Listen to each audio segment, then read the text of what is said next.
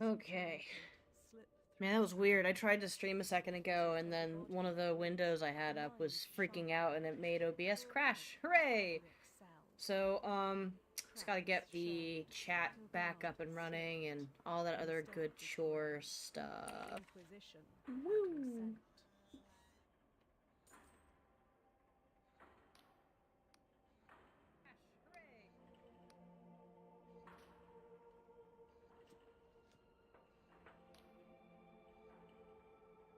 Pop out chat, doo doo doo doo. Pop out chat, doo doo doo doo. Copy. Go to chat, properties, and boink. Ta-da! Okay. I usually try to do that before, you know, but here we are. Oh man. I think I'm gonna take a second and make myself some coffee. I'm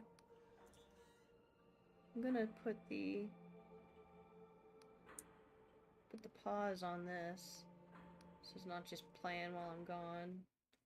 Sorry, that means no music for a little bit. Why is Steam opening up? I didn't open you. Go away. Okay, sorry. Yeah, I need coffee. I didn't think I needed it until all that happened and it just hit me at once, so... Sorry. So I'm gonna put the privacy screen back up. Whoopsies, I'm gonna put you down here. It's not a privacy screen if it's not on top. And I shall return shortly with coffee. Yes.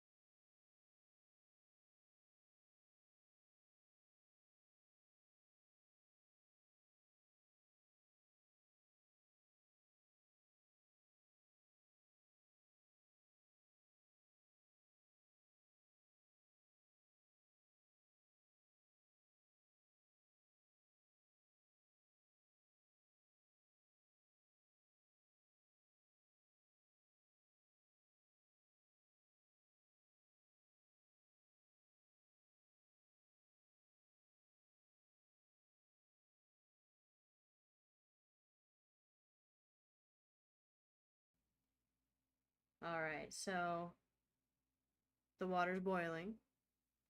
The coffee's almost ready. I mean, the water is being made to boil, and the coffee's not almost ready. I'm waiting on it.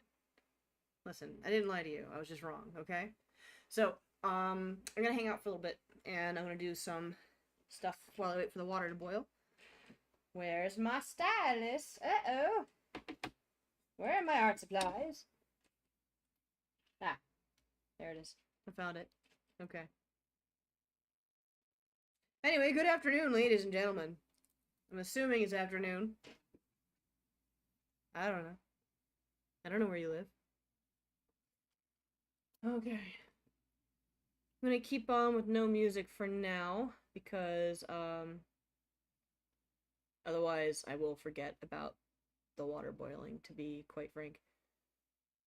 I had a no music little thingy on here, but it disappeared. Where'd it go? Let's make a new one.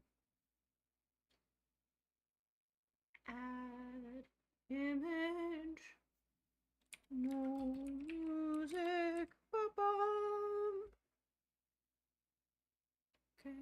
And browse. Boop boop. Boop boop. Boop boop boop boop boop boop. Do do do do do do do do. Click. Click, click, click, click. Click all the clicks. Go away. Okay. I'll put the game on after I'm done with making coffee. I promise. Okay. Click that too, since I've got nothing playing anyway. Okay. Alright, it is 1:07. In a few minutes, I'm gonna go check on the water because I want coffee. Okay, so I wanted to fix this one because I feel like, aside from the fact that that foot's not finished, I feel like it doesn't read very well, and it's primarily because of that piece of metal in the front. It kind of looks like something in front of his crotch, so let's fix it! Yeah! Start with the foot.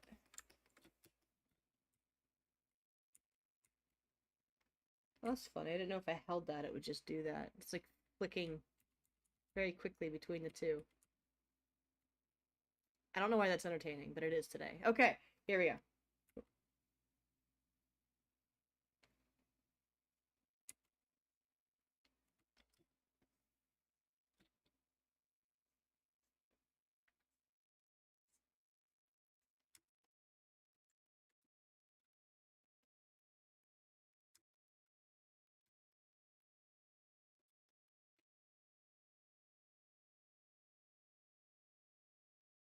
There we go, I like that better. And then this I wanted to change as well.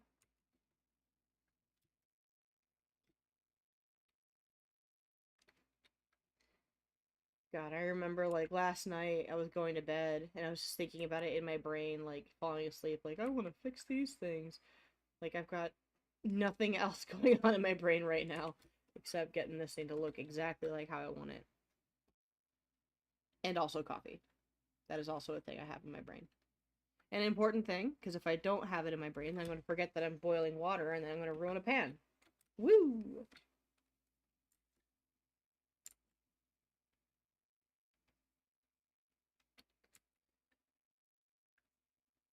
Got Sweet Disposition by Passion Pit stuck in my head. And I cannot get it out. Not even the whole song, it's just like a little bit of it.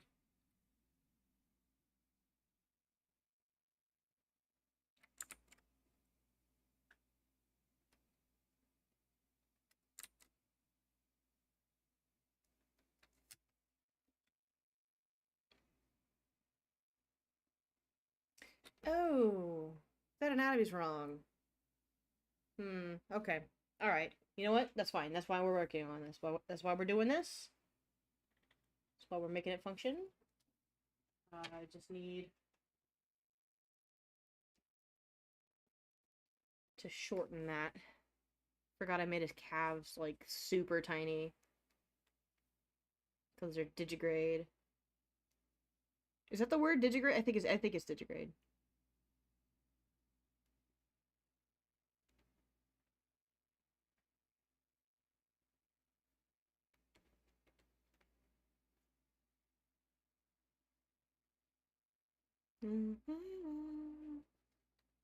Watching you.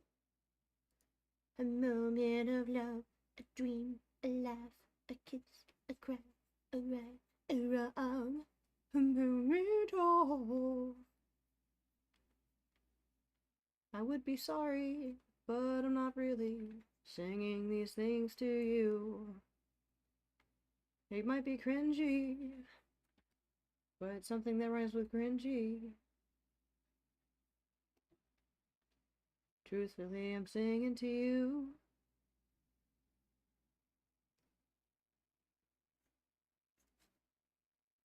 You don't know who I am when I am walking by. That's too parallel and I don't like it. Alright, I need to blue line this. Okay. Hold up. Hold up. Boop boop.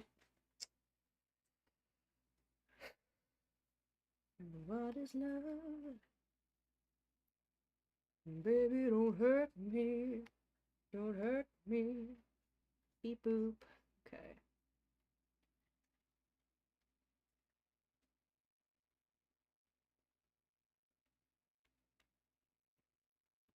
Yeah, that's better. That's already better. Okay, it's too skinny, but I got it. I got it. We're good.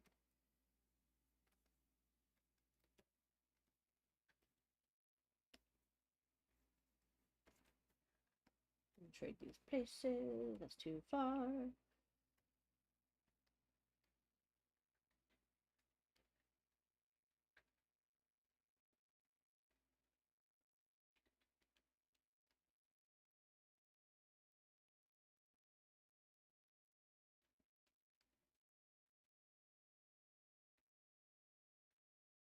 There we go. And that'll just be kind of up and out. Give it some form. Little bit of movement. Do do do do. I promise you, I'm not doing all this because I'm on camera or whatever. Like, I genuinely sing and talk to myself when I'm working alone. I actually try not to do it when I know I'm streaming with an M. Don't mind me.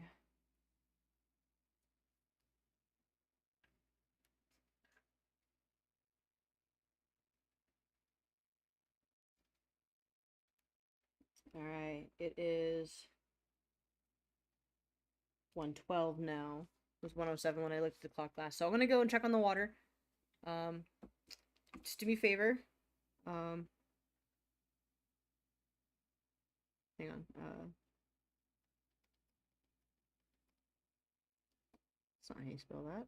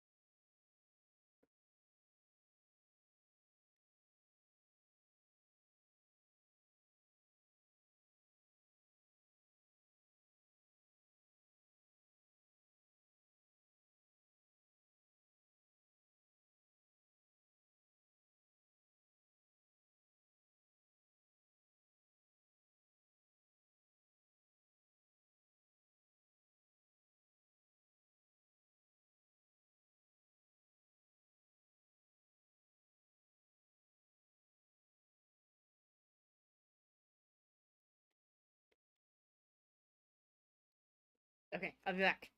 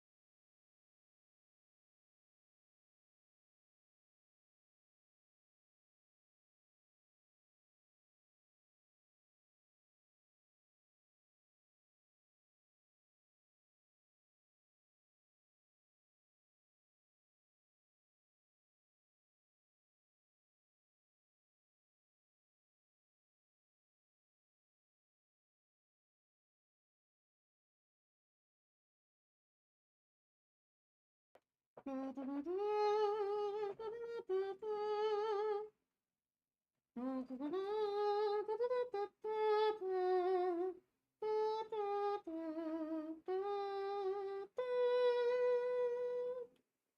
me! Hey, I'm here. I got my coffee. Hooray! Sorry that took so long. Um, I have to use one of those. Well, I don't have to use. I chose to use. I bought this.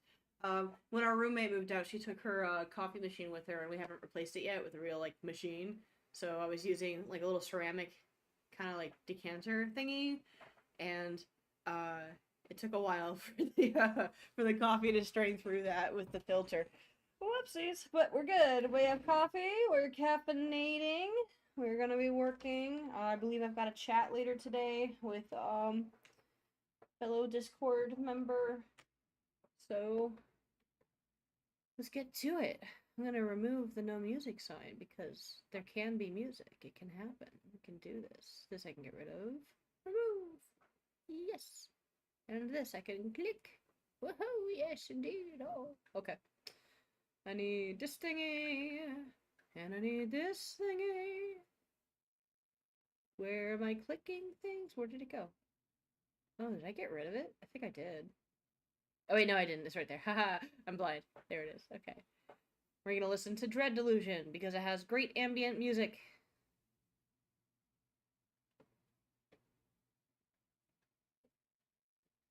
Love this game. It's great.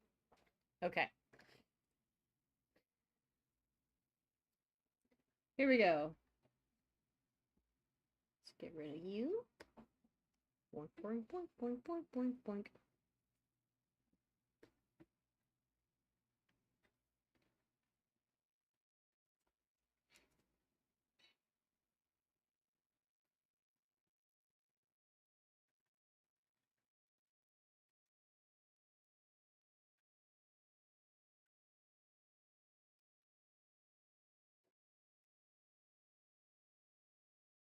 What was I doing? Oh, yeah, leg. I was doing leg stuff with the leg, and I want to get rid of this. To do. Did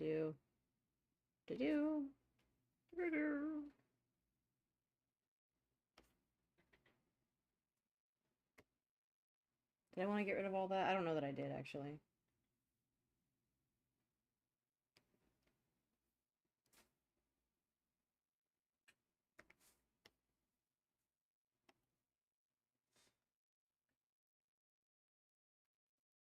Bring that up higher.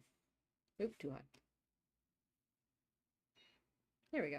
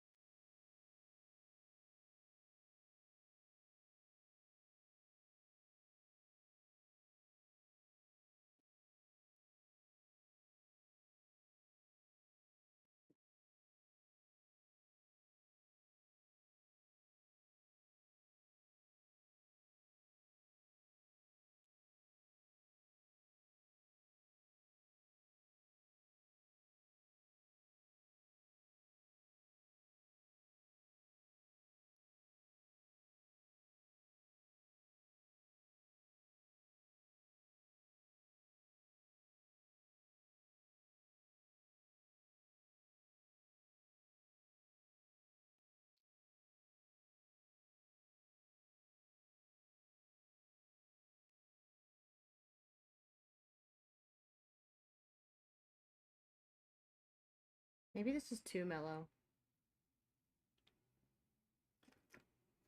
Because it's gonna stay like this pretty much the entire game. Like, it's just chill. Let me think here.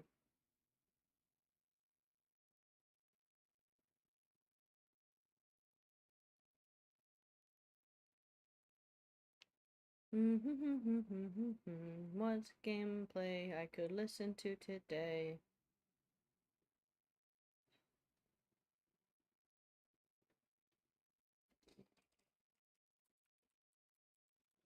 No, let's not do Threads of Fate. Let's do... You know what? Let's do Kirby. No. We can go back to Crash Bandicoot.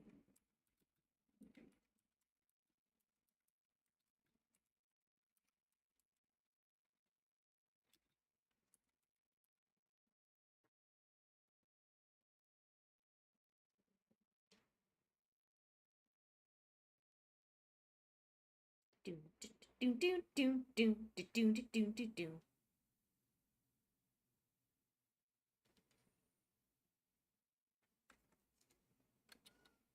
Oh wow, it's like barely playing. Oh, because I have it off. I've had it off this whole time. Wow. Wow, Maya. Wow. Here we go. There we go. Okay.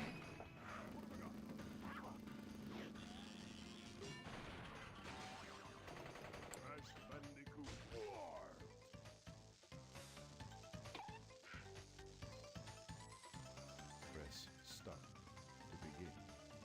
Yeah, guys, press start to begin. Do it. Okay.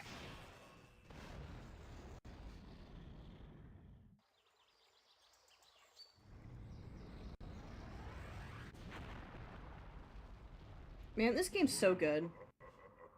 I've always loved this one. It was kind of weird going back to the original too, after having played this one first. I did the same thing with Spyro, but I mean, they all hold up. This one's got the most, I think, overt personality, and like the addition of some of the extra little moves you could do was a lot of fun. Evil, great evil. But it's just like a real solid group of games. If anybody in the future or secretly in chat right now hasn't played through the remastered, you know, graphical overhaul, whatever, what are they called? Anyway, the new ones. They're worth it, they're good. It was that Inferno Bandicoot. Real bandicoots are like the size of a mouse. They're so small. You lost the gems. You lost the crystals. And I am Losing patience. Rah! I play this a lot. no other power source left on this planet. I know we've had a few unfortunate setbacks. Yep. But since Can't believe I'm remembering a little bit of this. set me free, Like I genuinely haven't. I mean, I think I started playing a little bit again recently, but I like spaced out and went to bed. But I haven't like sat down and really given this a playthrough since I was like a teenager. Like this one specifically, not the I did the Toy Box my evil twin re-release has been when it came freed out, from his so I guess that counts. prison. But it's like, I don't know, it's got like this texture to it. Protect the It's world different. from his malice. It's different. Now, free once again, he must be stopped. I'm a little bit surprised, but also grateful that this franchise never got a TV show. Plan to use this time-twisting machine to gather crystals that lay scattered across time. I have brought you here to recover the crystals before they do so. To open the time portal, simply stand on a button. I always loved how and then calm and jump like into the chilled portal. this guy sounded. Good luck. Just a very patient sounding character.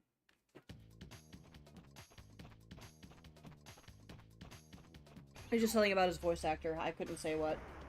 It's just the quality of his voice and his delivery. Crash, crash, crash. Why must you always I apologize if you my can hear any blood? banging in the background. It Oh, appears God, that that's helping me too. one of the dumpsters in my nearby neighborhood apartment complex is being dumped. Every day is trash day when you live in an apartment complex. Woo woo. Doodaloo doo doo doo doo. Oh, what if I had this like ripping up too? Oh, that'd be cool.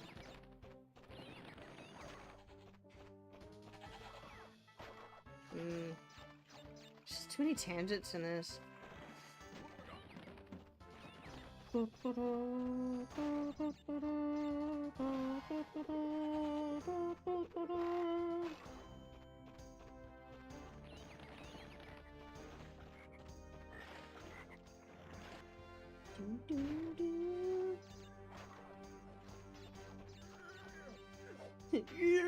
I always love that.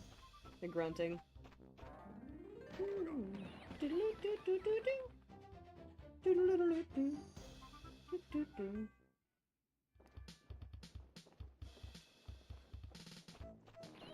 There's so many gems in this game that I just never figured out how to. Oh, you bastard!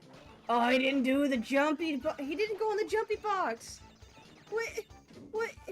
What is this? Why is he doing it like that? He's not savoring the game. He's just bailing through it like it's nothing.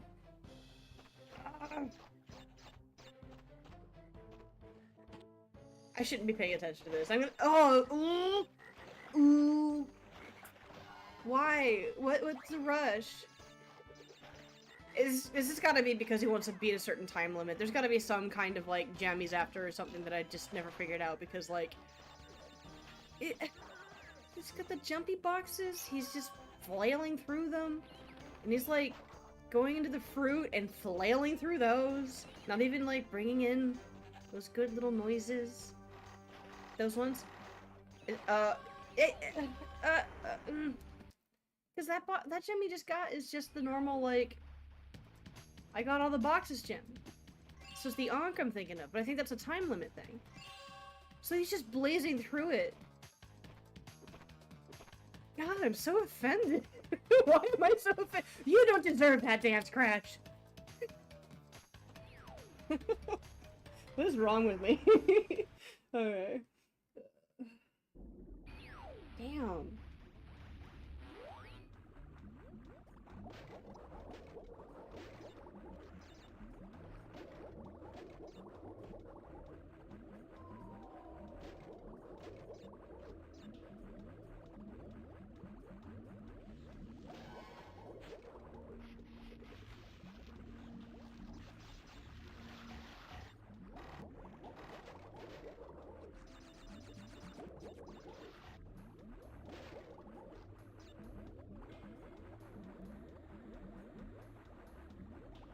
There we go. He's like ripping this up. Oh, yeah. You know what? Yeah, I like this. Okay. I didn't think I would like it, but I do.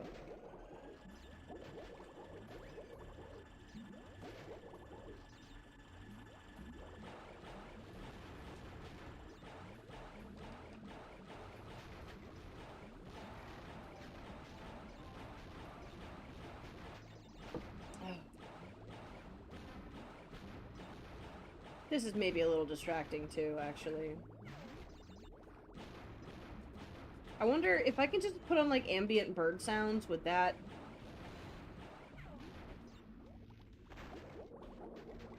be an issue? Like, I think personally, like doing that wouldn't be an issue. I think it would sound great, and I'd be able, excuse me, I'd be able to focus a little bit. But as I've said in the past, YouTube doesn't like it when I play certain things, and I can't ever seem to find the balance between what's allowed and what's not. Like, I even went out of my way to find music that was, like, permission given, and, you know, it's a whole thing. I'm gonna give it a try. I'm gonna try birds. Let's do birds!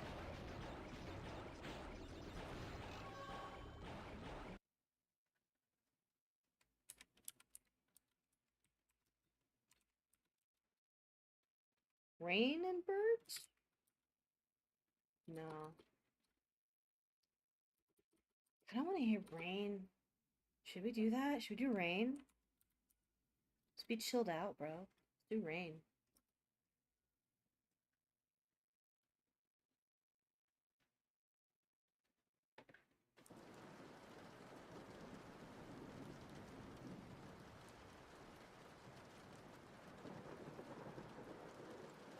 I'm gonna make sure I'm getting the...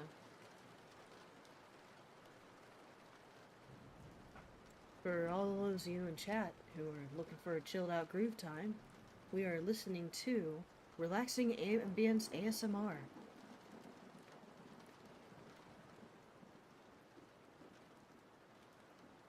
Top comment says, everyone who reads this, we don't know each other and probably never will, but I wish you all the best in life and all the luck in the world, Hearty Heart. 8 hours, no ads. This is a man who truly cares about others and their sleep. Jeez, oh god, okay. When I was homeless and lived in my car, on cold nights the rain was comforting. I didn't know how many times I'd hear the comforting sound of rain on the car. I didn't realize I would miss it. Now I listen in my bed with my wife. Helps me sleep and remind me of hard times. Jeez. I'm glad things are better. I'm gonna go back to drawing now. We're gonna go ahead and just do. Should I put the rainbow over that? Would that be hideous? Oh, that's kind of cute. Okay.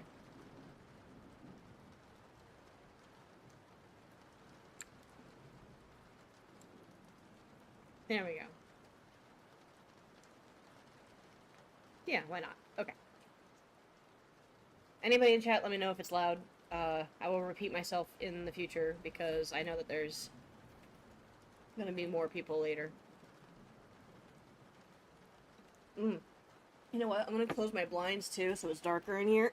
Oh, man. Oh, wait, that's actually as far as it goes. Time to put up the board. The board. One of my blinds, it's missing a slat. And so I have this masonite board that I'm using for artwork that happens to fit in the window quite well. I've been using it so I can close the window. And since it's not as tall as the window is, it still lets the air in. But it also blocks off the light because it's directly in my peripheral, which is very frustrating when I'm trying to work. Anyway, speaking of trying to work, here we go. Jeez. Okay. What's wrong with me today? Whoa.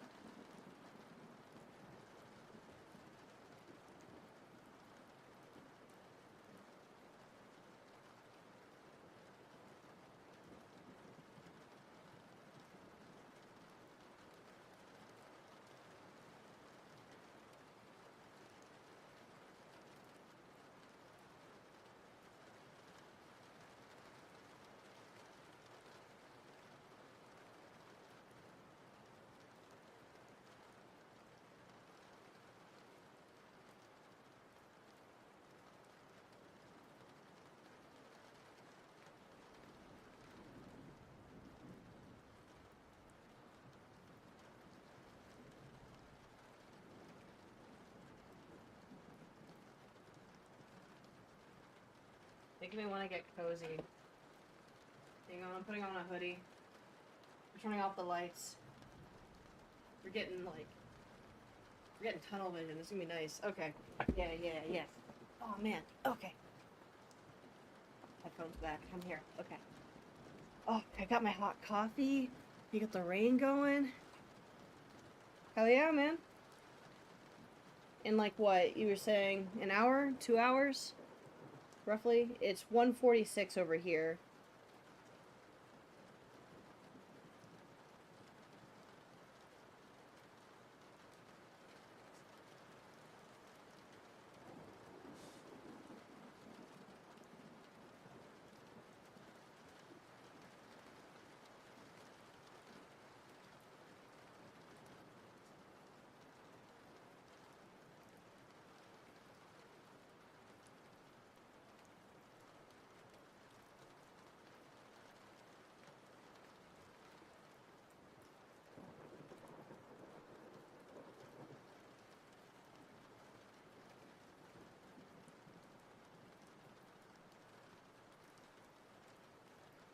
wonder if I should extend his leg a little.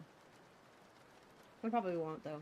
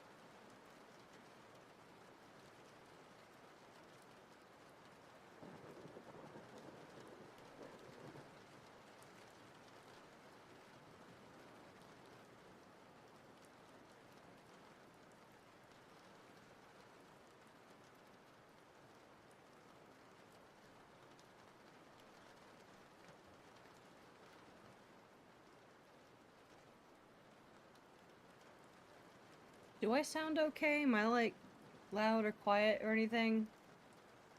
Is the, rain too quiet? I really wish there was a way to do a test stream where, like, OBS would essentially record it and then play it back to you, so you're not just listening to yourself in real time, and then delete the recording. I feel like that would just be, like, a really good feature, and I've never seen, one of these studio things have that. Not that I've done a lot of searching for it.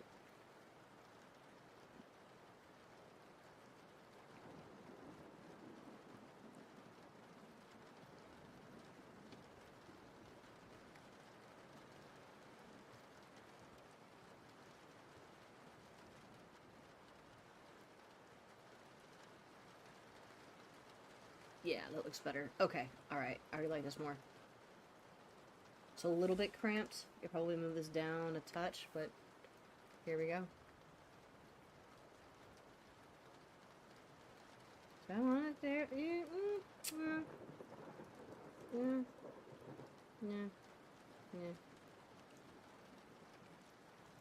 Yeah.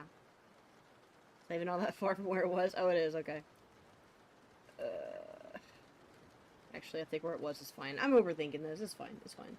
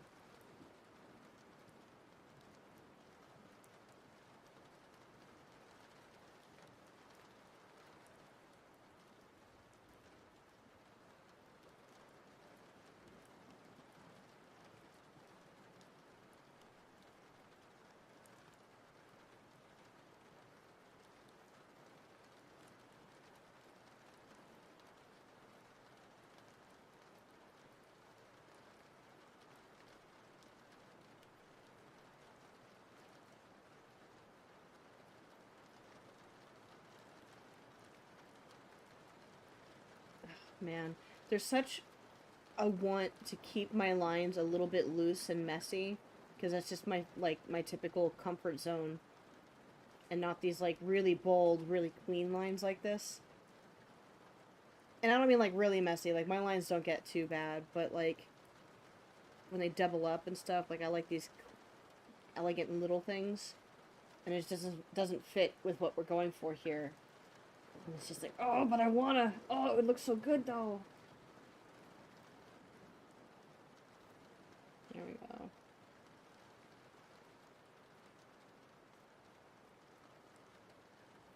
Let's just clean this up. Do do do do do do do. Oh, tangents. Oh, good. Oh, man. Okay. Well, that's what happens when you don't plan ahead. It's back to normal. And put you're already on background. Okay, good.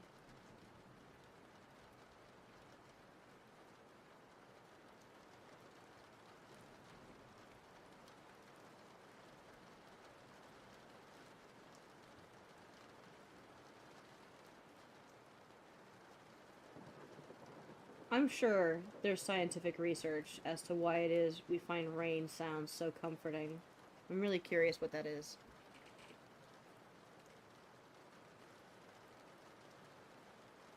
Okay, how can I bring this where I want to bring it? Oh, whoop.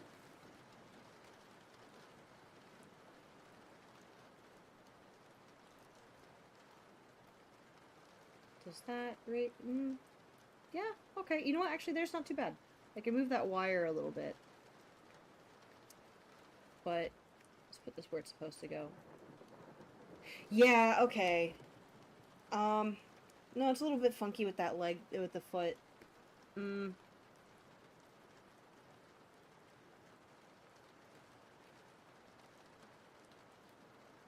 know what? The shape of it's off too, actually. Hang on. Because it's too long on one side. Yeah, that's better.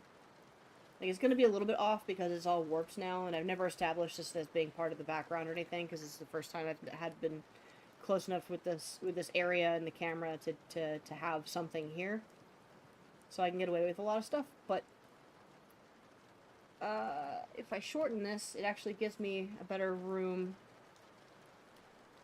to keep his silhouette clear.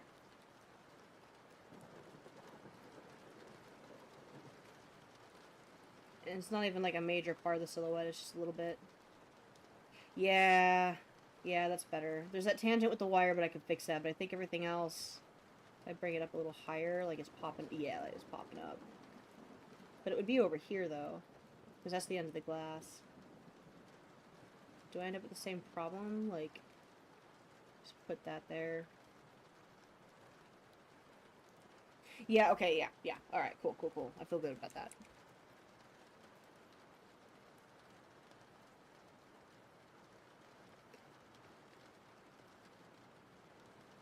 No, we got to. Okay. Boop. Okay.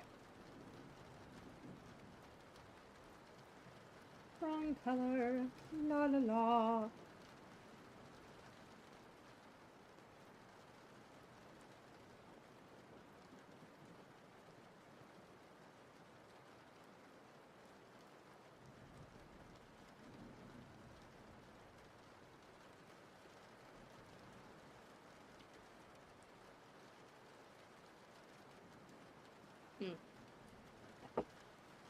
Yes.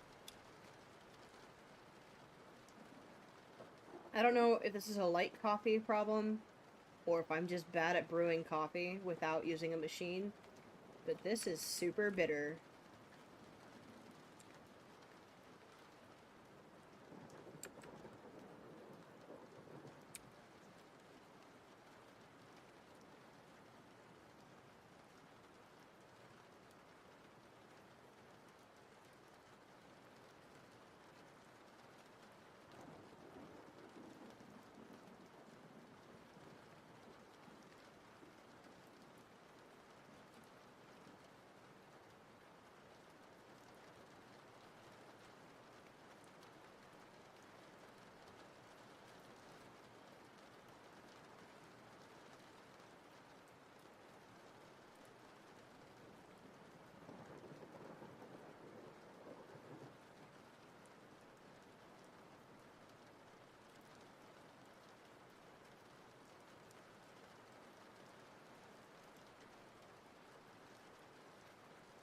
So, chat, how's your day going?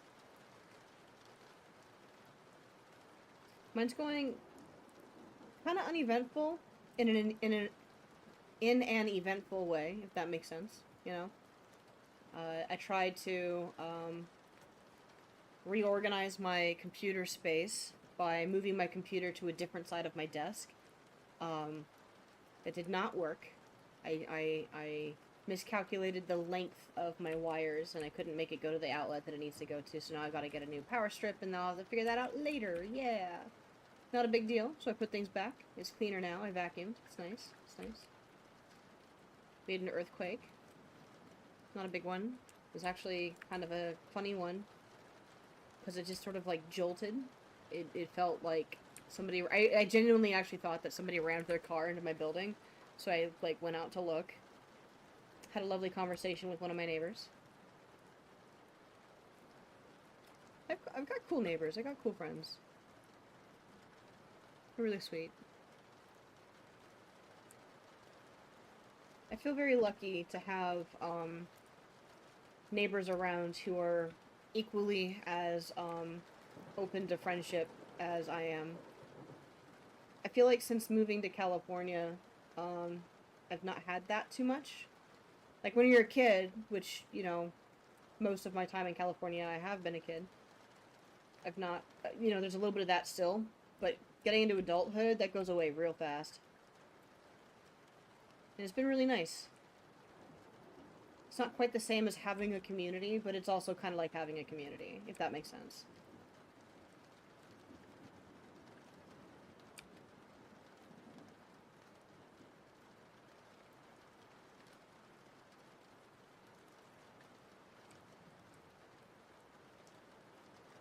It's actually something that my mom managed to do. So she, you know, after me and my sisters all grew up and moved out, she moved up to a different part of the state. And since moving up there, she's made a lot of friends who are just genuinely some of the nicest people I've ever met in my life. And it's very much like a first time you meet them, they hug you like you've known them for years type of people. It's very sweet. And it's not just that they're friends, but they are a community. When somebody needs something, they're on it. When there's like a trouble in the neighborhood, they get to it. They connect with people. They really try to uphold a standard of friends first for everybody. Obviously with boundaries and, like, you know, being smart about it, because you never know who's, you know, who's who, but I don't know. I just really dig it. Like, one of them ended up running for council member or some kind of, like, local government position and got it. As far as I know, they did really well. It's just cool. They seem like really good people. I feel bad because the last time I went up to visit my mom, I ended up house sitting for a little while. That's actually why I was there. I didn't end up doing it. It wasn't like I showed up and like, well, okay, bye. I went up there to house sit, and they all gave me their numbers. All these friends, all these cool people who I see and have dinner with every time I go up. And I was like, yeah, I'll hang out. Yeah, I'll call them over. We'll have a movie night. We'll do something. And I spent the entire time working and fretting over my work, and I didn't call or text anybody. I feel bad. I might have to, like, reach out to them. Look out, mother. I'm out to steal your friends.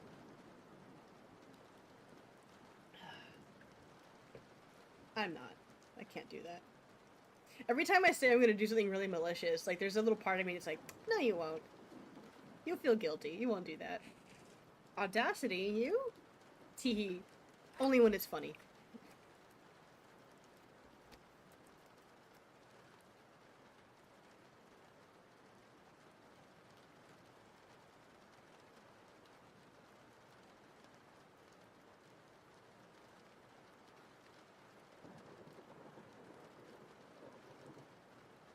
Oh, I'm on the wrong layer. Don't mind me, I'm just on the wrong layer. There we go.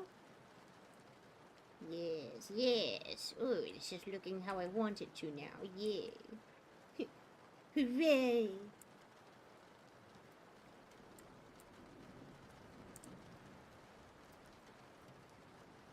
Ugh.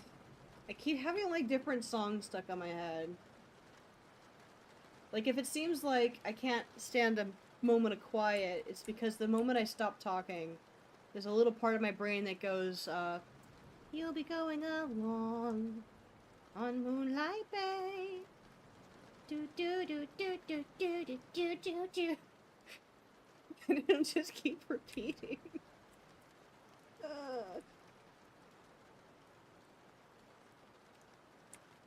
Anybody who says ADHD isn't real, I really desperately need them to explain that one. Because it's constant. I've never had anybody tell me that to my face. I'm just throwing that out there. I just made that up on the spot. Like, I know that there are people out there who believe that.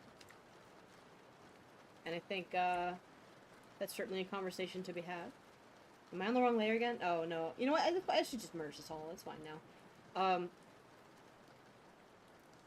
I would be genuinely really interested in having that conversation. I would want to be more researched on it. But I'm not, like, unfamiliar. I think there's this thing that people go through when they get a diagnosis of something. Not everybody does this, obviously.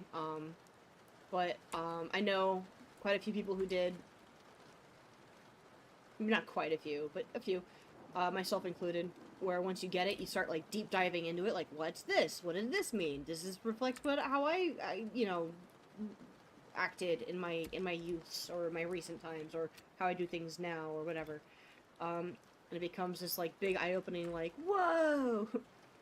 This is because of that! Wow! Dots are connecting.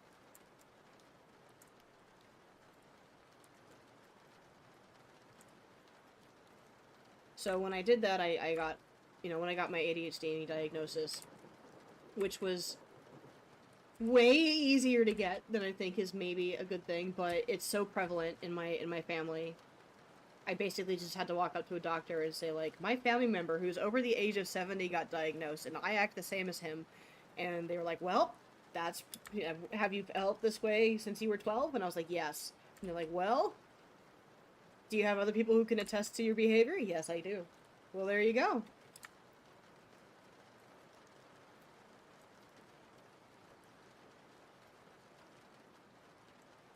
And then I walked out and started looking more into it. Anyway, that's just a long way for me to say that I'm not, like, unresearched. I'm not unfamiliar. I'm not without a degree of information on what it is. Ooh, I'm being summoned. Who's summoning me? Is it important? No. No, it's just my neighbor being sweet. Okay, good. Alright. Sorry, we have a group chat, and everybody, every time there's an earthquake, we all ask each other, did you feel that? Where do you think that was? You got the info? We're on it. It's funny. There's two things that Californians will always point out, and I'm sure some of you guys online will have come across this on social media. And I don't know if this is all of California, or if this is just the annoying loud ones in San Francisco and in Los Angeles and San Diego, because those are all the biggest cities. But every time that there's a fire, an earthquake, or rain, we're gonna speak up. Oh, it's raining outside, guys. Oh, man. Careful. It's crazy out there. Did you change your wipers? You haven't changed them in 6 months, because it hasn't rained for 3 years. If it drizzles a little bit, everybody freaks out. Don't go on the highways. People don't know how to drive.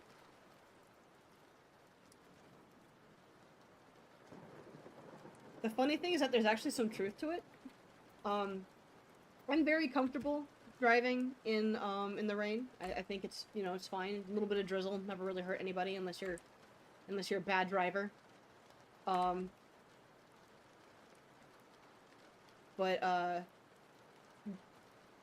genuinely, there's a lot of people, at least in my experience here, who it just brings out the crazy.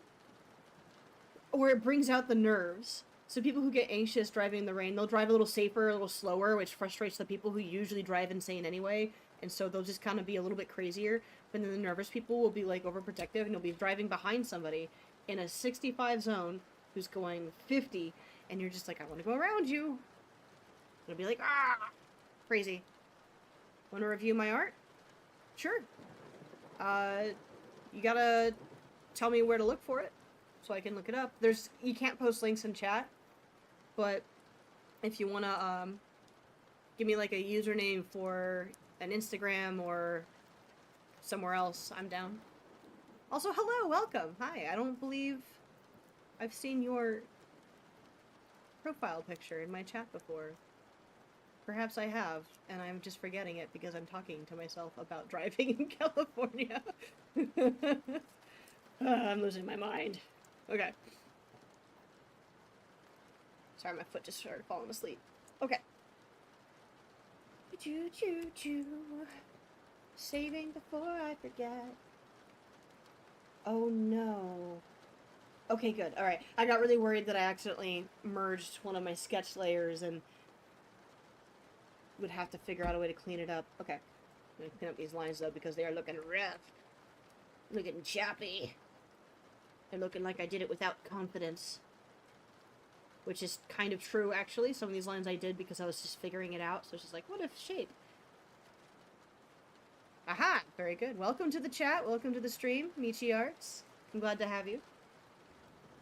Hang out. Enjoy the rain. Have a snack or a coffee or something.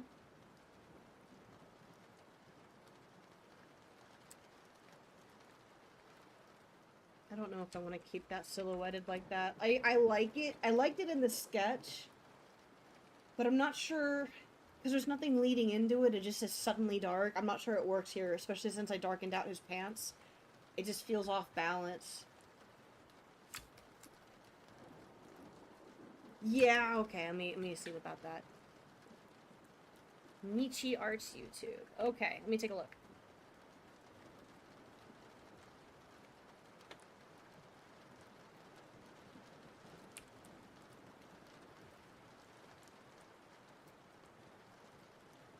Clickety clackety. Oh, caps lock is on. Whoops.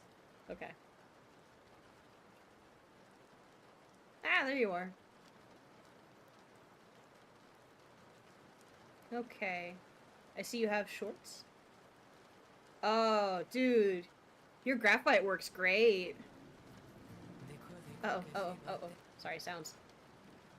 Okay, I can't tell from the camera if that's graphite or charcoal, but like that shading that you're doing on this I'm assuming a singer or an actor, it's really great. Like I love it.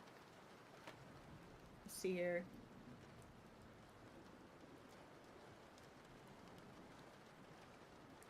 I'm looking now at your pencil sketch of this character. It's your most recent short. Good construction. I would recommend, there's a moment where you lighten up your pencil drawing with the back side of the eraser. You might as well just get yourself a kneaded eraser if that's going to be part of your process, because it's just a little bit, like, smoother, but, I mean, you do you, it works, you know?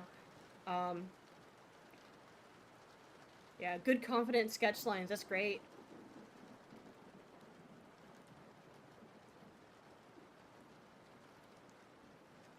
I'd have to get, like, closer individual image looks to give you what I would consider to be a full, like, critique. I think just based off of this one here that I'm looking at, which is the same sketch, you know what, here, let me throw it onto the rain channel here, hang on. Doo-doo. Boo-boo. And let's pull this up. And, uh-oh. Uh-oh. How does this work? I'm kidding, I know how it works. So, just based on this, right? And based off of the very brief moment that I see it finished in the end, I think the only thing that I would recommend doing is, you see at this point here where you're sketching and you're building up all that dark, there's a moment where you have all these really nice hard edges right about in line with where you want those highlights to go. And I think if you left those in and work your way around where your highlights are, you could then control afterwards where you want harder or softer values. It would give you some more room to like smear some of the graphite up into it, or use the eraser to soften an edge. It'll give you more room to keep brighter brights if you wanted to, because with graphite, I'm sure you already know this, given that you're already this far along with it doing portraits and stuff, that uh, while you can always remove, you can't always remove 100% again unless you've got some really amazing paper and eraser, right?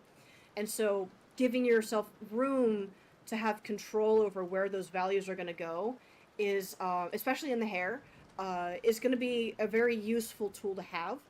I'm sure it is possible just with this one piece that you just didn't have one on hand, but if you've got an electric eraser, those are really, really helpful.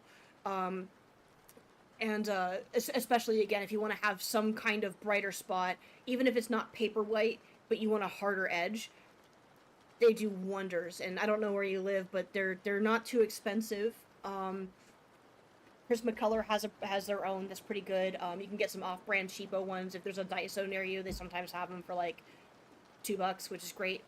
They come with refills. I know, is it Koh-i-Noor?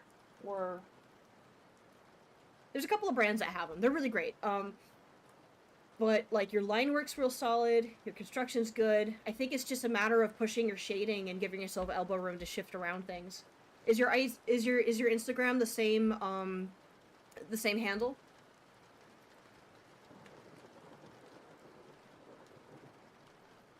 Yeah, like this Obito one was really cool too.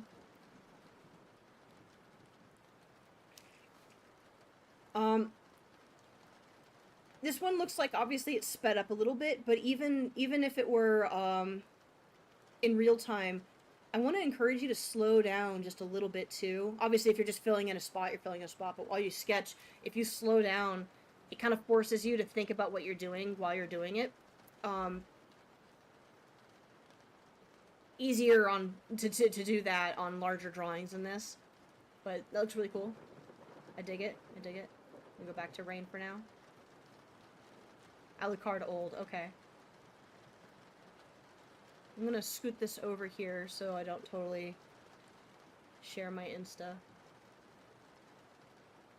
I mean, there's not any reason for me not to, I guess. It's just my same handle. It's just Gross Girl with 2 eyes. I just don't know what messages I've got and whatever. Here we go. Why can't I see the search? There it is.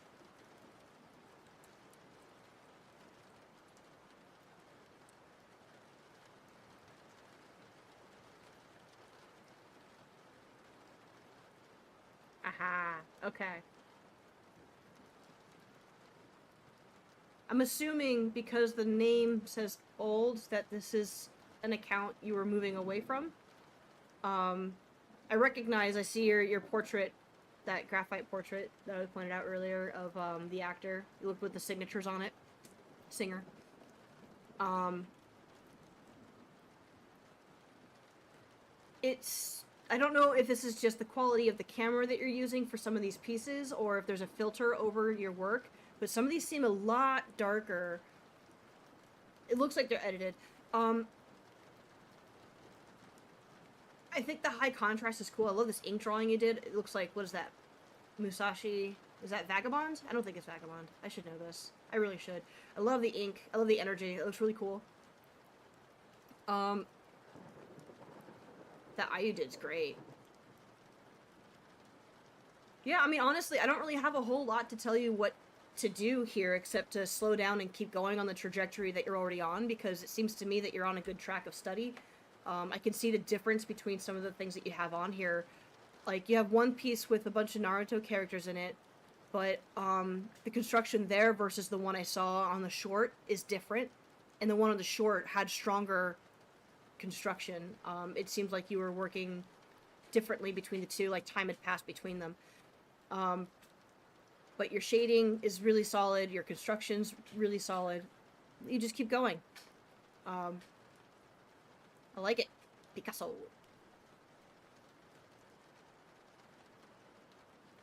Oh yeah, no, slowing down is difficult, right? Oh, 10B. There you go.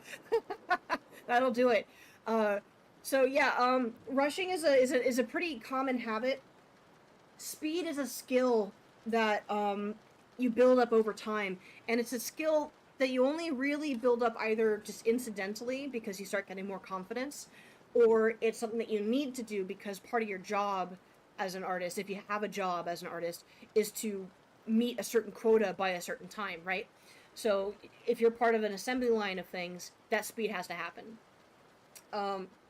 So it's, I think a lot of young artists, and I'm not saying like young as an age, but young as in like getting started or, you know, recently getting into art. Let me fix my window back into place here.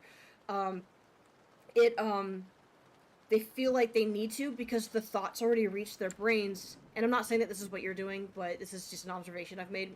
And even then, I could be off base here. But I feel like because they're thinking about the shape, then they just want to get it out there and put it on the paper as it is. And so it skips over the time it takes to build a quality shape or a quality shading or a quality whatever. Um, and that quality starts to come in faster with confidence, and that comes with more experience. So that's partly why a lot of teachers tell people to slow down, is because it's getting in the way of like, it's when an artist can look at another artist and think, I know this person can do better, or I know this person can do really well, but X, Y, or Z part of the piece feels rushed. Uh, that's usually the moment where a teacher goes, okay, you can slow down. You know, the line quality or the whatever. I think it's kind of bit of confidence, or I just want to work faster. Yeah, that's essentially, yeah. And I think that's fine. There's nothing wrong with that. Um, different different perspectives in the midst of working will give you different results. And honestly, some people learn just fine with keeping the speed that they have too. So like, there's not really, I don't know, without like knowing you better as an artist or knowing more of your work in person. I'm not making a judgment based off of whether or not your speed is holding you back or not, but based off of statistically my experience with younger artists, it very well could be, and it may be worth trying to do that. But if you already recognize it and your comfort zone works with it, then there you go. There's not really any problem. Oh, really? Well, I'm glad that I struck a chord and that it works for you. I like keeping the gates open, my friend. But also, I'm a teacher too. Like, it's literally my job. This is my job, and then also is the other one. And so I kind of, I can't help it. It's in my blood. I've been doing it for too long. I don't think any of this debris actually makes sense. I just think it looks cool. I wanted to lead the eye. Yeah, okay, I wanted to clean up these fingers.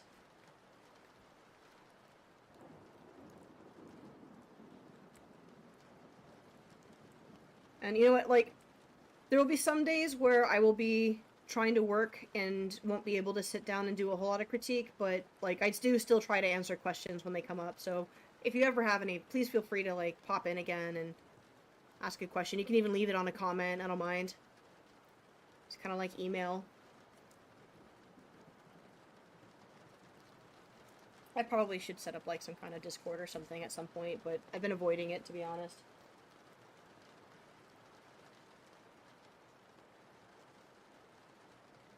Oh, thank you for the sub. I appreciate it.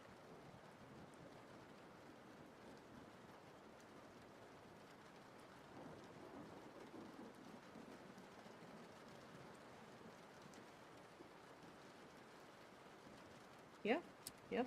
Right place, right time. It's funny how that happens. I actually, like, I've made some friends over the last year, and it's partly because I happened to come across somebody else's art stream on YouTube and just started chatting. And that's been really nice. Wrong one.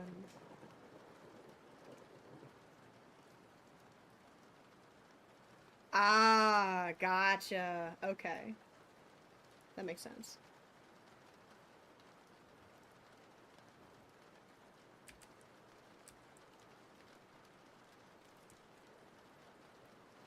Mixing up my buttons. Do do do. Why don't we just make this one black and then I won't have to worry about it. Oh wait, okay.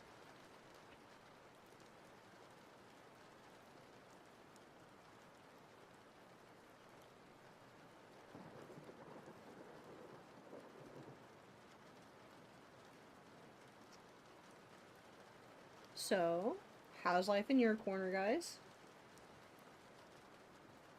How's your Tuesday? Tuesday. Today's Tuesday. I'm losing track of time. My age is getting to me. I'm losing it. 3 days off. Just messes with you. They weren't really off. I was working. I just wasn't going anywhere. I think I had this, like, trying out everything craze that shifts me to something else in middle before I could perfect one thing. You know what? That's normal. You know, like, I think the thing that holds, that makes that feel chaotic is that it's not, like, structured.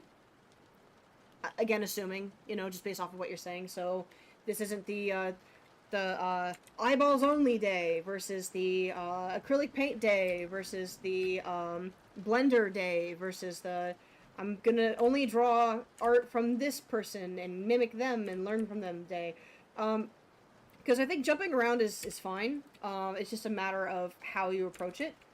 But also, like, and I hope that this doesn't come off like a judgment, but just looking at your artwork, I get the impression that you're fairly young.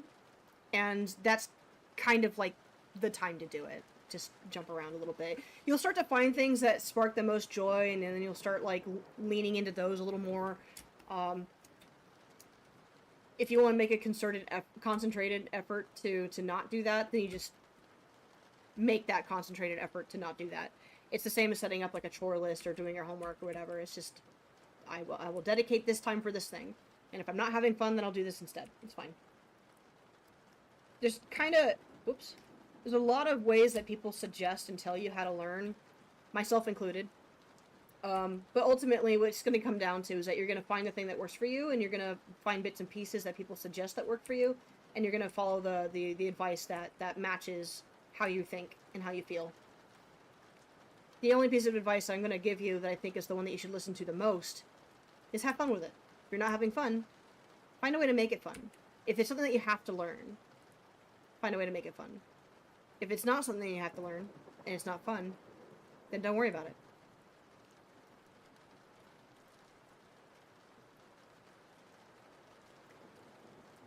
Well, kind of, but you just turned 18. Oh, dude, no, you're young. 18's young. I know you're not, like, a child, but, like, if you think about the grand scheme of everything, like, I'm 33. You know, it's, you're good. I don't think you gotta stress about it. Like, I'm 33 and there's still people who tell me I'm young, you know? And I would have to agree with them. But only because I'm a brat, and that's how I stay, that's how I keep the wrinkles out.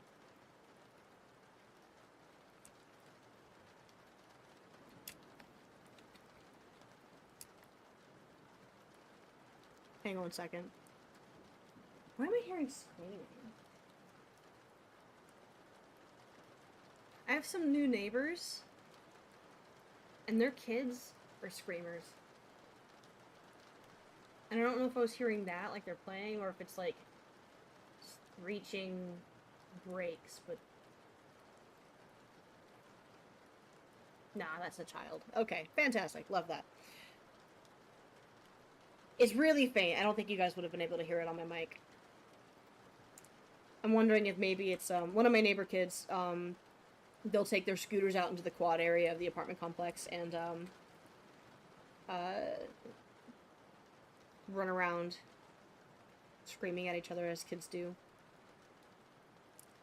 And these girls are like, I want to say they're like 11 and under, so kind of matches their sort of age group to do that. Just kind of wish their parents told them, maybe don't scream, it's a small complex, maybe don't, but okay, whatever. Aha, so this comic I'm making, what's it about? So this is, a comic I was hired on to do work with, and it's called The Execution of All Things. I don't know how much of this I can share. Yeah, you know what? I'm already liking that better. Just because I haven't totally discussed where the boundary is as far as the NDA is concerned. So what I will share is what I have already shared before, which is there's two groups of characters, the villain characters and our hero characters. The villain is this gang.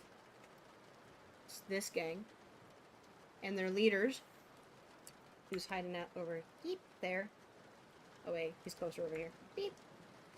They're currently escaping from jail. His gang has come to space jail to, you know, get him out. And he has this reputation as being this horrifically brutal, violent, sort of a criminal. So him getting out is very bad. And we don't know what his motives are yet. We just know that he has plans, big plans, for the universe. And by the universe, I mean this kind of local territory that's got a lot of stuff going on. As far as, like, kind of being a bit of a frontier area. And in his escape, the loose cannon cop who learns of him leaving is like, well, not on my watch. And we're going to follow her and her soon-to-be sidekick, hunt him down, and stop whatever nefarious things he's doing. But there's intrigue, chaos, and terror offenses. Sorry, I've got my phone going, and I guess my neighbors are still chatting. I'm gonna mute that. Okay, so yeah, this is a contract thing. To a degree. To be fair though, the creator, whom I've been speaking with and working with on this, has agreed that it's okay for me to stream these. It's also partly why you're not seeing any dialogue. I'm not going to be doing the word bubbles or the dialogue on stream. And then, yeah, definitely action and adventure type. And then the other thing is that this is page 9. It's going to be like an 80-page comic. We're okay. There might be some, but as far as, like, what's actually happening and things, there's going to be some details that people are just not going to be able to fully get. And honestly, you know, it's funny. You would think that seeing everything ahead of time, to some degree, would, sort of pause the popularity of it. But I have a friend of mine who's been streaming his own work for his own comic for the better part of a year now. And not only has it helped him to advertise his comic and make sales, and get it funded, because he had to go to Kickstarter to get it to where he could publish it himself after he already made the comic. But it's actually helped to grow his own space. He's excellent too, by the way. I'm gonna share. This is Ryan Gutierrez. He's fantastic. Let me see if I can find. If you like hanging out and chatting here, you'll like hanging out and chatting there too. He's great. He's a lot easier to talk to than I am too. Hang on, let me.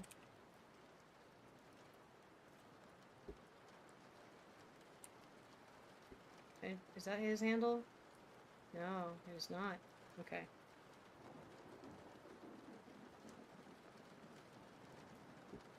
There it is. Here. I'll send him your way. So definitely recommended. But it works for him. I don't see any reason why it wouldn't work for me. And I've seen other people do something similar. It's just because, like, indie comics like this, like, they absolutely have to have word of mouth. And what better way to get word of mouth than to show the artwork and have people be included in the process, right? And that's what's happening here. Here we are talking about it. Now you know about it. You didn't yesterday. You didn't 10 minutes ago. But now you do.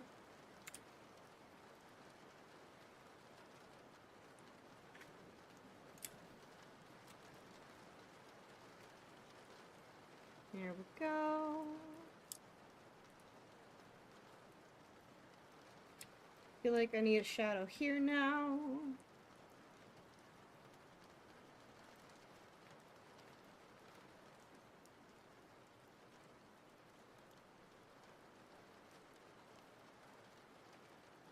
make random pages without synchronization, without dialogue and stories, the viewers might get interested when the flavor, art style, or part they like will ever... Oh, you know what? That's a good point. It's kind of like a trailer, right? If I were to work on page 20 right now, jump to page 88 or whatever, I just picked a number. Oh, that tangent's so bad. That's a good point. I think the, kind of downside to that is, just the manner in which I'm doing this, is somewhat chronological. It helps keep, the writer sort of up to speed with what I'm doing and how much timing we have on it. And it also, gives him time to make some edits and changes to the dialogue or future things if something that I did reflects how his, characters interact later, and he's like, ooh, this thing that you added, I like it, I want to do this, or, ooh, this thing that we did here, I actually am rethinking how we do that later, so I want to give him the elbow room to be, to continue to be a writer. Were this my own comic, completely, I would be more interested in doing it that way, maybe. Maybe not, actually. I think to chronologically, because, like, when I do my own comics, too, I'm writing it as I'm drawing it. And so it's, helpful for me to have everything there. I don't know. I think most people don't care that much about spoilers until they sit down and read it,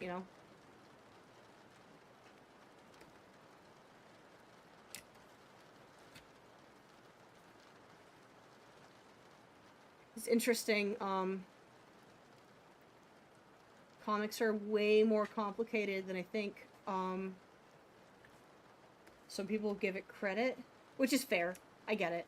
But, like, even I had some better idea of how this was going to go down when I got into doing these things. And then as I've been learning and working on this and doing my own, it's really dawned on me, like, oh, this is, like, super complicated. There's a lot here that I'm not doing that I could be, and there's a lot here that I did differently than I will now. Like, looking back at how I handled my own comics after working on even just these few pages, I can already see what I would be doing differently. It's interesting. Like, as far as writing and doing the layouts and everything. Do I want this too? Also darkened? Yeah, I think I do.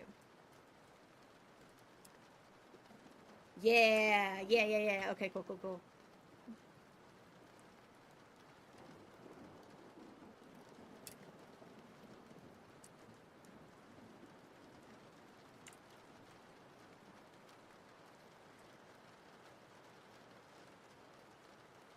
Like, for one thing, I thought I would just do layouts for a few pages at a time, and then do it, like, and then finish pages.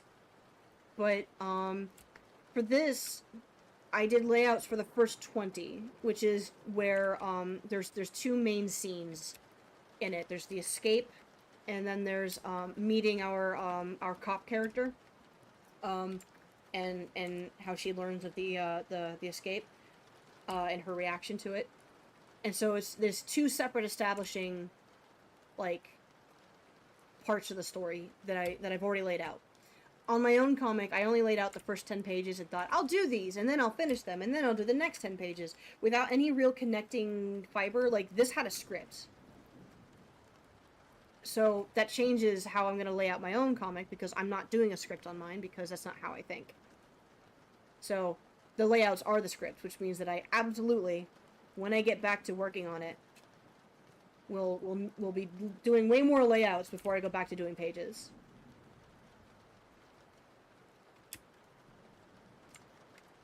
Probably making one manga or comic, and I started making pages, and I know how the action story will follow, but I don't know how to actually execute it, or how I can make it more intense and pique interest. Yeah, it's tough, right? But that's what layouts are for, right? So basically, if you just stick figure everything in, non-committal, you can go in later and go like, well, I like the way that this pose is coming out for this thing, but I think it would do better if I made it bigger, or leaned it this way, or move this over there instead. Like, the problem I think that some people go through as artists, and this goes for a multitude of media and things that they're jumping into to work on, like concepts and themes and whatever, everything, is if you go in and immediately think that I'm working on the final piece right away. So I need it to be this way first. And then it feels daunting, and then it feels like you can't experiment, right? But when you're working on an individual illustration, what do you start with? You start with gesture, and you start with sketching, right? So everything that you do totally could benefit from what could be considered a gestural phase. Just a quick, farted out, what do I think? Because then you're essentially putting clay on the table. You're giving yourself something to work with. So, I'm not saying that that's what you were lacking. Again, I don't know. But it's something that I was lacking, and it certainly helped me to think about things differently this way. I say the same thing to a lot of my other students too when they're working on a piece and they're like, but it doesn't look right. Is this circle right? Like, who cares if the circle's right? You just put it down. It's the first thing you did. Is it where you want it to be? Is it roughly the size you want it to be? The circle's not what's right. The circle's leading to what's right. So if the circle doesn't feel right, then just change it, because it's just a circle. It's like, bam, you're done. Problem solved. Yeah, so I think as, for example, quote, the stuff I'm planning is fine, but what if I make more interesting? But wait, what if I do this? Then what will I do if that? Okay, alright, so you're getting into the what-ifs. Oh. Well, when in doubt, thumbnail. Explore, I already feel way better about this. Okay, so I just want to change up some of the lines here. I think I can change up the hierarchy. Yeah, it's a little thinner in this neck. Whoop, whoop, whoop. I'll make the arm stand out better. Clean lines, yes. Yes, that's already a little clearer. Okay. Should I do the same with his chest?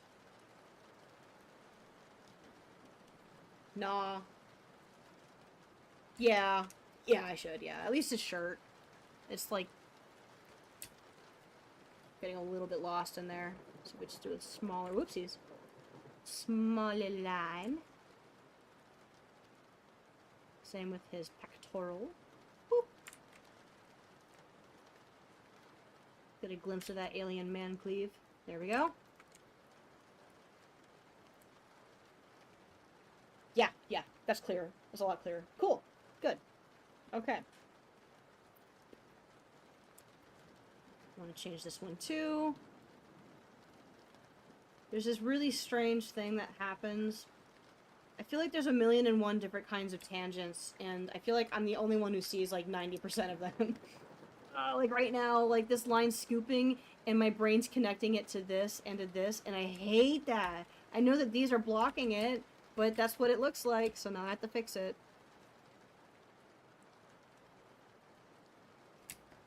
So many people just casually saying that they have good arts, a good story and script, but what about the direction and execution? Yes!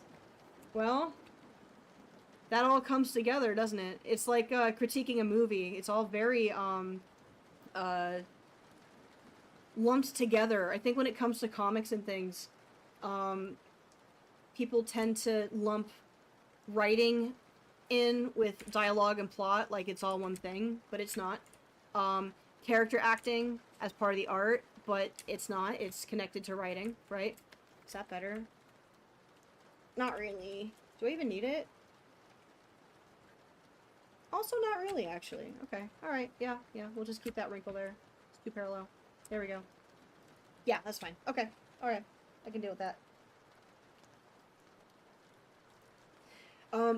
But yeah, it all comes together. I think direction is difficult to attain, how you push things. You gotta be your own cinematographer, you gotta be your own director. I think that parallel with film and TV is a very good one. Okay, I'm gonna save. I think we're ready to move on to the next panel. And just make sure I'm keeping everything clean. Okay. There's supposed to be rain in these panels. I'm purposely leaving them out until I'm done, so that way, if there's any edits I need to make, they don't have any awkward spots. Let's turn off all the stuff I don't need. That's 2 different panels. So let's move this onto their film group. And here we go. Okay.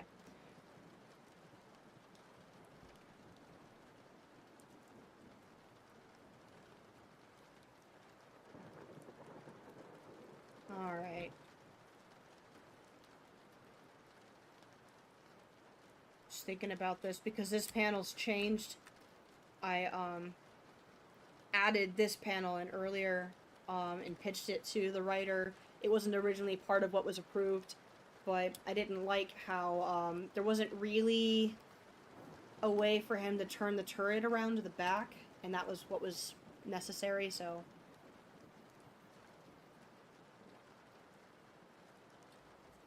Actually didn't read much comics when I was a kid, directly shifted to manga, and so I forgot where panels go from left to right or right to left. That's funny. Yeah, it mostly just comes down to how you read, right? But I get that. I've done it. I kind of flip back and forth as a kid. But it's really funny, getting into comics now, as far as, like, as an art form and a career path, and you run into people who have done it for longer than you, or who are into reading them more than you, and suddenly they're going to talk to you about, like, oh, and then, you know, compared to how Buscema handled his Conan the Barbarian comics, and, you know, back in 1985 or whatever, and you're just sitting here like, you're right, oh no, I don't know what that is. Am I phony? I'm not. But there's definitely people who have been, like, more passionate about it. And they have all the names, they have all the references. They know who's been working on what and what years they did it. And who to reference when they want a certain kind of inking. And I'm just sitting here like, I watched a lot of cartoons. I wanted to get into animation. We can talk all day about Alex Hirsch and Bob Camp or whatever, but, like, oh, God.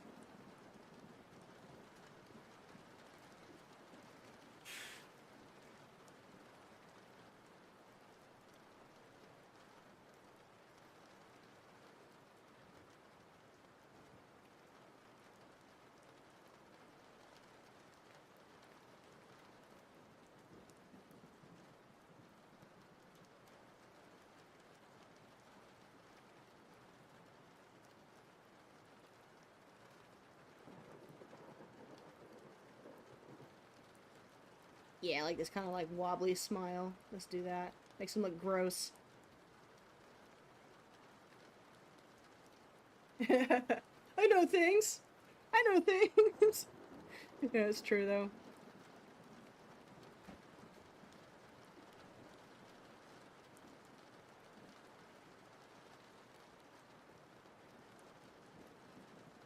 It's too late to give him like really massive teeth. I don't think it is.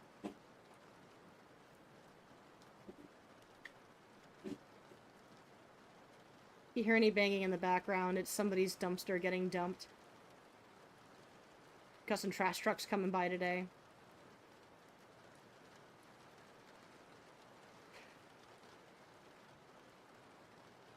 Ah, I have notifications. Are they important?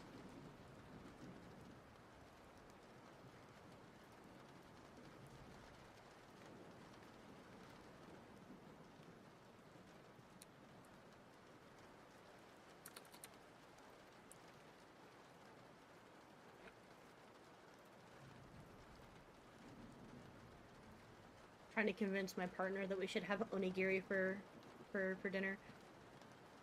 I guess onigiri's not really a good dinner, but it's a good snack. We should make some. Hello, Johnny! Eating noodles while waiting for pizza. I see, how very American. You may have your noodles and your pizza too. I promise, whatever banging you hear in the background is not... It's not gunfire. It's a dumpster. I promise it's a dumpster. Oh gosh, it sounds so loud. I don't know if you guys can hear it at all, but it's like hitting me. right in the face. Yeah, I'm really digging this. This is fun. Okay, okay.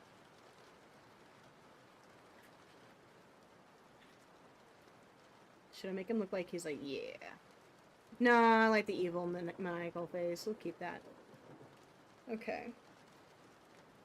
And I think I made it so his shoulders, yeah, they're smaller.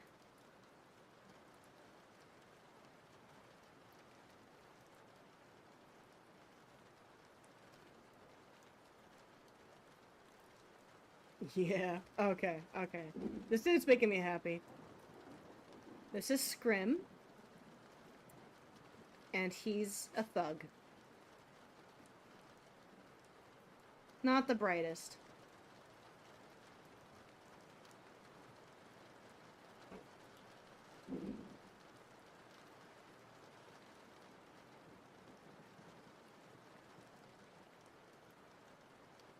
I wanted him to look like the Cyclops from the Sinbad movies.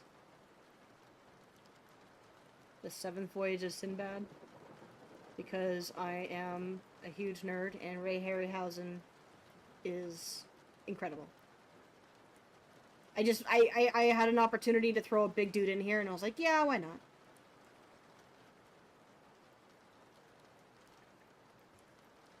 And the writer, Adrian, seemed to like him a lot, so I think I hit a good mark.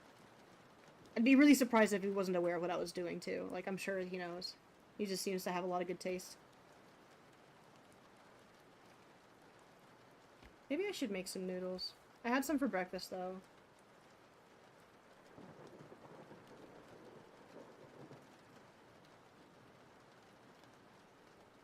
Should they be that small? They can go wider.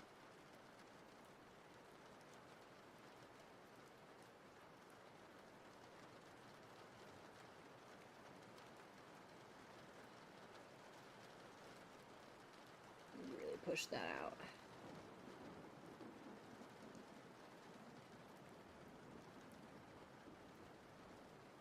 Because he's probably using his torso to help lean it up.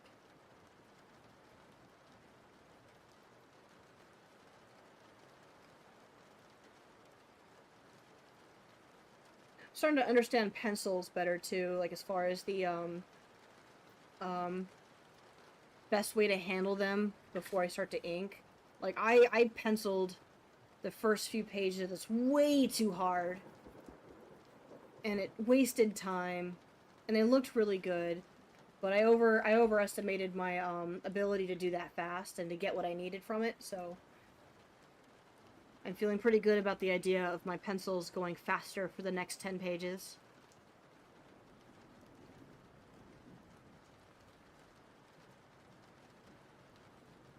I feel like I did maybe lazy up this particular gun design.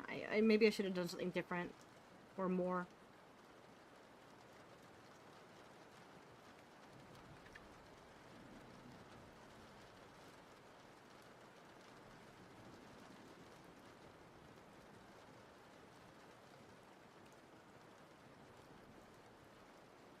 Seems about right there. Okay. Yeah, I'm gonna have to move this.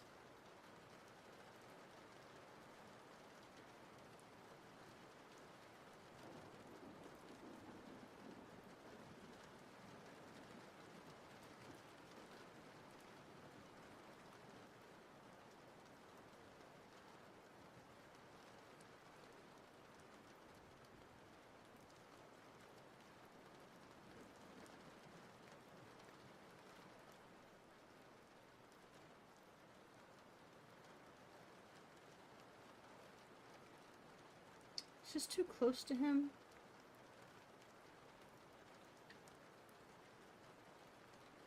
It might be.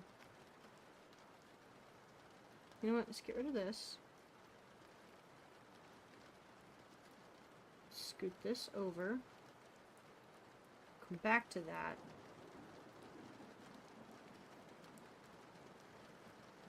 Let's finish his pose without arms first. Because I really want to push that chest. I kind of want to put his arms, like, out here. Sorry, don't mind me. You can't see it in the because I don't have the camera up, but I'm pantomiming holding this up a little bit so I can see where my arms go.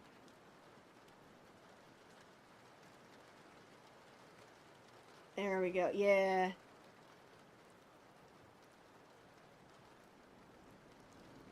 Oh, strange. Well, I wonder why that is. But welcome back.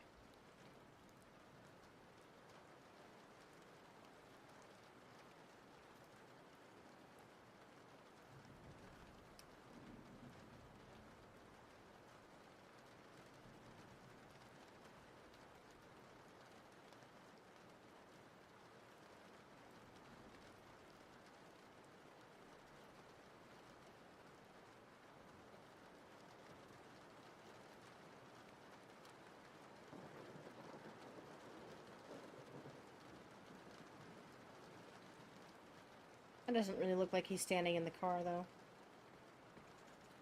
3:22. Well, well. Yeah, you're only 20 minutes off from me, roughly.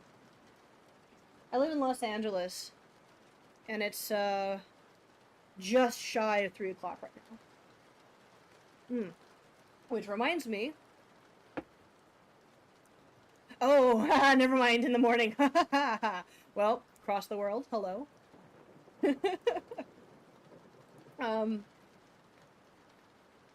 Jacob, I don't know if you're still in chat or not, but I don't remember what time we said we would meet, if it was 3 or 5. So you let me know, man.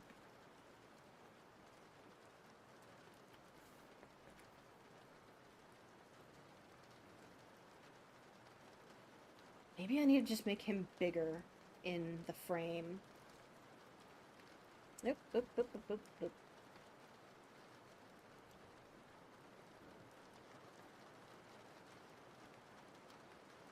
Ah.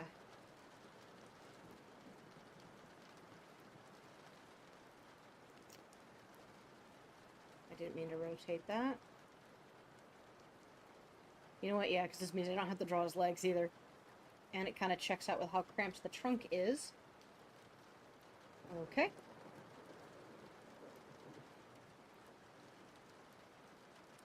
Maybe I should rotate him a little bit.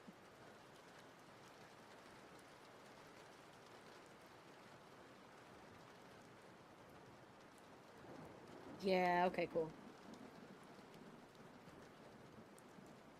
Oh, man. I know it's 3 in the morning, 3:30 in the morning for you there, man, but how's the weather been in India? He is strong. I want him to look like he could crush a man's skull with his hands. Like, ripping this out of the car really wasn't that much effort.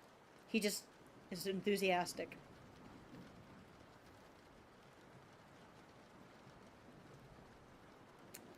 I want him to look like that he maybe enjoys this a little too much. When all he's doing is blowing up some rocks that are gonna hit people. But that's the part, right?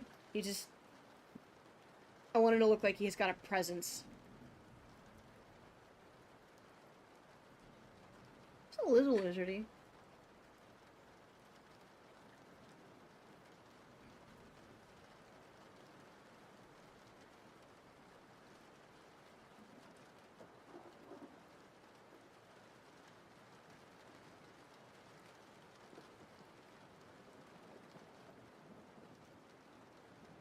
I think I'm gonna have to... So I think this gun is maybe a little small for him. Not like... Well, it's pretty big. Consistency is difficult.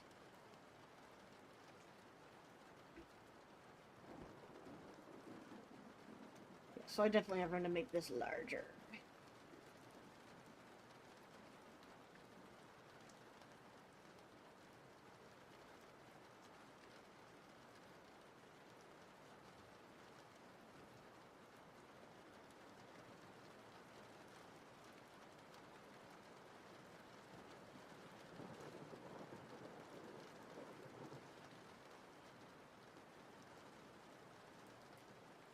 Oh, so yeah, so I am definitely gonna have to shrink them back a little bit. I might shrink the others then too, just so I can see them.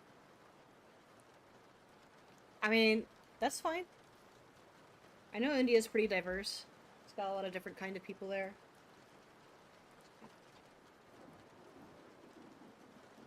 Plus, there's not really any reason for me to suspect that your profile picture is just yourself. Could be anything. Could be anyone. There's no pressure. Do I want a snack? I feel like I want a snack. I think me wanting a snack is mostly me wanting a meal. I'm gonna put it off though.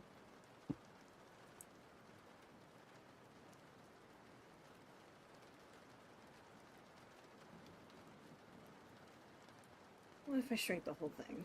What if I go back to the original size?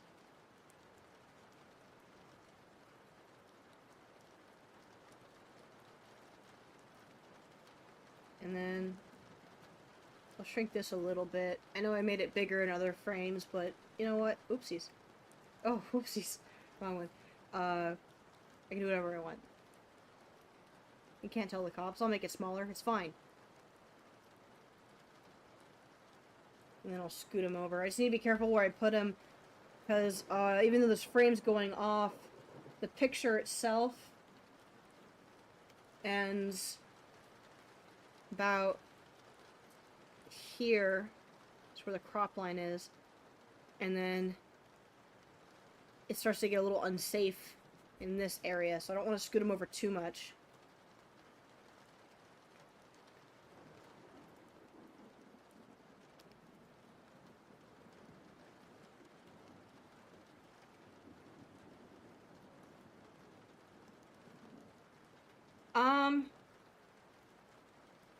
You did spell my name right, actually. That's 100% correct. Nice. First try, buddy. Sorta. I kinda.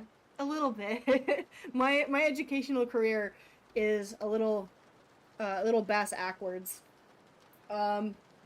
So, I applied for college, and, I only applied to one college. And I put it, I gave it to them the very day it was due. Like, because it's not a due date as in, like, do it on this day. It's a due date as in do it before this day when you're applying for college, and that's not how I treated it. And so, I was not accepted because, by that point, they'd already had thousands of applicants who did it on time and probably were a little more dedicated than I was. But I still got butthurt about it. So I went to community college. There's two of them in my area in particular that I went to. I kind of switched. Santa Monica Community College is the one I went to for a little while and really loved it, but I also was kind of going through my own thing. I had some distress in my life, and I sort of dropped out. But I didn't drop out in the way that you're supposed to drop out, where you let them know, like, hey, I'm leaving. I just sort of stopped going. And nobody's ever bothered me about it, so it's fine. But I did end up doing, there's a school out here in Burbank called the Animation Academy. And it's a pre-production trade school, particularly leaning towards visual development and character design. There's a lot of parts of the production for animation. It's not itself an animation school, despite the name. I think they used to. But I went there, and eventually I started teaching there, sort of as a deal. There was a misunderstanding between me and my parents, and I thought they were paying for school, and they just assumed that I was paying for it. I guess there was just some miscommunication in how it was going to be handled. I don't know if it was on my part or on their part. It's probably on mine.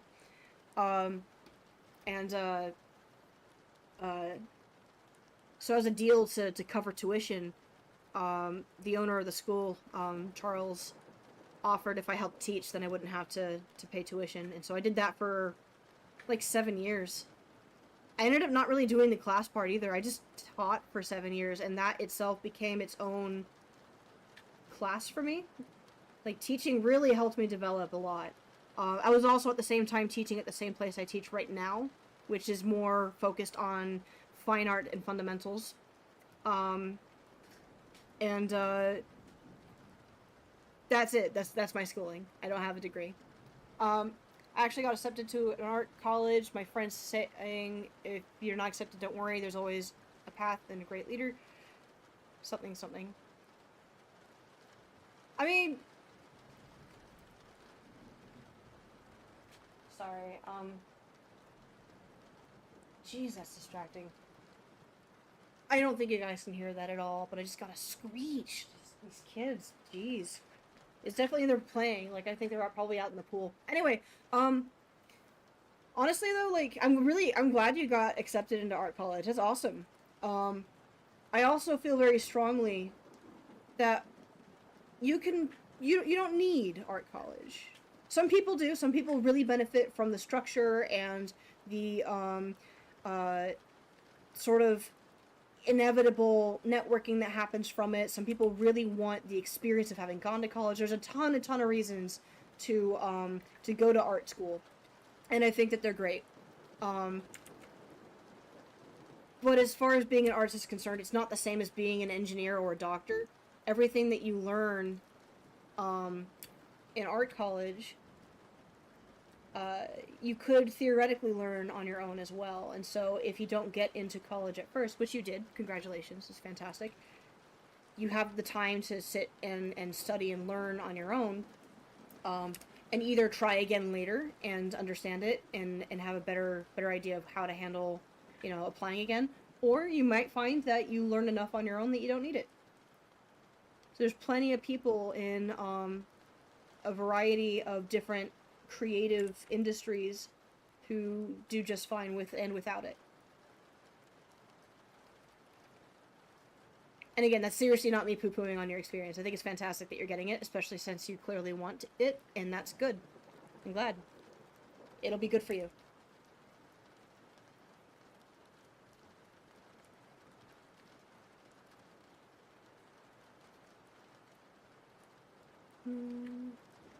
A lot less, more or less similar events. Yeah. So, I mean, like, Johnny, did you take classes to do, like, your sculpting and stuff, or did you just sort of jump in and do it because you could?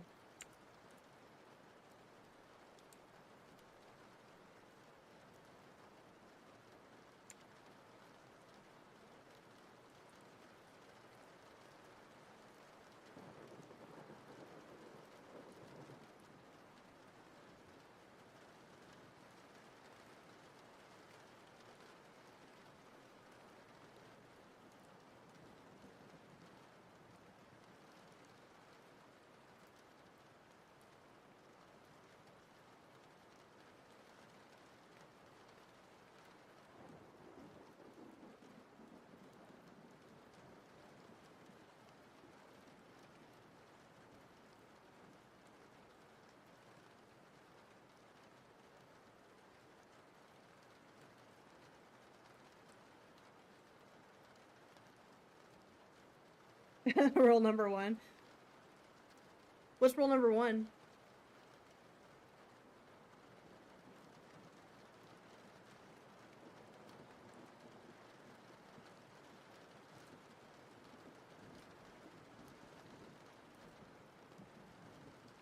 I don't know how different colleges where you live versus colleges where I live are.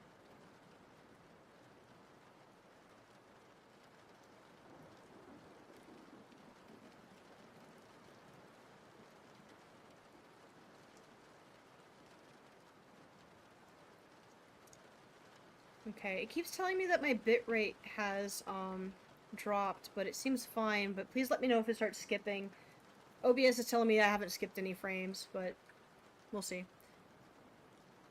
want to get a scholarship to Tom Savini's special effects school. Portfolio was all media. Aw. Well, it certainly isn't now, right? Would you ever want to try again and go back to school, or are you going to keep forging your own path? Let's put that in the right direction. There we go.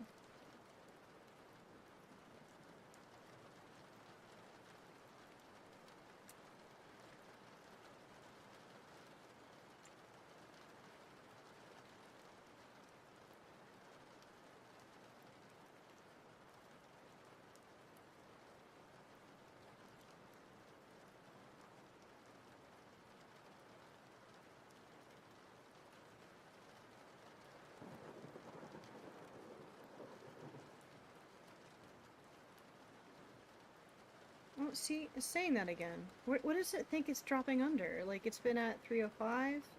Oh, 290. Lower than the recommended bitrate. Well, too bad. Oh, okay. Well, I'd be interested to hear it. We'll have to sit down and chat at some point. But, obviously, you don't have to do it here if you don't want to.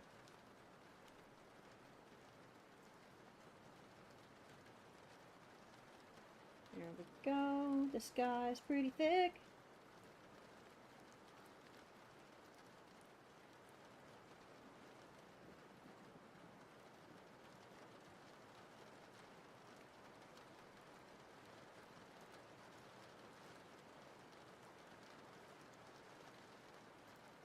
Hello, Lone Wolf. Yes, indeed, you have caught a stream. Welcome. I have literally no reason to be doing this voice, but here we are. Darling, welcome, welcome. I haven't decided if I want these plates on this character's pants to be metal or just the way they're colored. But I like them, so here we are.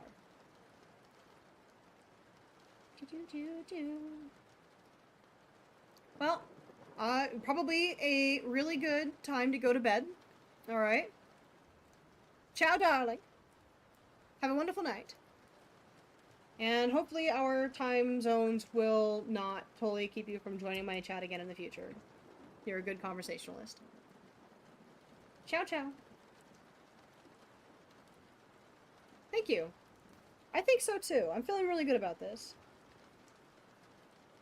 I'm making him put his foot up, but honestly, there's not really anywhere in this truck for him to put his foot up into. And I'm cool with that. I'm cool with that. Nobody has to know.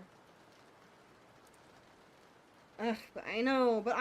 That's the problem. I know. Sometimes rule of cool isn't enough of a rule to do a thing. Does that work? I guess. I just liked how dynamic it was. But then it just sort of looks like he's putting his foot up on a person. Then again, I do have to shrink the car still. A little. I guess I could imply that he's in the back of the truck, but I'm not showing it. I want to keep it very close to the camera here so they can actually see that he's doing a thing. There's going to be the end of the thing here. I'm going to shorten it for this. Blech. Logic.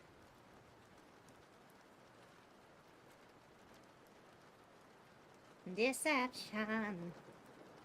Disgrace. Evil as clear as the scar on his face.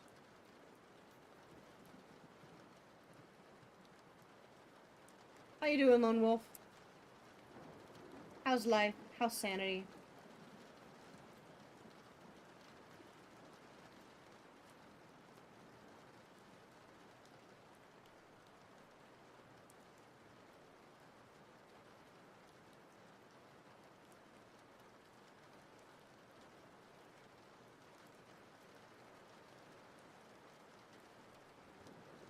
I think I'm just picking at this now because I'm putting off going back to this dude. Okay, let's work on Kai.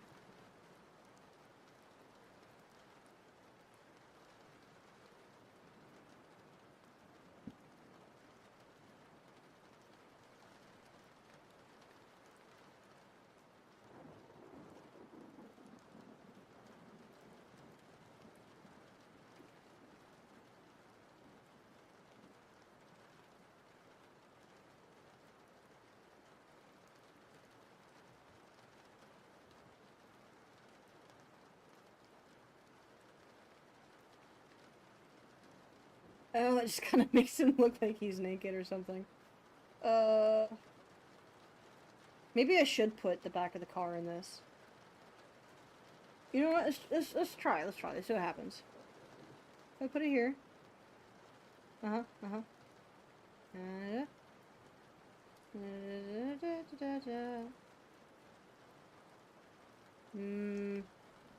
Just keep it rotated.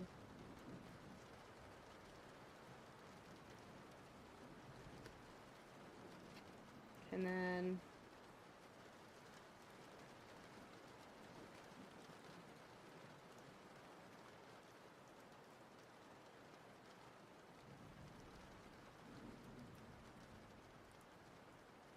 And there's this thing.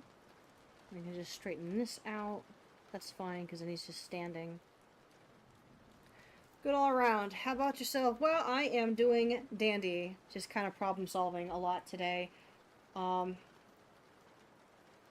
I've changed up this page a little bit with one panel, but kind of like going to a chiropractor and popping your back. You change one thing, you change everything. So I'm trying to go through and make sure everything sort of works and reads, and part of that is figuring out this panel. Once I get this panel, the rest of it makes sense just fine. Like, you know, it's just cutting to the blast and cutting to the after effect, which is this. Which, one thing I kind of considered doing, and I'm still somewhat considering, is the idea of having the car and then the gun, pew pew pew, and going meow, and connecting it into one panel like this.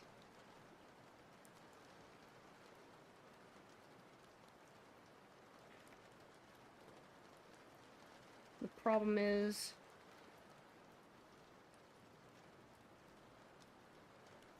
everything's so small.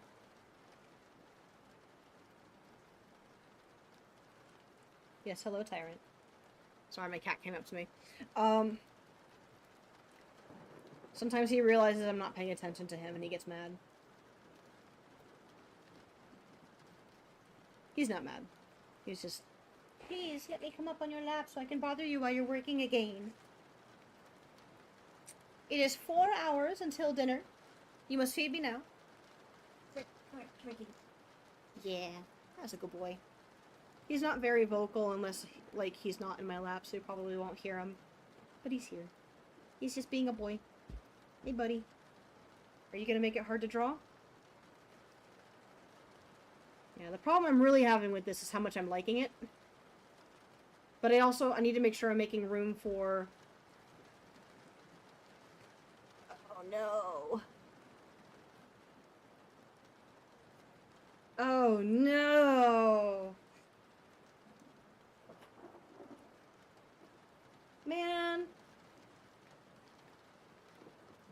Man.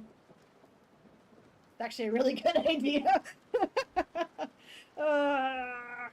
Even if I cut it like this, it's still a really good idea. Man.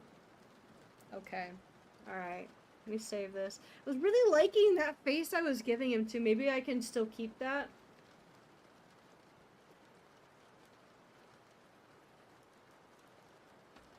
I wonder. So what if I take this? Move it here. I'm gonna take this. Because he's on the wrong side anyway. I just moved him there because it fit what I was doing. If I take you... And let's save, so that way if I mess up and I don't have enough things, I can go back. Well, no, I can just double up. Boop, done. Okay. Haha, okay. So, if I... Oh, man. I know you guys can't see this, but Tyrant's on my lap in such a way that when I put my hand down over here, my arm is down and he's just like pushing his head against it while I'm petting him. It's like the cutest thing. Oh no, please don't look. No, no, don't. He's trying to roll over. You can't roll on your belly on my lap. He'll never learn. He's gonna slip right off. He's gonna hurt me. Kitty, you can't roll. You're gonna slip. Kitty, you can't roll. You're gonna slip. Oh no. Okay, okay. You know what? He'll ragdoll if I pick him up. Don't kick me. There you go. Okay. Sorry, I gotta do this all one-handed now because I have to hold him or else he'll get pouty. I'm so spoiled. Yeah.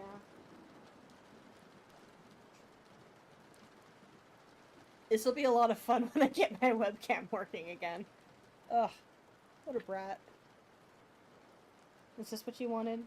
You wanted to be up here by my face? You animal. Guys, I can't explain to you how cute he is. This is my life now. I say, for the millionth time for the last 4 years. 3 years? Are you 3 yet? You're at least like 2.5, right? Like...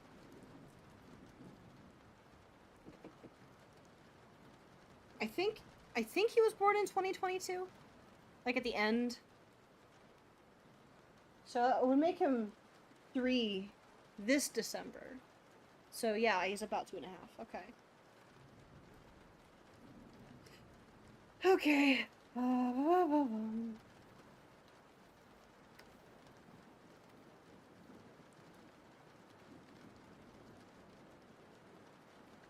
How can I push this?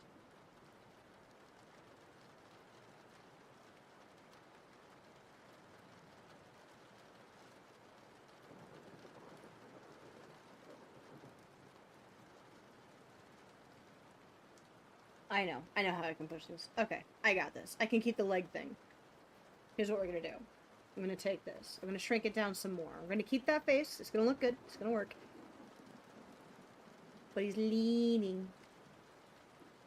Uh-huh. Yeah, yeah. And then he's going to be stepping.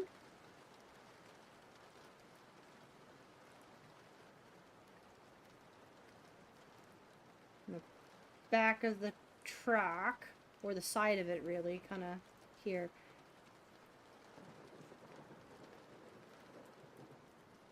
Putting Kai here. Going, wow! Wow! That's gonna be cool. That's what he sounds like. It's canon. Sorry, it's canon. Hey, very good. Excellent, Jacob.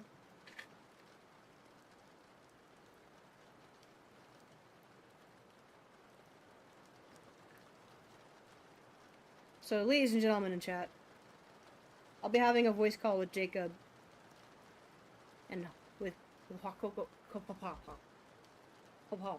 was gonna say your name right, then I messed up.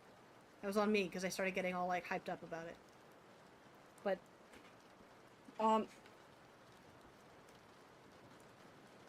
he's just gonna tell me when he's ready, and I'm down. I'm gonna still be working while we chat.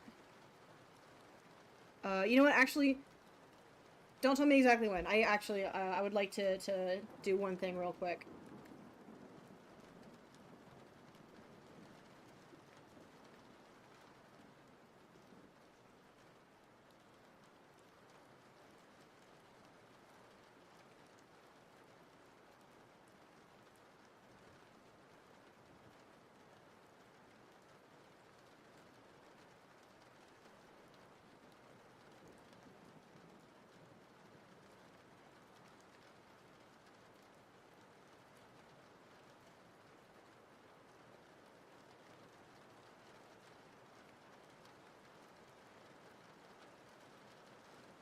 I will be right back. You'll get the... Oh, questions. Oh, man. Okay.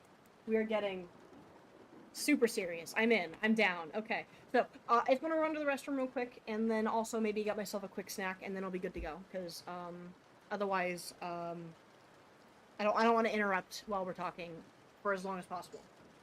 BRB!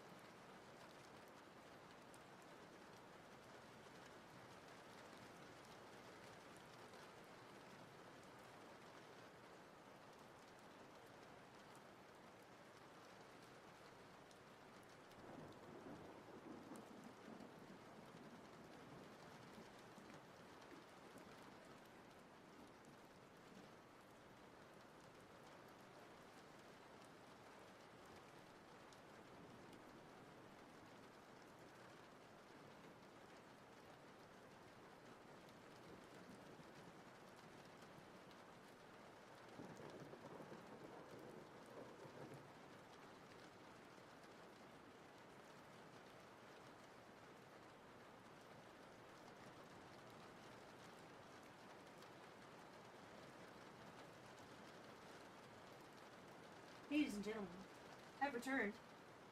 Triumphant. In my ramen excursion. So if you hear any slurping, it's me. Sorry. You won't hear any slurping. I'll turn away.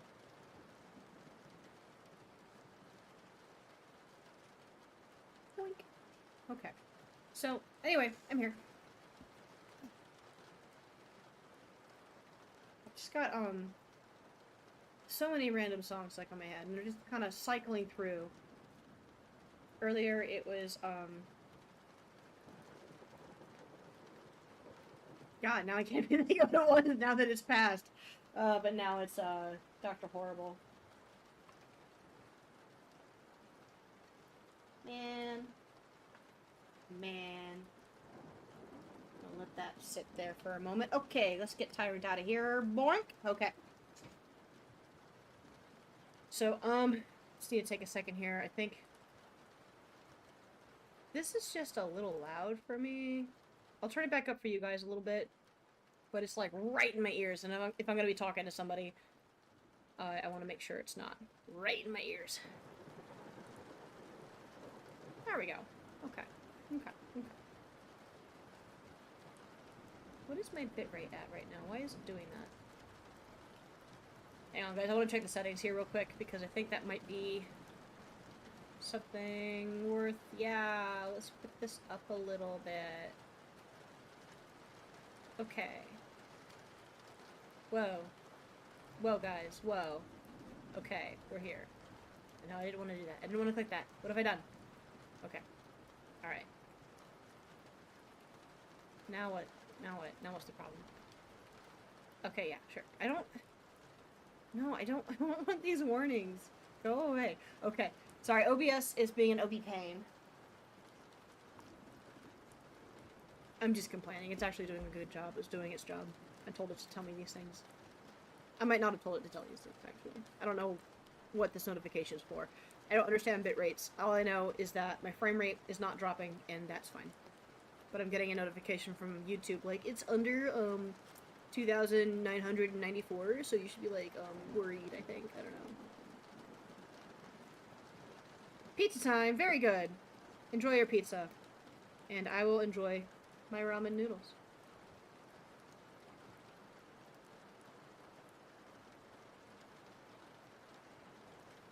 You know what I think I want to do tonight? My boyfriend and I are gonna make some onigiri.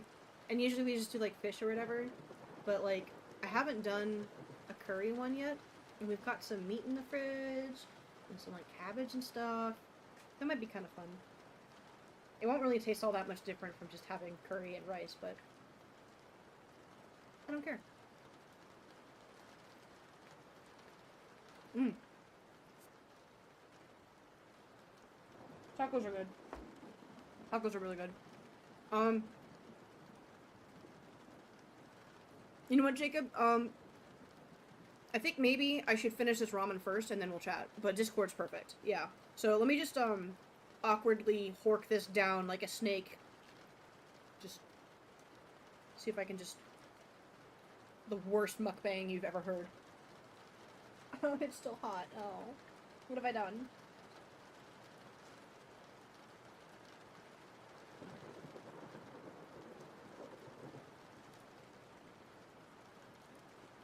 Oh yeah. That's good. Curry rice and tonkatsu. Good choice. Do mukbangers make a lot of money? Because, like... I don't know. I like food.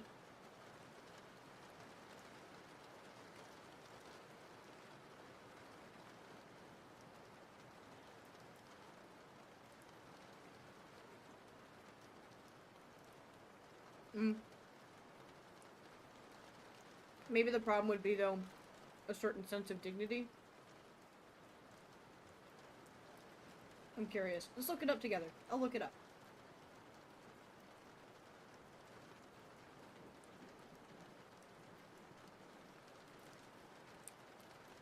How much do mukbang... Oop, there's an N in there. Creators Me. Jeez. Oh, God. um, okay, this is just the AI overview, so it could be wrong. But it says a range from a few $100s to over $10,000 a month. Alright, somebody get me a McDonald's. We're gonna do this. I need some fried chicken.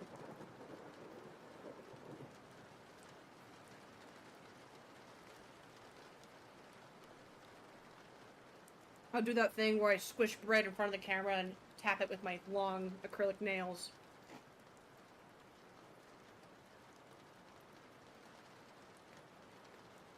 Alright, Jacob, I'm almost ready.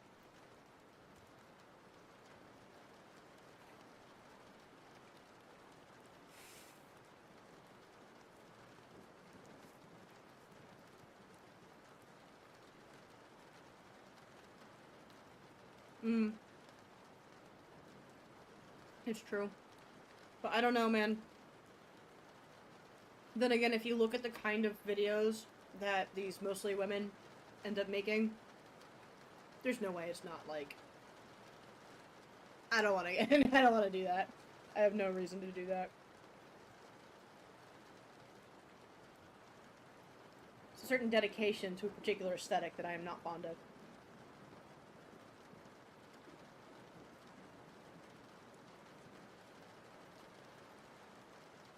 Man.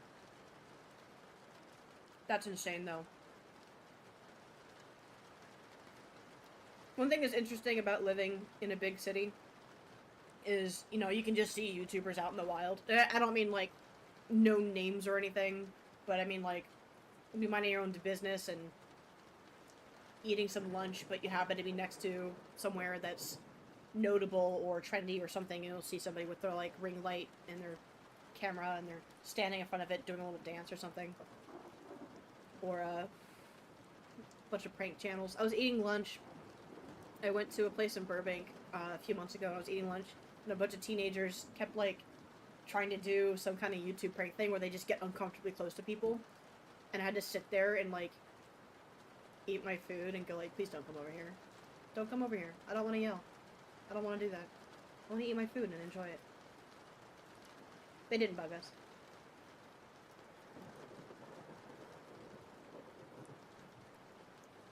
And then there's another thing. There's this one woman who got really big for... She would film her own interactions with people as a victim complex thing. And, she was somebody who had, like, physical disabilities and needed a lot of space to go down sidewalks and stuff. But she would film people and yell at them for not giving her enough room. Like, this person was entitled. Like, there are plenty of other people who don't do what she did. And, turns out that the Whole Foods that she would harass was right around the corner from my dad's place.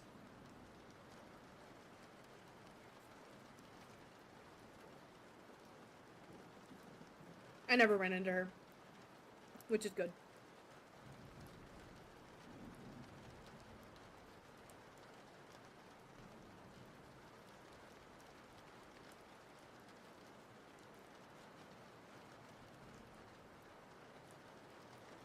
Okay, Jacob, let's get to it.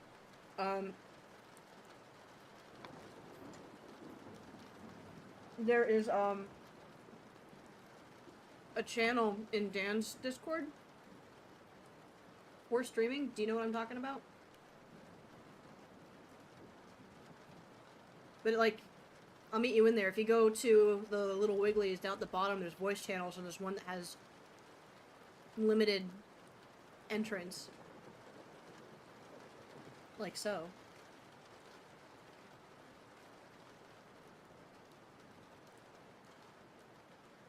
But it's for streaming.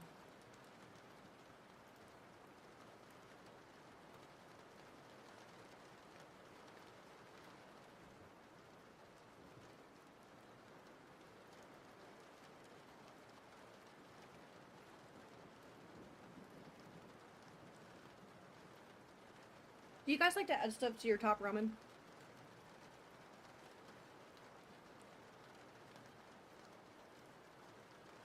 When I'm having chicken or beef ones, or any of the ones that aren't shrimp, I like to add peanut butter, so I have like a satay kind of thing going on. It's really good.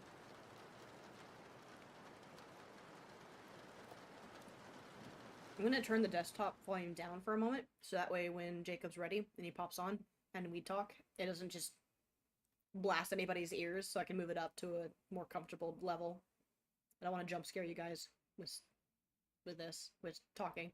My audio on my computer is just all sorts of messed up. Hello, hello, hi. Right. Hi, how's it going? Going really well. Going excellently. All right.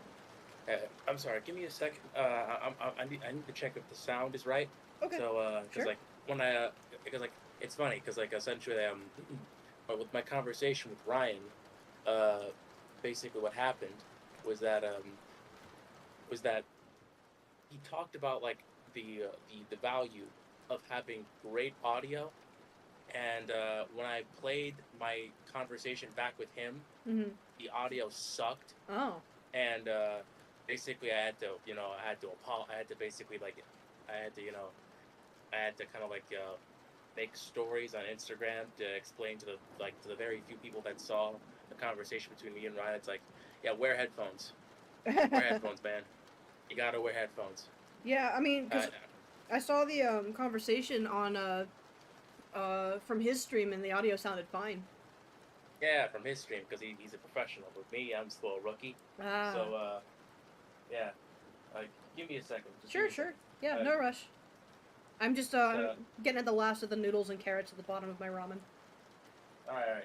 Oh, okay, but when I ask you to say something, Mhm. just say anything. I'm Oh. gonna Yeah. make me a slow rookie. Yep. So Yep. Check. Check. Checkity. Check. Check. Check. Oh yeah, I can hear me on you.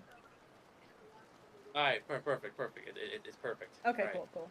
Okay, so yeah, my next conversation with Ryan, I won't make the same mistake. That's good. Um, yeah. But so it's gonna start off like I wanted to. I hope I don't want to have this be like a job interview. Uh huh. I want this to be a conversation like Ryan and Dan has. But sometimes you know, if you could when you saw like the conversation between me and Ryan, Mhm. like the entire thing, like it would like it. I was stuttering, I was faltering, so I wrote some stuff down if you don't mind. Oh no, I don't mind. I think it's good All right. to try to do stuff like that, but I also want to point out that that more conversational aspect of your conversation with him, while unstructured and probably could use some benefit with points like this if you're going to treat it like an interview, I thought was fine.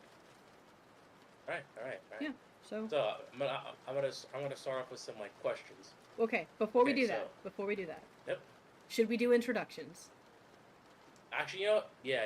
Okay. Yeah. Okay, so Are you introducing yourself because I'm streaming, or am I introducing myself because you're streaming? I guess it's your you interview. know what? Just ladies first. Okay. All right. Ladies and gentlemen, I'm Maya Gross. I'm an illustrator and character designer. I am now a comic artist, which is a lot of fun, and I'm here to speak with Jacob on Him Show. All right. All right. My name is Jacobo Emiliano. My white friends call me Jacob because they keep on butchering the name. Um, yeah. Yeah. Okay. And I am am an amateur. I am a I don't know, like you would say is it like maybe an amateur artist. Like I want to be a professional, but I'm not paid for it yet, and that's something I'm trying to rectify. But until then, I'm here just live streaming and you know just trying to just up my craft a little bit, you know, make sure that it doesn't suck. 'Cause that's the one goal. In fact, like I, it's the reason why I stream a lot because it's the only way to keep myself accountable. And basically, it's like I know I'm not really getting into like streamers university with this, but it's like my own way of of like of like of like getting better, like one day at a time. You know, just trying to beat myself. Force it in, get it going. I think that's fine. Yeah. Like, I don't know, dude. So, what, in your opinion, is your definition of a professional? A professional is essentially someone who gets paid Mm-hmm. for something. And so far, I haven't exactly gotten paid for painting or comic book work. I mean, Okay. I have done some graphic design jobs here and there. Mm-hmm. One for like I think one for like my dad's nonprofit, the other for my cousin's like film company, and I think maybe like some internships here or there. But other than that, Okay. like on a professional like studio, like hey, get these concepts like of like I don't know, a dragon or a robot in, or like by this specific set of time to an art director. I've never really had that. Mm-hmm. Mm-hmm. Yeah. Okay, I think that's fair. I get it. So, shall we dig into it? Yeah, let's get into it. Let's get into it.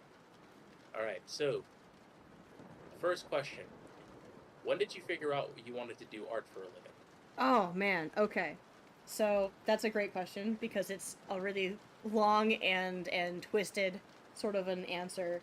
So I've been there's this kind of phase that every child goes through where they draw and they draw a lot, they draw without thinking.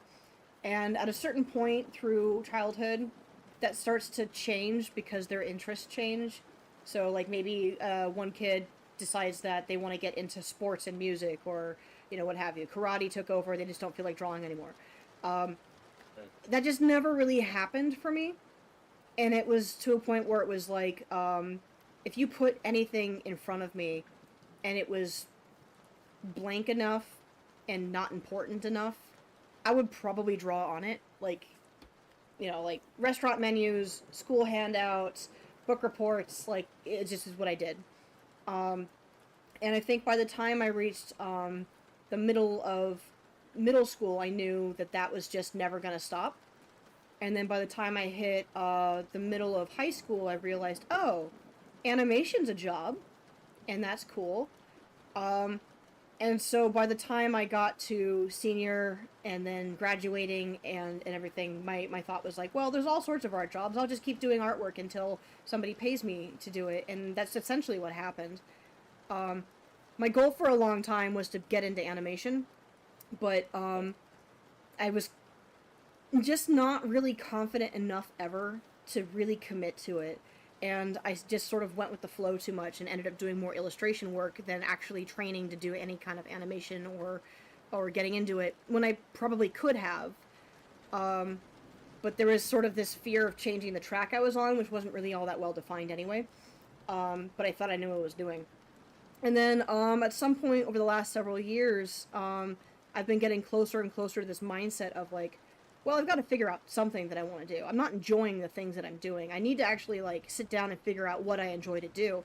So I took a step back and stopped taking on major freelance work and started focusing on my own stuff until I realized that like I really enjoy doing comics. And so I started focusing on that for a little bit. I might end up going back to trying other things. I have a list of things I would love to try or get into. I'm still definitely interested in doing things like I want to become a tattoo artist at some point. I'd love to get back into animation, but treat it more like a hobby. I think that idea of putting it as like on a pedestal, like this is the thing that's going to change your life, made it harder for me to want to learn it. So, that was honestly that was the long story short. All right. All right. I feel like I think my answer is more simplistic. I think as a child, I felt like I wasn't exactly good at much. Like I couldn't like basically like when I was 6, I was kind of like the kid that that kind of like was like he was kind of dumb and he got like yelled at a lot. And the one thing that I kind of liked was Spider Man. Mm-hmm. Spider Man a lot. And basically, like it involved Spider-Man. Like you had my attention. But if you wanted me to read like say like a book for a book report, or if you wanted me to, I don't know, like answer some math questions or write like 10 sentences for a homework assignment, yeah, no, you lost me immediately. But I've heard that essentially people like could make a career out of essentially drawing and writing about Spider-Man, comic books. And when that happened, like there's this professional. His name is Rob Stowe. He's passed away now, I think recently, at the age of 50, which is sad. Mm-hmm. Uh, but essentially, he sent me a a picture of an artist that he inked over. Like his name was that's like Mike Waringo. Mm-hmm. Basically he inked over like a Spider-Man cover made by Ryan no Mike Waringo. Gonna have to get that right. Okay, and basically he sent that to me and he signed it. And essentially when that happened, that I was like, this is it. This is what I want to do. Oh, you were smitten. Also, like yeah, and also like it's like I didn't I wasn't exactly a fan of math. I felt I was too dumb for science. Mm-hmm. Like if I actually kind of like pursued a career in say being a rocket scientist, like like the 1980s like Challenger, the this rocket ship that shot up and exploded Yeah. mid-flight. It would have happened. That would have happened a lot more times. It's like it's like God damn it, we lost 10 more astrologers, and it's like I'd be like in the back like, did I do that? 5 men are dead, Jacob, and like it'd be more like that. So I think like I wanted to basically get into into comic books as well. It's like it's storytelling, because to me like storytelling is like very old, and not to mention like narrative storytelling, like sequential narrative storytelling is very old. Like for example, like the like the cave paintings in like in France. Mm-hmm. Like those are basically just very old comics. Like essentially, it's like it's like Unca went on like fucking on hunt. Unca kill mammoth. Unca bring meat back to tribe, and we survived the winter. And that's basically just like that's the first comic ever. Mm-hmm. And I want like I kind of view this as kind of like it's like as like a tradition, a human tradition Mm-hmm. that I feel like that I would like to basically honor and be a part of. Yeah. That's what comics is to me. You know what? I think that's a really honorable position to be in. Looking at something like this, comics have this really interesting history in the modern day when it comes to its view from outsiders or even insiders, like people in the know of art, sort of not taking it seriously as an art form. Like that's a pretty common mindset. But you're right; it is actually one of the oldest things.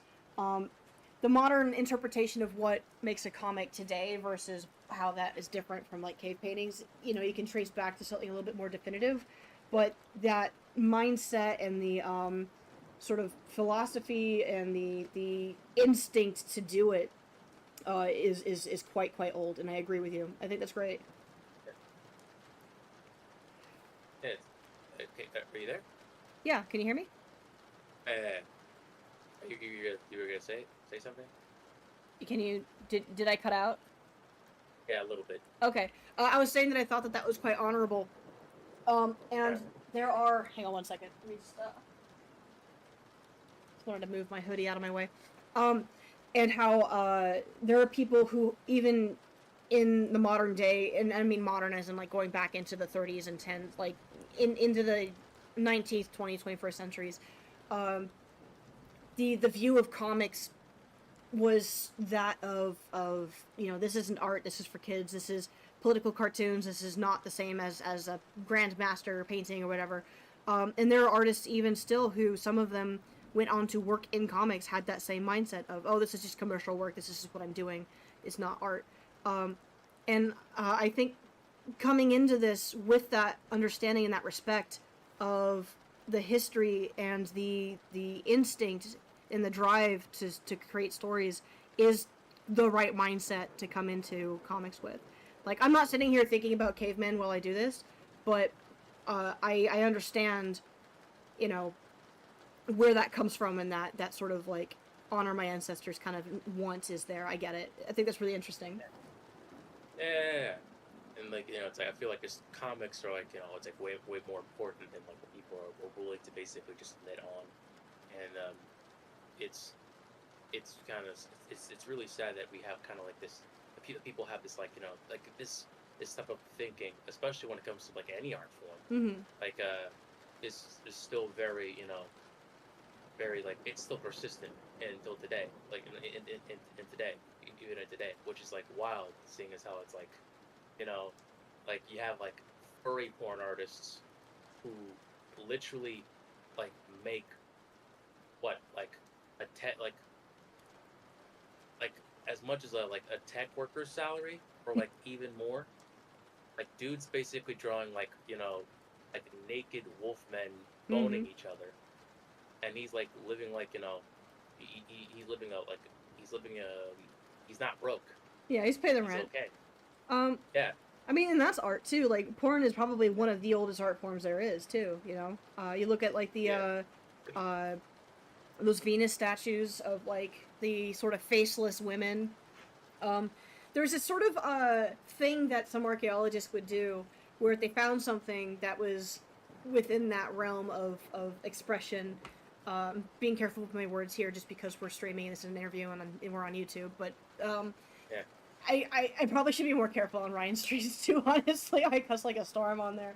I hope he doesn't get banned. Yeah, I cuss a lot in my channel. I mean, yeah, but like there's some words that YouTube definitely doesn't like. I'm not gonna sit here and like try to repeat it over and over again. But essentially, like there's this habit of archaeologists looking at what's effectively like pornographic content from Paleolithic eras, and going, this is part of the fertility ritual. And I mean, no, it's not. I mean, it could be, but it probably isn't. It could be. It could be. It's like maybe it's like you got like some poor caveman, like, couldn't really get like a girlfriend, and essentially to compensate for the lack of a mate, he basically got some dirt, fashioned it into clay, and basically kind of like, there you go.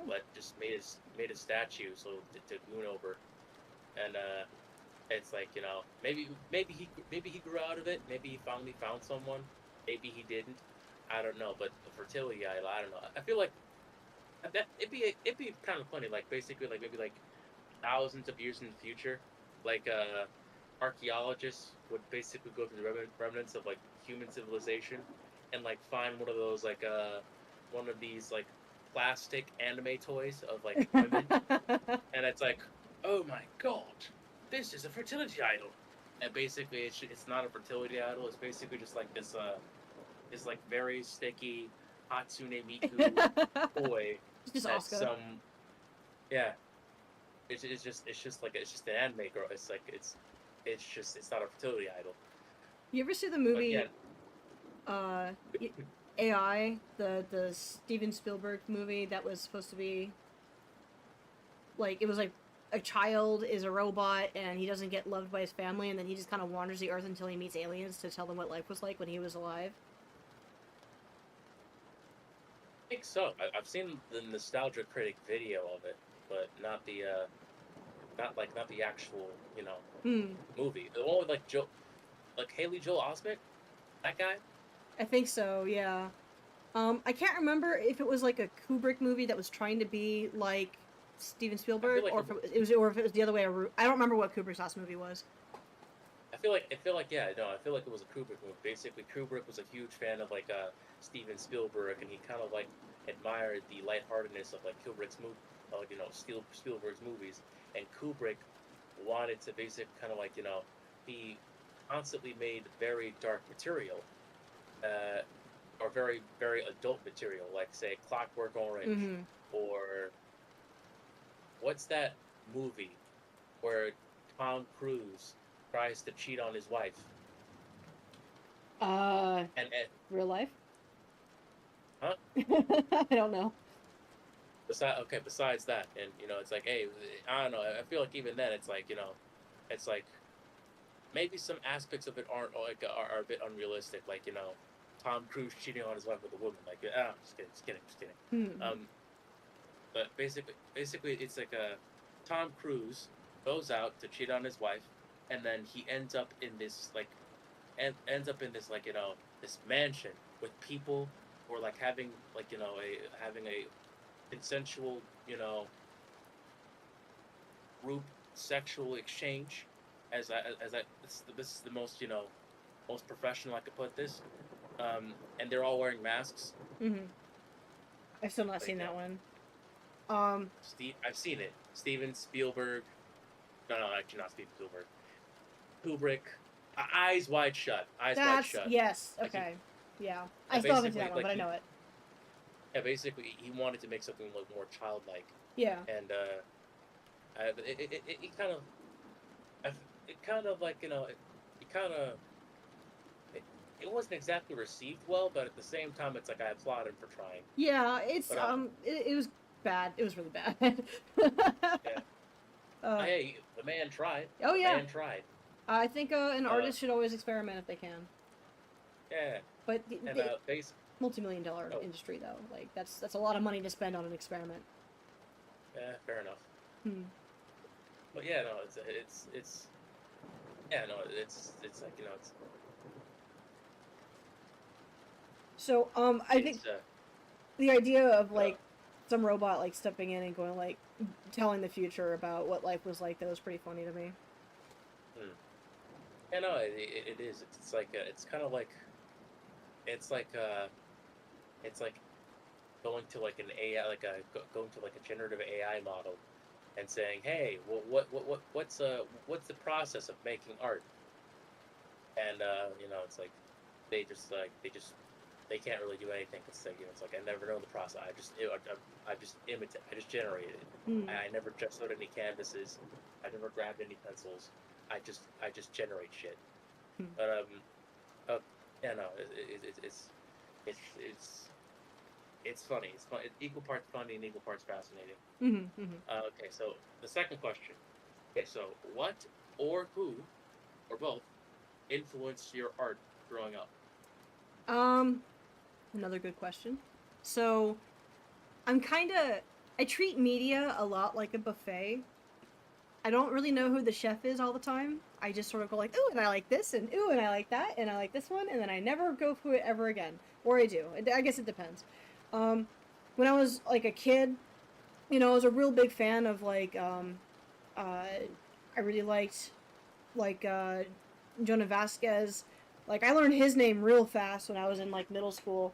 I don't remember how I got into Johnny the Homicidal Maniac or any of his other comics. I think what happened was I was a huge fan of Invader Zim, and then uh, at some point somebody else told me about it being kind of loosely based off of his comic Squee, and then finding it and then getting it. But then I think I also had Johnny the Homicidal Maniac first, so I don't know. It's kind of hard to remember, but I didn't do a lot of fan art growing up, but between his work and I was a huge fan of Batman the Animated Series. I used to watch that constantly. A lot of the old Spielberg cartoons.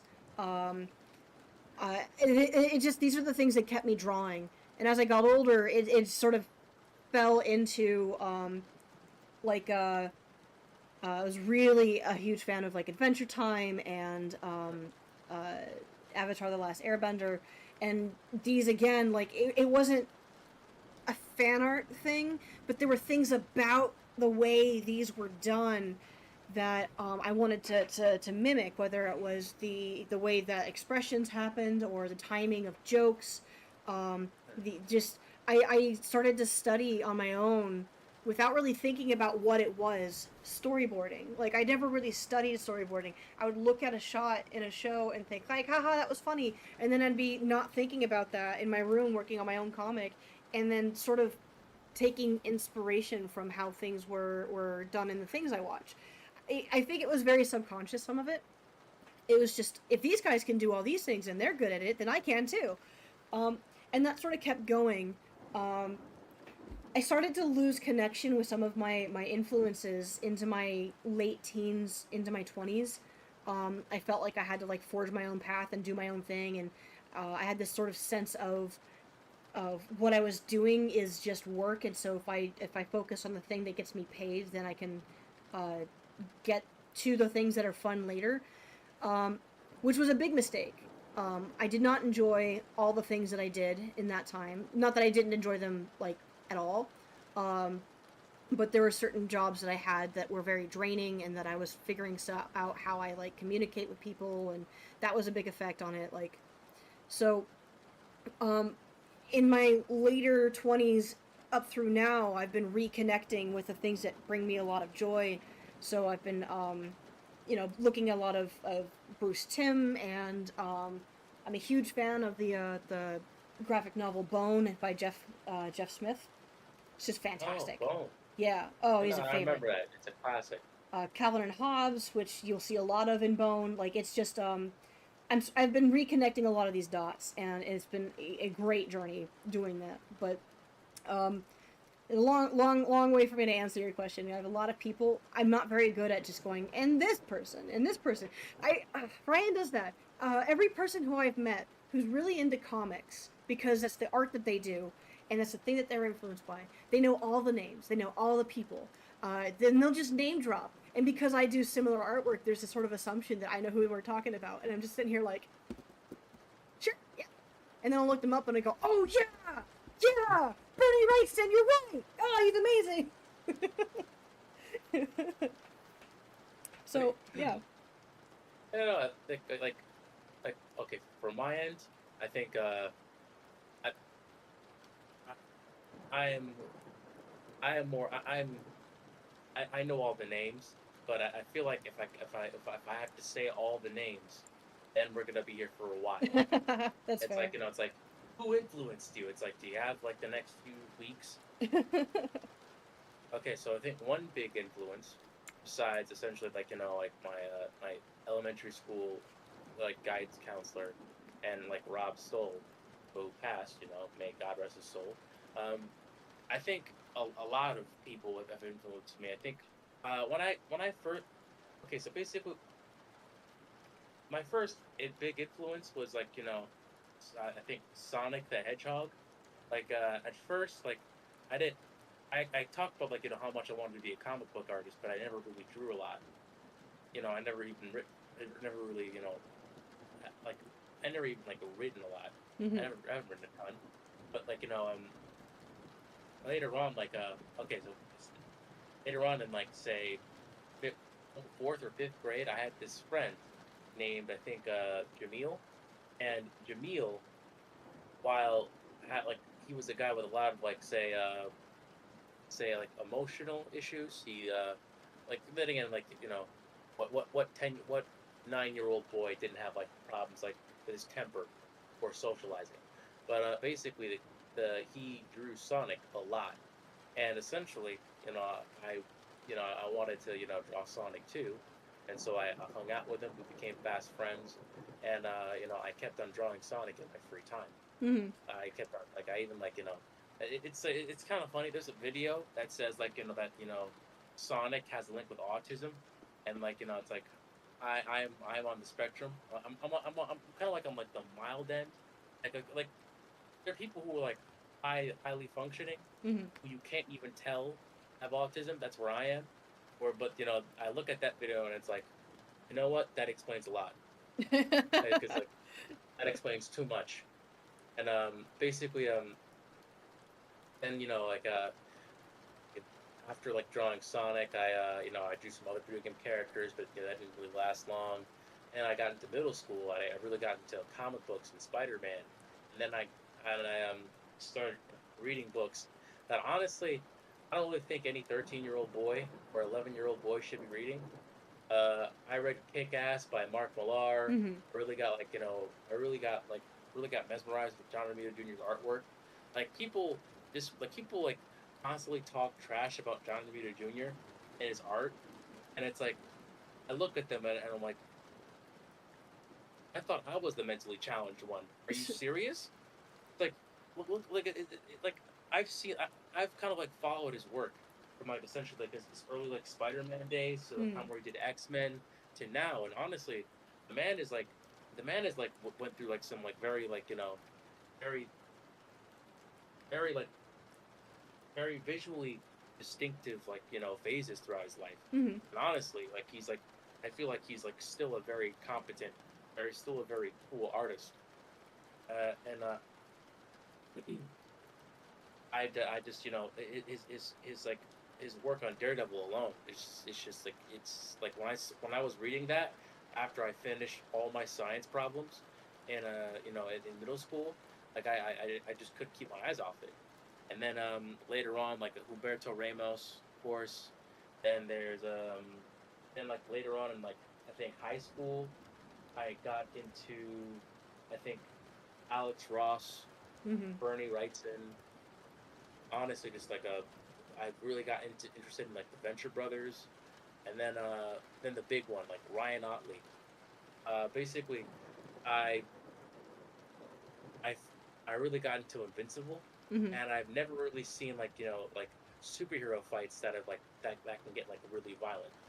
And when I saw that, I was like, I was just mesmerized. I was like, wow, like, this is so badass. Like, I've never seen a Superman type character fight another Superman type character and walk away with like broken bones or like eviscerated with his Mm-hmm. guts hanging out. Like it's like that's something that that kind of like really kind of impressed my my very my very hormonal teenage mind. It's like, oh my god, this is the most masculine thing I ever saw. Well, it kind of adds So stakes to it too, right? Like to actually have yeah, some effect happen to these characters. yeah, sure, true, yeah. And that's something that like a lot of comics like even today don't even have, Mm. which that's a big which is a big big thing for Invincible. Also, James Heron, like Kim Jung Gi, Oh yeah. which is a big one, also a big one. I even have his art book like in the bookshelf behind me. It's like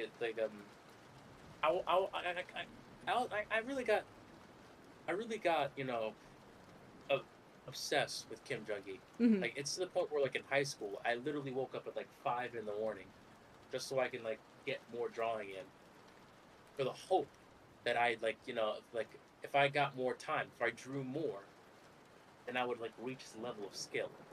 Like I'd like immediately like go upstairs to like my old high school teacher's like classroom, and I'd borrow ink and like a cup of water, and like do ink drawings, ink wash, like um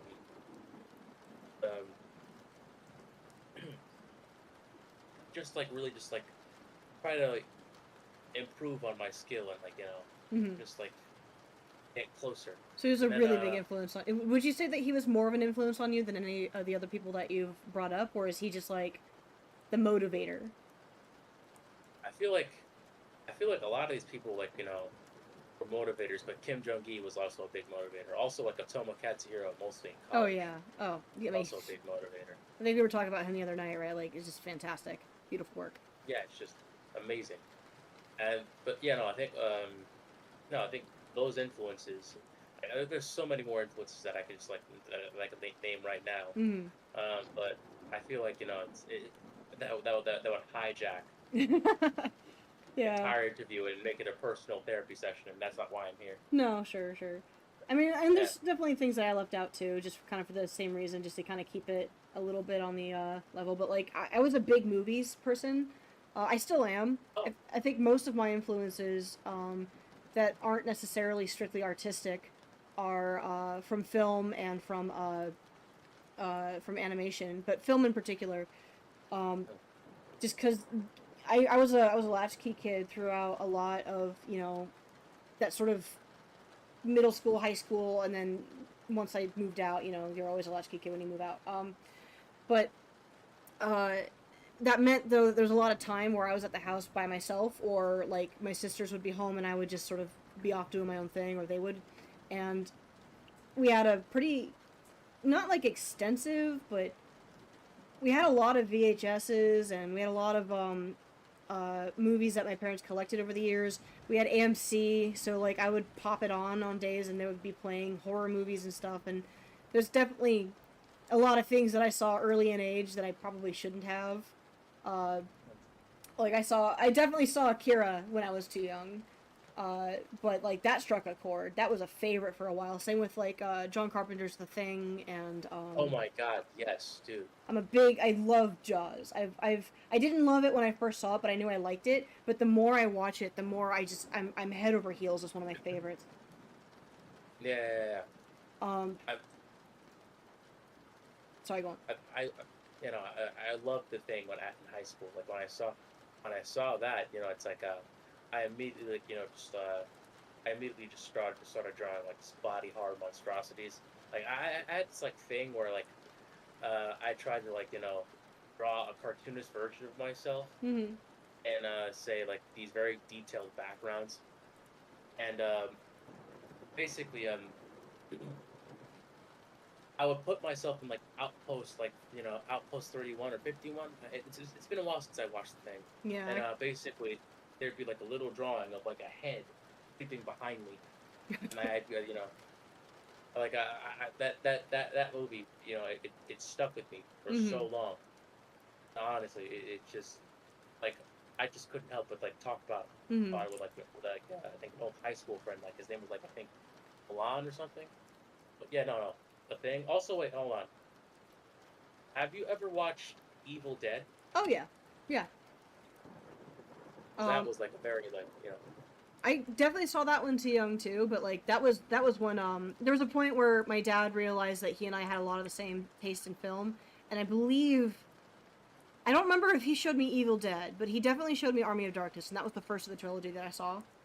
I may have gone on to watch the other ones on my own, but it's gotten to a point now where like if he and I are chatting and I bring up a movie that I either say that I only saw for the first time or that I hadn't seen before, and it's like within that same realm of like schlocky fun horror or whatever, um, it just becomes a whole conversation. Like, oh, you haven't seen Bubba Hotep? Well, I mean, let me tell you, you gotta watch it. I'm a bad father for not teaching you this.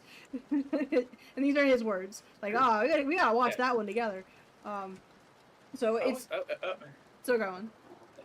I'm kind of like I kind of find it like like I mean like a bit like it's like your parents were in the kind of were in the same stuff were into the same stuff that you did, and I kind of find that it's like I'm a bit envious of that because like I never really had that. My parents were essentially like they're like immigrants, they're like Dominican Catholic Mm-hmm. immigrants, and essentially just if I tried to show them the stuff that I was into, they'd be like it's like, oh, why is it so violent? It's like Mm-hmm. I think the only thing that we have in common that we actually like is Seinfeld. Like I remember, like as a kid, back when we still had cable, and you know, like back before like we had all these streaming services. Um, like my mom would put TBS on, and Seinfeld would be on, and me and Dad would stop whatever we were doing, you know, Mm-hmm. sit down with her, and essentially just laugh our asses off. I love that. That's wholesome. Yeah, that the one thing. Other than that, when it comes to Evil Dead, John Carpenter's The Thing, um, you know, pretty much alone. Well, Yeah. except for like me and my dad, like we were also very much into kung fu movies. But Mm-hmm. that was about it. Yeah. I kind of come from a little bit of a unique background in that regard. At least where I'm sitting with what I'm doing in a literal sense. Um, currently, right now, as we're talking. Um, so, um, my dad and his dad, my grandfather, were both comic book artists. Like this was a thing that's actually why we moved to California. my dad and him thought that, you know, starting a studio together, a production studio, would get them both more work and they could start to produce their own things. And for a while it worked, and it worked really well. There were some hiccups, and then eventually we had to move on to things. And my dad ended up picking up work doing other things, but he still draws and he's still artistic. But he hasn't been doing comics for a few decades now. No, not a few decades. It makes it sound older than it is. Like a decade, maybe and a half. But my grandfather kept doing it pretty much right up until the end. I think he still has some commissions that were never finished, and so I grew up with it all around me, which still makes some of my like lack of knowing of certain things a little bit of a conundrum, because it wasn't like I was over there and asking them questions and doing all the things with them. I was kind of left to my own devices, and I left them to their own devices. I'd occasionally go into the studio and watch them work sometimes, but Wow. it wasn't like. But it kind of got to the point though where like obviously there was a lot of support from both of my parents to keep doing this, because it was literally the only thing that I ever stuck to doing for a consistent basis. Learning a guitar, did it for 2 months. Doing soccer, I stopped having fun within the first year, and I still did it for 2. Gymnastics, I gave up, you know, whatever. But art was always consistent, and so when I told my dad that I was getting into doing comic work, he started making a lot of jokes, just like, you can't escape it. It's just how it is. It's with your destiny. Take up your father's mantle. Like like my father before me. Yes. Yep. It's yeah, no, I think I never really had that. I think the one time, I think there are many times when my dad took me to work, and like my mom was a dental assistant, Mm. and my dad worked IT at like at a data center, and basically it's like it was kind of boring. And again, you know, it's a data center. What you expect? And I basically I was stuck at his office the entire day, Mm. and like it wasn't exactly an office. It was more kind of like a tiny room that Mm. was like in a basement, and basically just like the what like I would go around. I would like say hi to some of the coworkers. In the end, I was like, you know, I was stuck to my dad's old laptop. I was playing like some, you know, some games on Cartoon Network that I never really could play on my on my at my home computer for some reason. Uh, and I think and the one of the many times that the reason why like I come to my mom's job was because I had a dentist appointment, you know, and Mm. that was kind of it. I think at this point, I think the only like say like creative person in my family was like I think my dad's cousin Nico, Mm. and he mostly did like I think corporate graphic design stuff, Mm. but that's as far as it goes.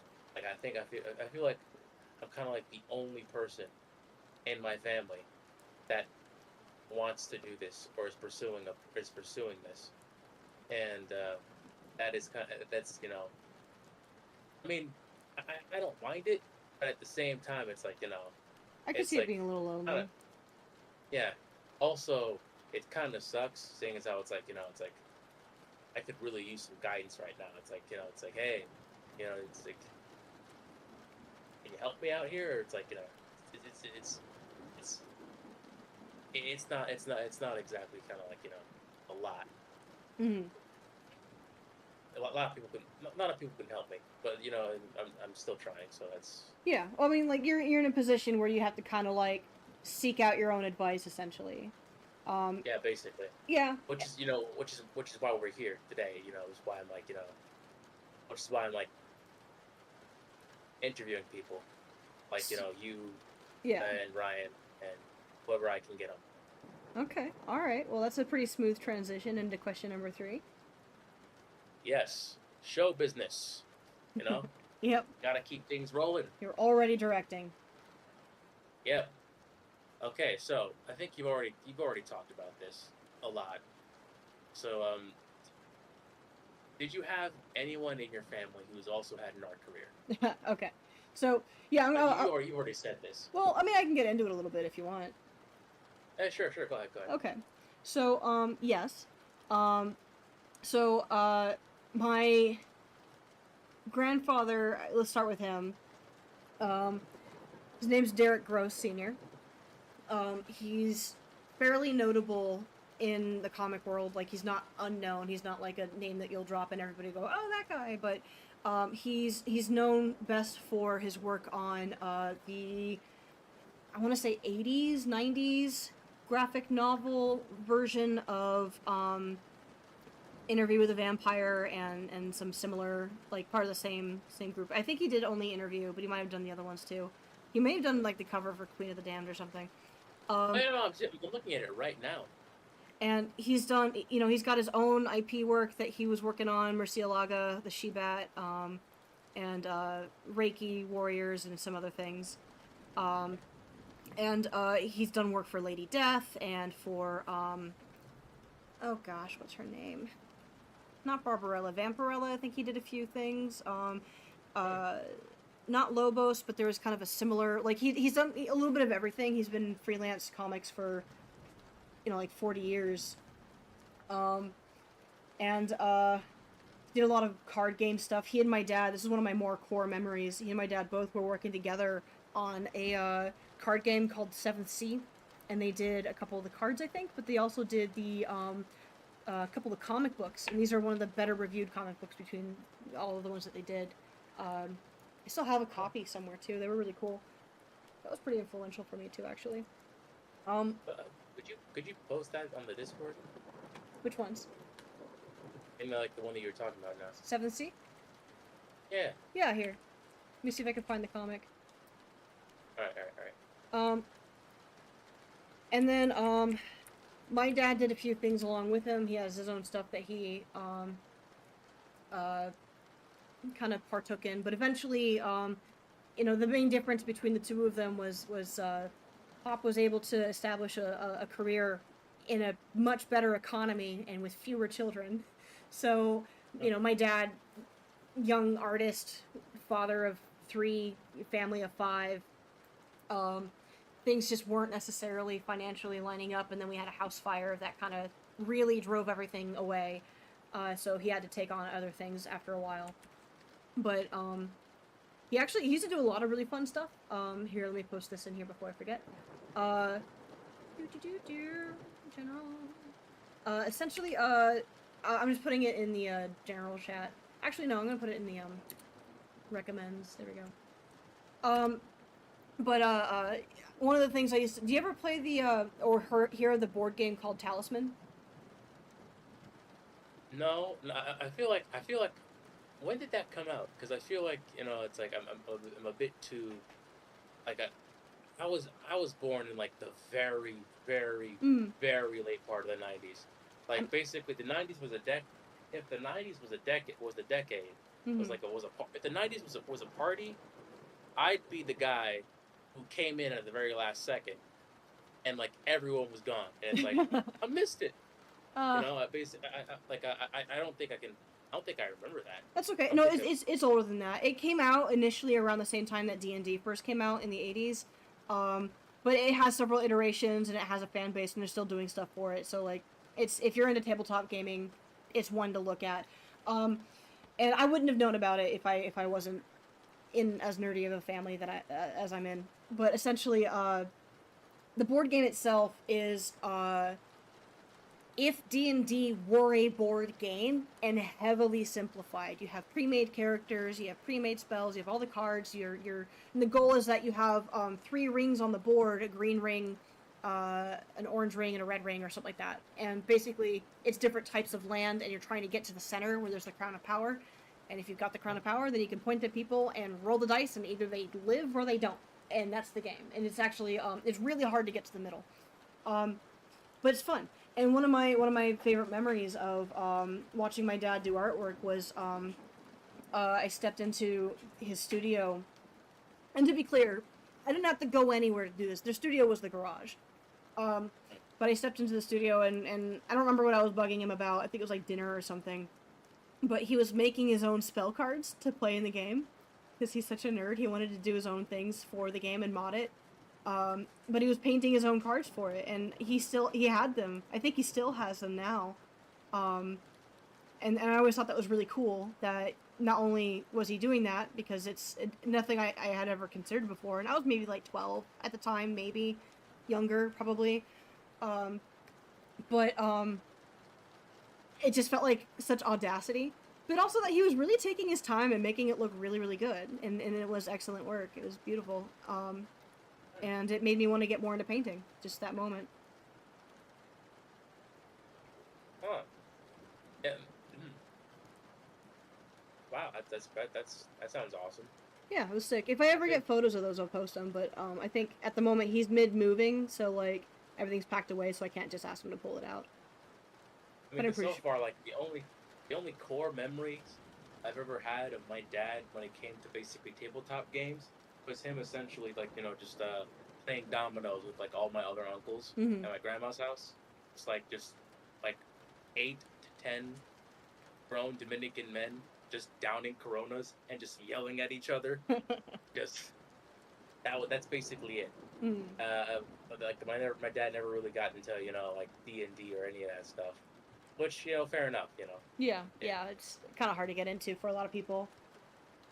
Yeah. Also, like it's like I could just imagine that just like I could just imagine like my dad like just like shouting in Spanish like roll again, like my charisma is at like I got enough charisma points.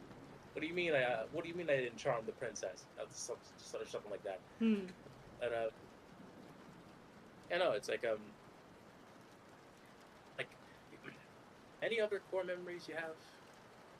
Art-wise? Like sure. Yeah. I mean, with your nothing like super intense. Like it's one of the things that I don't really. I have mixed feelings on this. So I never really asked for a lot of help with my artwork when I was a kid. It's not something that it just didn't really occur to me. It's not like an effort where I was like, I'm gonna do my own thing or anything. It just they drew and I drew and that was cool and I didn't think about it. I was a little bit of a creature in that way. I still kind of am in a lot of ways. Occasionally I would ask Dad for things like, I'm having trouble with these hands, and he would help me out with that. And he'd like to draw stuff for us. And so this kind of leans into two things. Because I always did my own thing, and I let them do their own thing, and I just didn't really interfere, because if I went into the studio, I didn't want to be a distraction, and there wasn't really anywhere for me to sit, because it was also the garage. So it was like their chairs, their desk, their mess of art supplies, and then like the laundry. So there was nowhere. But I would occasionally like peek in and just look, and there's just something about seeing people that you look up to in their element, and just seeing these two men just sitting at their desk, heads down, occasionally chatting or smoking a cigarette or whatever, and just working. Just always struck with me. And I feel the same way about pretty much most of the people who I've ever looked up to, seeing them do their work and being in their element. There's just something kind of romantic about it, It's the same thing that you see with people talking about, like, Miyazaki, where, like, they just show him at his desk and he's doing his thing, and it's just like, yeah, there's something poetic about it. Because there is. The other thing, though... I was just go on. No, go ahead. I was just going to say the other core memory is that, like, because Dad was really good at it, and he was also... he and my mom both were really creative. Like, my mom would also... Like, they met in art school. My mom would occasionally come home with, like, paintings and works and stuff that she did that were a lot of fun.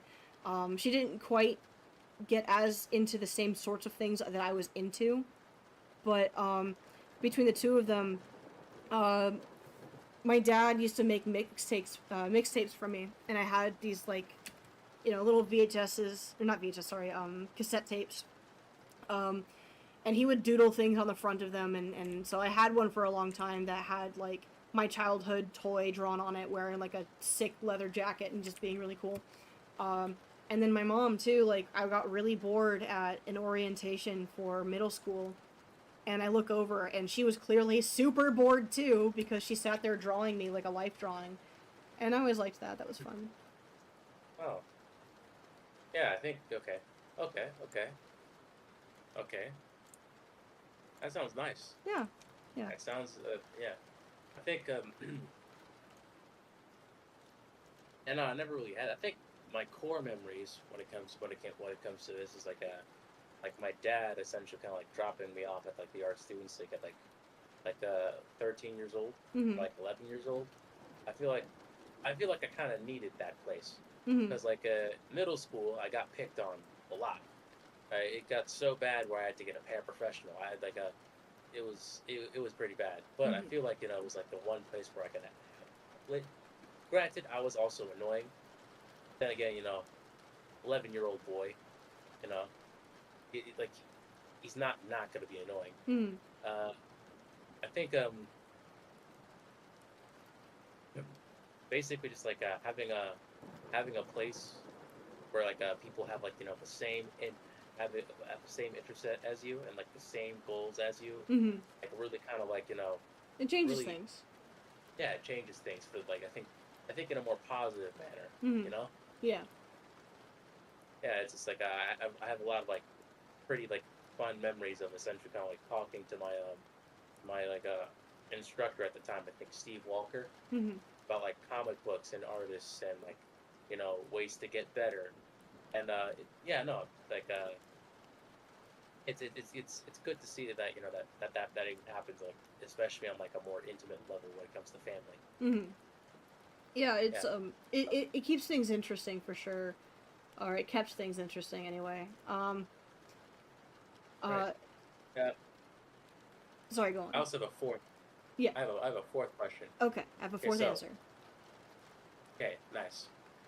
What were your highs and lows when it came to when it came to like this industry or like your journey as an artist? Um that's a big question. Um so I think I had this counts as both. I'm not going to share all my lowest. It's very personal, but there's this idea that I had that at the time was definitely being enabled by a lot of people around me. And to be fair, they weren't wrong, and neither was I, but I was wrong about the manner in which I did it and what I was doing and everything. But essentially, that I didn't need to look for consistent studio work. I could forge my own path. And that's true. And that's still something I think is true. And it's literally what I'm doing right now. But at the time, I wasn't going about it smart. And I didn't think I had to be as strategic as I definitely feel like I needed to now.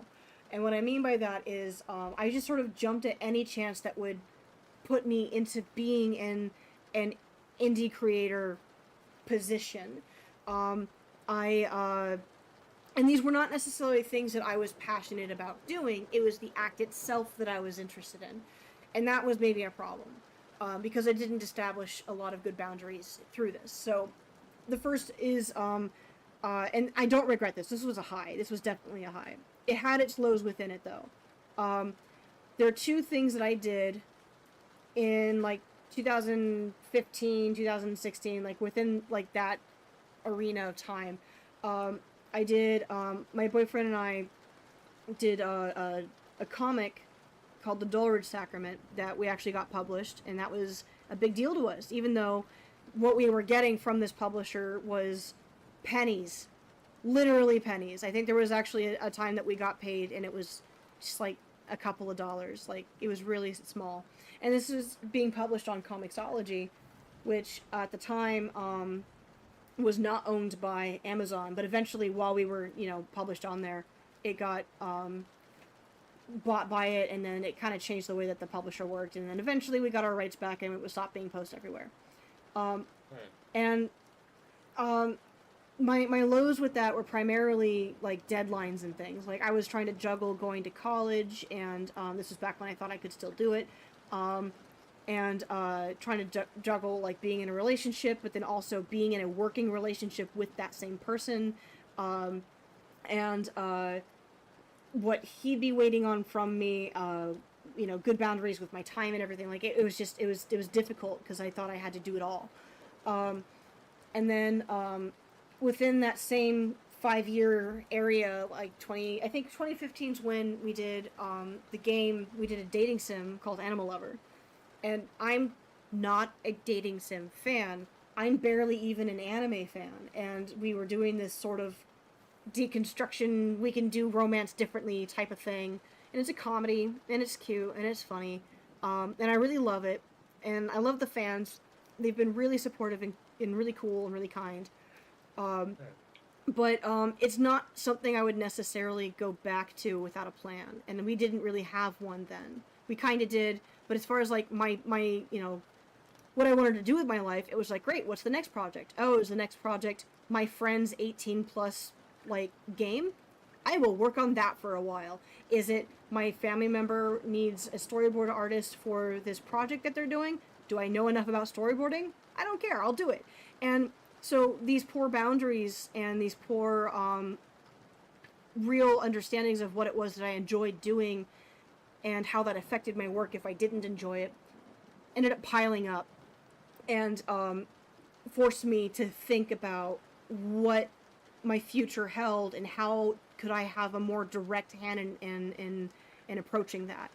And that's what led to today, which is, I've got a better handle on what I want to do artistically. I am pursuing it literally as we speak. Um, and I know what kinds of projects I would look at and say no to and why I would say no. It's a really important skill to learn how to say no. It's hard. Oh, okay. Yeah. No, it is. It is. I think I kind of have that issue too. Saying no too much or too little? Saying no too little. I don't know. I could be. I think one big like high was I think okay. I think one big high. I don't think I've had a high yet. I think one big high was I think like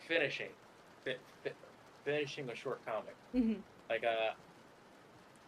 I one thing I had this habit of doing was I'd start a project and then I would never finish it. Mm-hmm.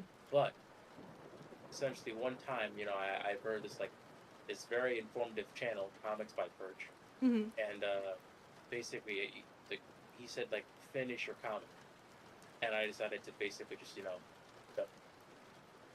just bunker down Mm-hmm. and essentially just finish just finish it, just finish this shitty Legends of Zelda fan comic, and I managed to do it, and so far like my sister showed it to her friends on social media, and basically they liked it a lot, and that That's was sweet. like a big high for me. That's awesome. Yeah, like and then one low is I think there are way more lows than highs for me. Hmm. I think one low was essentially it's like not going into college like like not going into college without with intention. I think one thing about I went to SVA, and it's Mm-hmm. like this very big very expensive art college, and basically I didn't exactly have like a like I despite the fact that it was like this very prestigious quote unquote like college. I I just thought I still treated it like it was kind of like just another phase of my life. Like, hey, it's like, okay, I'm going to elementary school. Okay, I'm done with elementary school. Okay, middle school. Okay, I'm going to middle school. Am I done with middle school? Finally, thank God. Hmm. High school. And am I going to high school? Going to high school? It's like, oh, I'm done. Okay, college. And then essentially, it's like I kind of treated college like just like another thing. And also, I think one big low is not like it's not looking for like an internship. But then again, it's like it's kind of hard finding a publishing internship. Mm-hmm. I think, which is kind of like why I'm impressed with how like you managed to kind of like get published by Comixology, especially with your boyfriend. Like, I feel like back in college, I was a bit of like a mostly very immature jackass. Like I feel like it's true. Like basically, it's like even before I was kind of a dumbass. Like it's like I said back in like Ryan's like podcast. If like you could tell me, if you could like, if you could ask me, what's a deductible, or what, how does it like, or what is revenue, or how does a business make profit? Hmm. Like What is I'd be Esquire like really? I'd be like I'd be silent. I'd have an idea. I'd like noodle. I'd like try to like sound smart, Hmm. you know, but like really I wouldn't know the answer. But if you ask me like, hey, name 5 porn stars, I just I'd be rattling off words, and then it's like I'd be it's and basically it's like also this was also during the time of the pandemic and like loneliness. I got more into like cringy manosphere content, Hmm. and it's like it's like not only would I have been mature enough to basically kind of like I'd finish the work, but it wouldn't be as professionally polished as I hoped it would be, or the publishing hoped it would be. I wasn't exactly ready. I was good, Hmm. but I wasn't ready. Also, I feel like it's like when it comes to like holding professional relationships or even just relationships in general, I'd just be I I also like be terrible at that because like it's like I was the guy that'd be like you know want like 80% of women only go for 20% of men. Like that, like a fucking idiot. No, it's yeah no. Basically, I feel like one big low was like not being intentional, Hmm. and I think not like keeping in contact with any of the friends that I had because I feel like the one thing that I did right in college that I feel like I kind of lucked down on despite my obvious jackassery was basically making friends with very cool people. I Hmm. think there was like one I think of like the 3 friends that I remember the most. One is Fabian Banu. He is a very amazing like a digital painter. There's Simon. He's a bit I forgot his last name, but he's an Italian guy who Hmm. does like comics in Italy. And then there's like I think Kevin. He's from China, and he is doing I think advertising right now. Hmm. Hmm. And I never really got to stay in contact with any of them. Not because like I feel like it's like they're the only friends that I had, and like I feel like me being a jackass, I feel like I've already like pushed away like most of like my classmates in college. So I feel like it's like my big low was like not getting into college, not like going to college, not only going to college, but like doing so without it's kind of like what's the plan here. So like Then kind again, of it's like taking I don't know. your time for granted essentially is what you're saying you were doing. Yeah, Yeah. but at the same time, it's like I was 17. Yeah. I was gonna I say like like that's a pretty in big my defense, factor. in my defense, I was 17, Hmm. and like my brain wasn't developed yet at Hmm. all. And like I said, you know, if you asked me what a deductible was, I'd be silent. But if you asked me the names of like, have you got like 5 potential adult female performers, I'd be like I'd be Albert Einstein. Hmm. Um, yeah, but no, I think those are kind of like my highs and lows, and I think I'm trying to rectify that by essentially kind of just Doing the having more opposite. purposeful. Yeah, I think yeah, more purposeful study. Hmm. Like networking with people, Hmm. going to events. That's good. Well, I think one big thing was like the pandemic. I stayed inside all the time, so no conventions. Sure. But yeah, no, yeah, yeah, those are my highs and lows. So like that's the thing though is like I and forgive me if this turns into a little bit of a psychoanalyzed thing because I'm really not trying to be like that. So obviously you don't have to answer anything that I'm saying here, but like Go ahead, Doctor Freud. well clearly it's okay now. But I kind of have this impression that you hang on to a lot of guilt about how things happened in the past, but like you're super young still. The things that happened in the past were like yesterday. You don't need to. I don't know. It feels to me like this self-deprecation is lingering longer than it's welcome, and you're sitting here genuinely arms open, accepting and looking for change, but the more you linger on the things that make you feel guilty while you're trying to change, the harder it is to allow those changes to happen. And I'm not, obviously life's not like a switch that you can like flip and go like, well, I'm not thinking about this at 3 a.m. anymore. But there's a degree of like forgiveness that I think needs to happen. You're right. You were like 17. That was years ago. I was a jackass too. I've actually found people again, or like randomly met them again for the first time in years, and approached them and say, "Hey, listen, it's really good to see you. I was an asshole to you in high school. I'm sorry. Like that sucked." There's people in my adult, like early adult years, that I would love to do the same with, but I'm frankly nervous to reach out to them. But you know what I mean? Like, um, that recognition alone is maturity, and that's a good thing. And I think that rather than dwelling, or if you feel that you're starting to dwell on something that makes you feel negative about it, just remember that you're like taking active measures to change these things, and that in itself is a really good thing. And the fact is that you're self-aware, and that's also a really good thing. And that's reason enough not to, ignore the things that made you learn a lesson, but to at least acknowledge that you're not a shitty person, because you're not. Thank you. Also, this might be a bit, mm,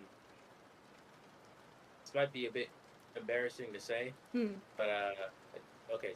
Do you know, a certain screenwriter by the name of like Max Landis? Yeah, I'm aware of Max Landis. Yeah, I think back when I was in, I think back in college and like late high school, I was a huge fan of him. Mm-hmm. Like, I liked his, I liked his work on Chronicle, and Yeah, I liked Chronicle's his good. I liked his work on fan fiction. When the scandal came out, I was like a huge like denial, like you didn't do it. Like it's like Mm-hmm. and like it's embarrassing to say it now. It's Sure. like it's like it's just like one, it's like it's none of my business, and two, it's like I don't know the guy. Why should I be so invested? And three, it's like it's like he probably did it, and but I kind of like wrote this giant essay on like why he's probably in it, and that took most of my time, and it's just like I deleted it, Mm-hmm. it's gone, Mm-hmm. but like at one point I gave it to my professor. It was yeah no it's just it's yeah no You're- Sorry, go on. I don't mean to it's laugh. It's just yeah no you're right no it's like it's I think it's something that I should move on from, but it's like it's like you look back at yourself Mm-hmm. when you were like that age and Mm-hmm. like all the stupid shit you were doing, and it's like sometimes it's like God damn it, it's like I was that person, and like I don't want to do that again. I don't want to be that again. You Well, know? yeah, I mean that's the thing though, is that not already being able to recognize what that was and what where it came from or whatever. Like it's understandable that especially younger people have this sort of need to defend the people they look up to. Like for whatever reason that you look up to them, it's Yeah. there's this idea. I don't think that they necessarily even are aware of that maybe it's a reflection on themselves that this person's a really bad person, or they don't want to believe that somebody who could make something that they look up to or that they get inspiration from could be a bad thing or come from a bad person. Um, Mm. and it's understandable that a lot of young people sort of act in that manner. Like there's young women that were doing the same thing for like R. J.K. Kelly. Rowling and R. Kelly. Oh, a lot, yeah, right. And um, and so like on one hand, like I can certainly understand like the shame that might come with those feelings, but like you're not by virtue of recognizing that this is a thing that happened. You now know to slow down when you're having these feelings and then address them, right? Like that's just growing up, dude. Like that's just being 10 years older than you were then. Uh, you're gonna be like 35 at some point, looking back at this conversation and thinking like kind of the same thing. Like, man, I used to worry about these things, but now I don't because you're No, old I feel now. stupid then too. No. Right? Yeah, no, I was a hyperactive little like egotist when I was in my early 20s and in late teens. I was an envious little creature, and it was not a lot of fun to be around. Um, I've only gotten more patient over the years because of that same naturally occurring sense of patience that happens with age, but also because when you're a teacher and you're around people who are crazier than you are, you have no choice. So I think working with kids was really helpful. Right? Like, I work with kids too, Mm. and it's like there's some kids who are like, it's like this kid is like, she's very he or she is like very sweet or very smart and gifted, and it's like, it's like, oh, they're easy to be around, and then some other kids are like, it's like you can't just like you can't take like a day off, you can't like lie to your parents and pretend to be sick. Like Yeah. I know multiple methods from word of mouth. Like you could like boil some water, or put it in a bowl, get a thermometer that your mom keeps, put it in the bowl, hide it under the bed, pretend to be sick, give it to your mom. She'll believe you. Please do. Because like some kids where it's like, it's like it's just it's just like It's a lot of different personalities. yeah, it's like also some of them like I I work with a lot of like little girls, Mm-hmm. and some of them are quite handsy, and I don't know how I feel about that, you know. Yeah, little kids get like cuddly too. Like when I But work like with a lot of different age groups, and like the smaller the kid, if they get bored, they'll just like lean on you while you're trying to do whatever you're doing. And you're just like, yeah, okay, all right, buddy. yeah, yeah, but I don't know. I feel like it's like I feel like it's in my case where it's like she kind of like has like the boundaries of like a 50-year-old ad exec with the secretary, where it's like, hey, go get the facts that the guys in finance sent for me, and then she turns around, he smacks her on the butt immediately. Hmm. I That's the mean, type of like, it's like let's just that's like reprimand that's them just for that. wild to me. Just don't do that. That's all. That's all you got to tell them. It's like don't do that, and then they won't. Yeah. I'll keep that in mind. But take another question. Mm-hmm. I think it's like the second to last one, and then I'm not sure we could like talk about whatever. Hmm. Okay, so how have your views on what's cool and what isn't cool changed over time? Um, cool in like what way? Like cool as in fun cool, or cool as in okay or not okay? Like I think like just I don't know artistically. Okay, yeah. So like cool, fun cool. Okay. Yeah. Honestly, I have a greater appreciation for people who do things that would be considered bad. Um, and Really?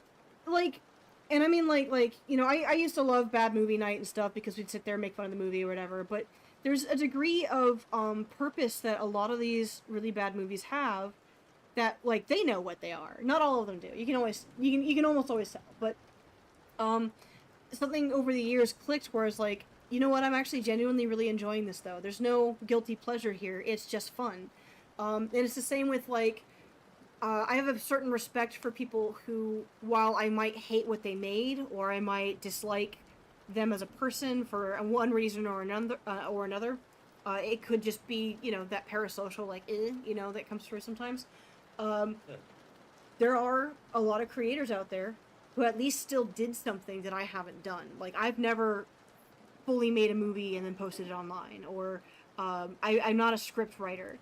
I'm not a huge fan of the Nostalgia Critic or the crew that he worked with. They just weren't really part of my scope of the internet. And what things I did watch of his, I kind of grew out of. But he still made like 4 movies. Like those are still 4 whole movies. Yeah. And like that's cool. Whether or not they're good is the question, and that comes more to opinion, and then also like what you know about technical stuff, or whatever. And I can be a little snooty when it comes to that kind of thing, but the fact is that he still did it. Like they still made the money and spent it to do a thing that would have been difficult to do, and not everybody does. I was talking with Ryan the other day about my disdain for the artist Mr. Brainwash. He's still basically Wait, I thought you were talking about. like Shadman, that guy. Uh, No, the no. there's no respect for him. He doesn't get it. He's not allowed.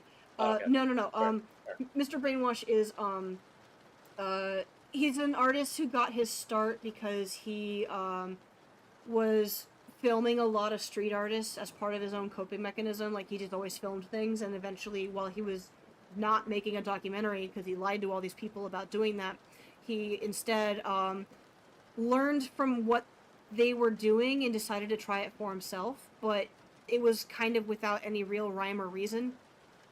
There wasn't really at first. I can't speak to how he does it now. Um, there wasn't really a full understanding as to like Andy Warhol took this image of this soup can and reproduced it 80 times with different colors, and so that means I can do that too, and I'm gonna do it with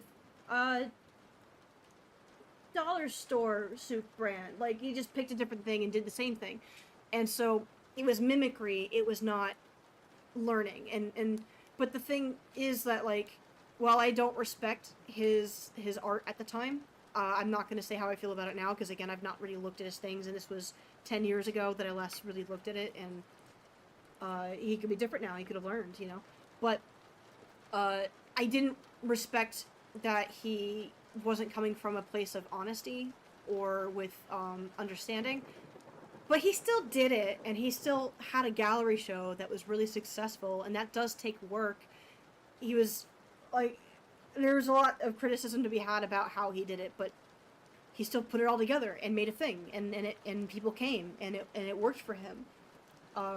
So there's that to respect, and that's cool. That's awesome that he tried something and did it. There was a point in my life when I was younger that I would have seen that as being like, yeah, well, that's how you do things. But, I mean, the thing that he did still wasn't cool, and therefore it's not cool that this happened. But not a lot of people follow through on the things that they say they're going to do. Like, how many collaborators meet up online and they're like, yeah, we're gonna make a game together, and we need musicians and stuff, and then somebody falls out. It's constant. People don't follow through. And so when it happens, it's just really interesting to me. Even if it's really, really, really bad. Like, All right, really bad. all right. Yeah, no, I think I have the same thing like with bad movies and bad comic art. Mm. Like like one bad movie that I kind of really respect was I think Tommy Wiseau's The Room. Oh, yeah. Yeah, he did it. He Yeah, did the thing. he did the thing. He sure And did. honestly, it's like one of the more like well-known movies out there.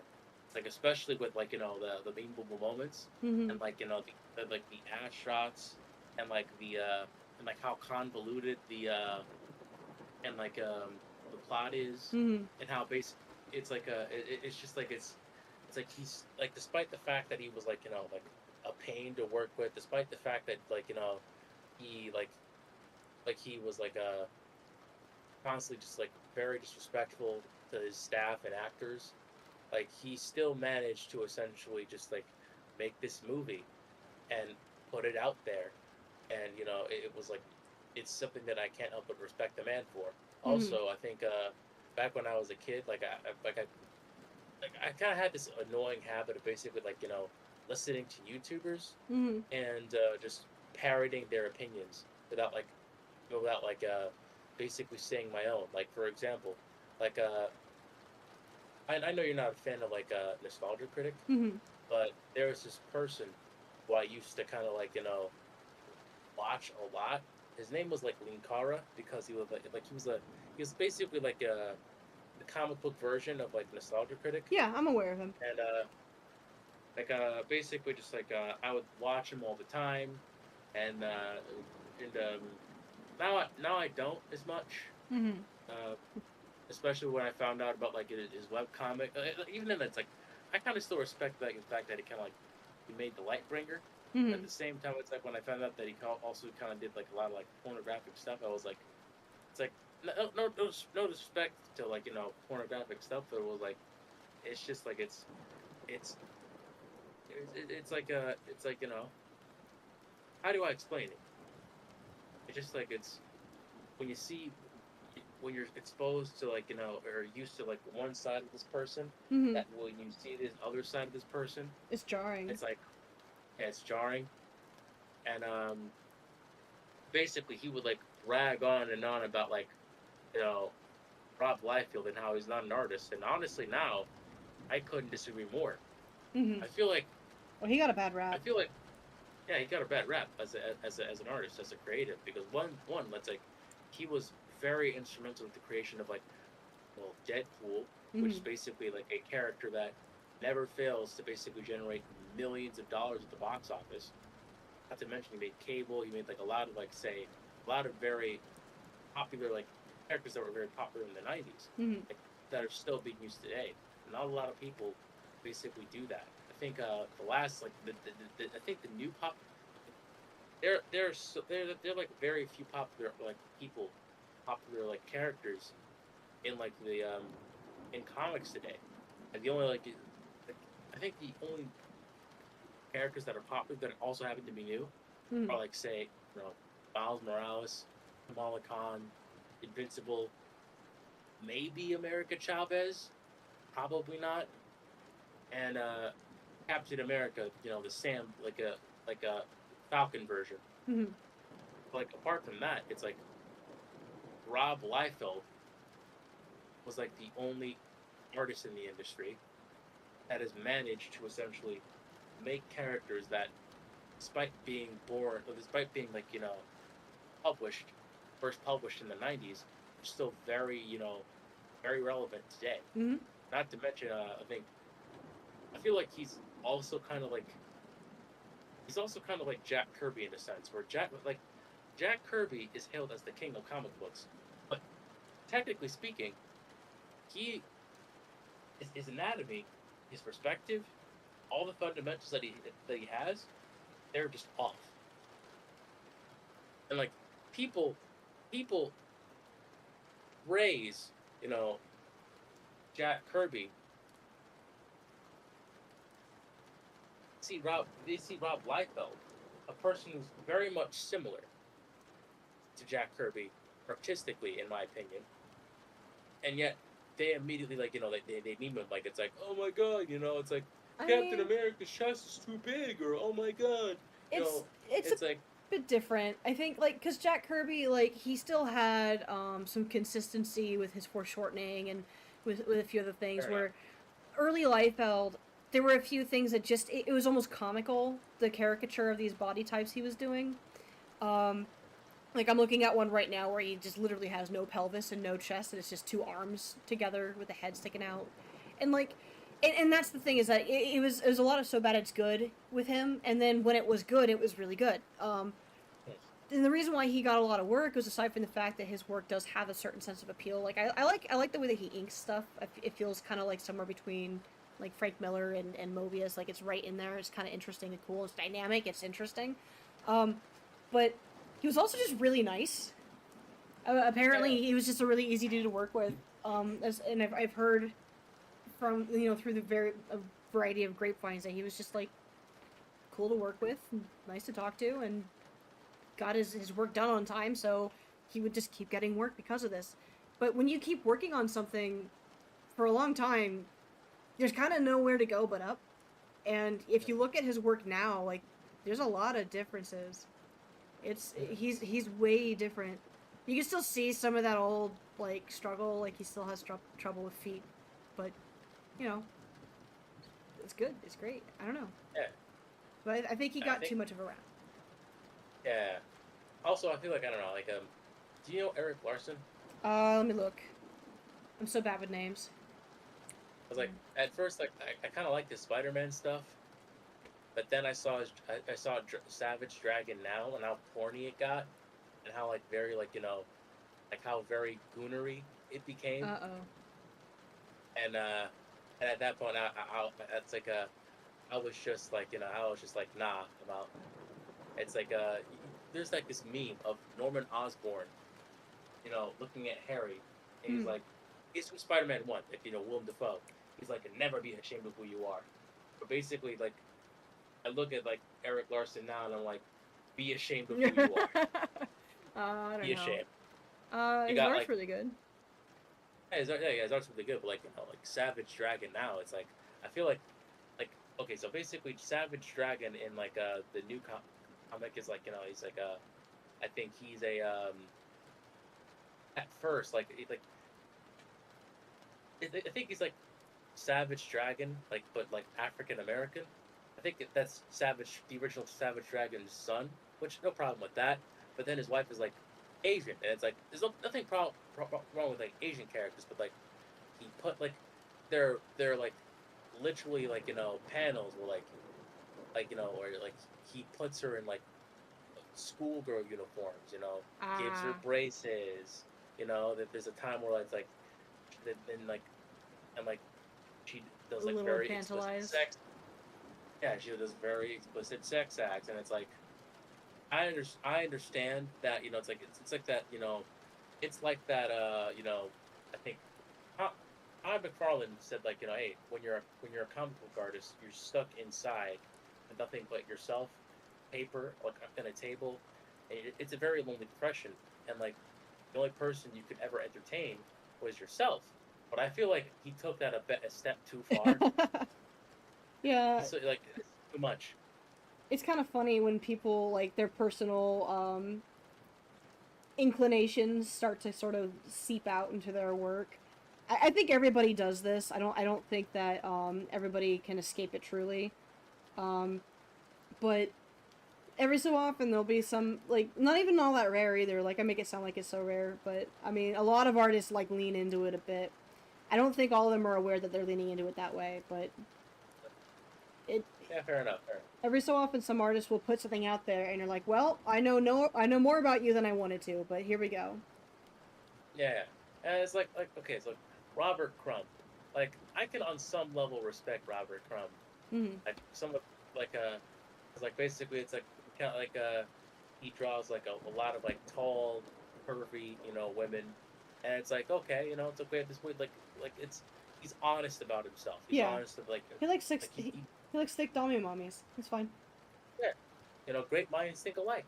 Just no and it's but like it's like it's like at for Eric Larson it's like at first this is like a super it wasn't super serious like there was some elements of sex in there Mm-hmm. like it's like it wasn't exactly the entire thing. It wasn't the entire like burger. Like there was The still whole there burger. was still there was still lettuce. Yeah, There was still ketchup. There was still onions. There were still pickles.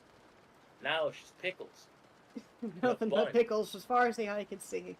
You know? Yeah, yeah, I totally got it. Yeah. I mean, also, what was the thing I also thought was cool, but now I think his name. Oh, I think Max Landis. That's one thing. I think he hit his proclivities pretty well. Not as well as he'd like to think. One of the things Yeah. that kind of happens when you live in Los Angeles is that you know a lot of people who know a lot of people. It's a big town, but it's a small industry. And so, Yeah. like, all it takes is for one of your neighbors to have worked in catering one day to be able to tell you, hey, that one actress you really like, she's, like, gonna get The worst. divorced. And then, like, Oh, three really? months later, it happens. And that was one of the things. There was kind of this sort of known unknown. It was that he was into some freaky shit. He had this Yeah. cult thing he was doing. It was the same with oh my god, what's their name? The guy who plays the Flash, Ezra Miller. Ezra Miller. Yeah, everything that Ezra Miller's been doing has been like, oh, I don't know if they're still doing it or not. That person needs to get off of drugs and into jail. But it's like so you almost become like every so often you're living in TMZ without having wanted to live in TMZ. So now you know things, but you don't want to know these things. I know too much. I know too much. Yeah, like when Kevin Spacey was another one where it was like when that all came out, I didn't know. You don't know, but you're like, yeah, I heard. Ugh, horrible. Yeah, I think. Yeah. Also, I think I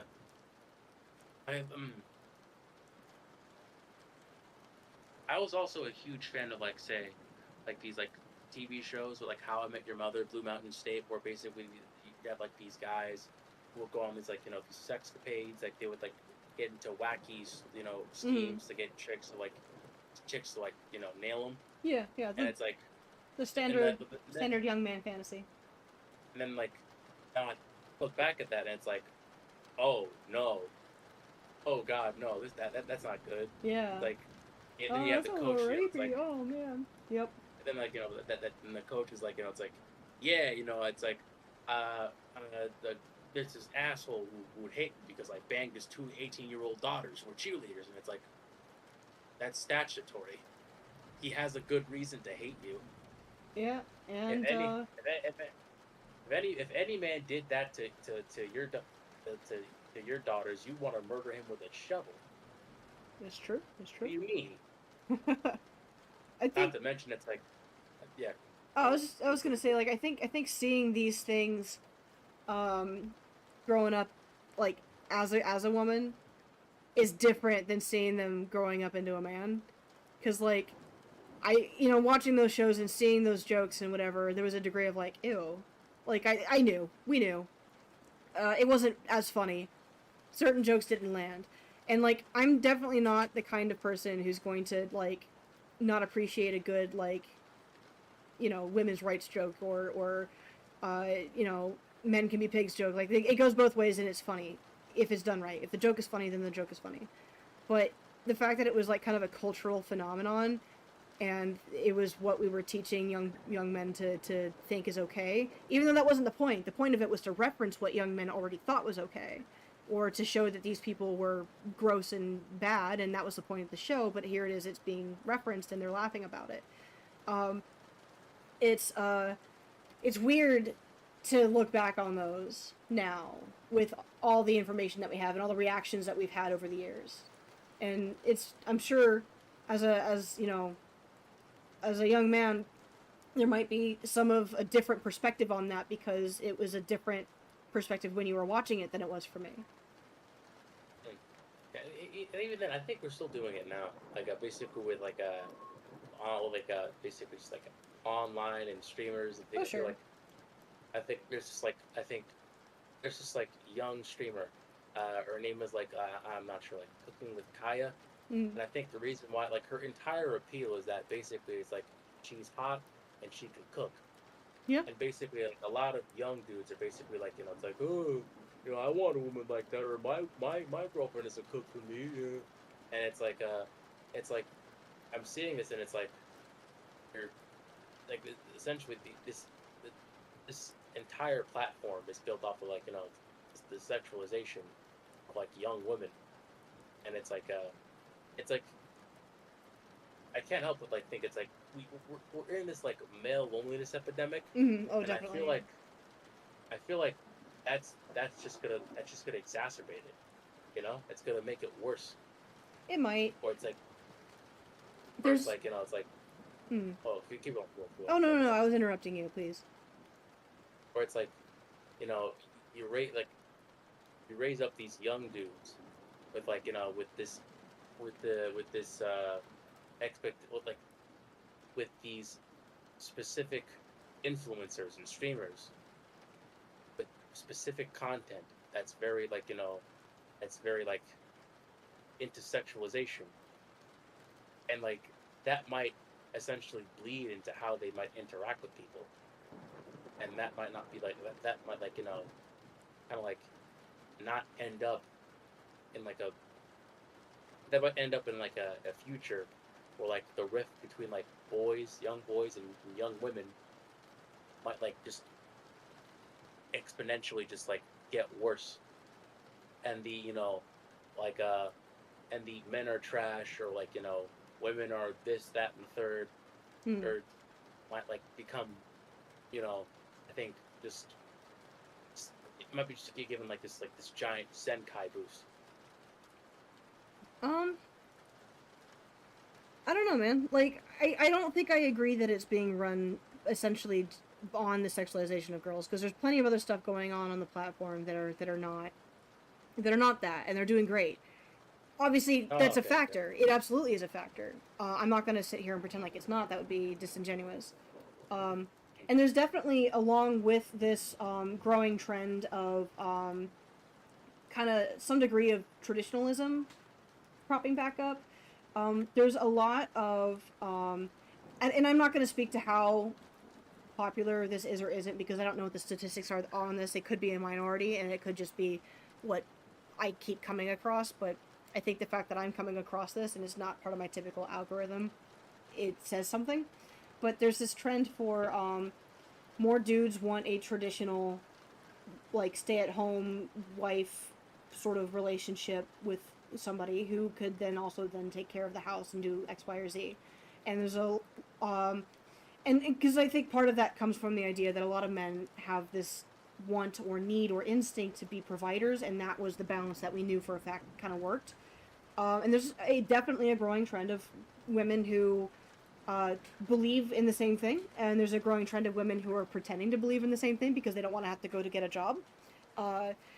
So this whole trad wife thing is definitely popping up at an interesting time with the growing, issue. And I hope it's not growing. I hope it's actually starting to cut back. I don't know what the information on the male loneliness thing is like right now. It's not something I've been looking into recently, but it's it's definitely a thing. I've watched it happen in front of me more than once. But I think ultimately what's going to end up happening is because a lot of this ends up being something touted as something as being a reaction to like the growing anti-trad stuff, feminism, whatever, is that we're going to eventually find a balance. Like, women are going to start to feel like it's okay to just go ahead and be a stay-at-home mom if that's what they want to do, because that was the whole point of feminism, was do what you want to do, and if it's this, it's great. If it's getting a job, it's great. You should be allowed to do those things. But everything works in extremes, right? That's just the pendulum swings culturally into massive directions.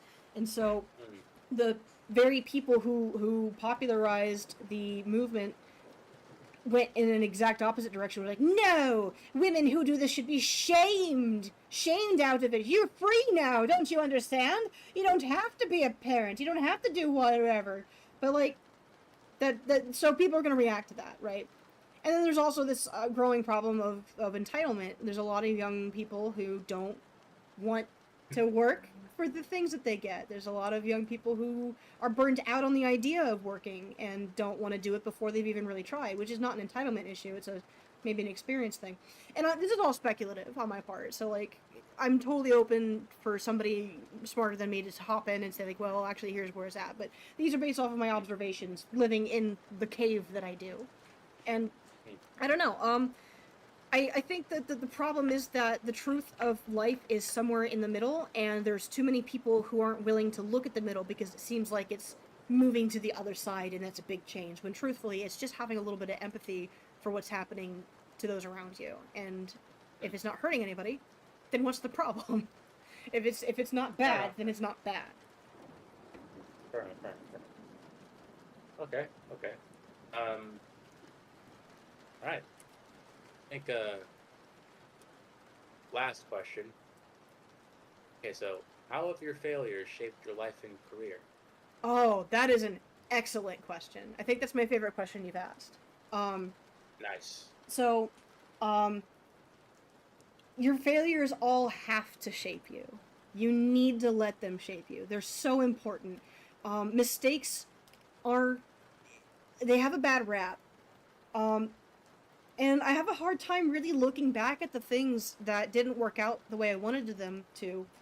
I have a hard time looking back at them as mistakes.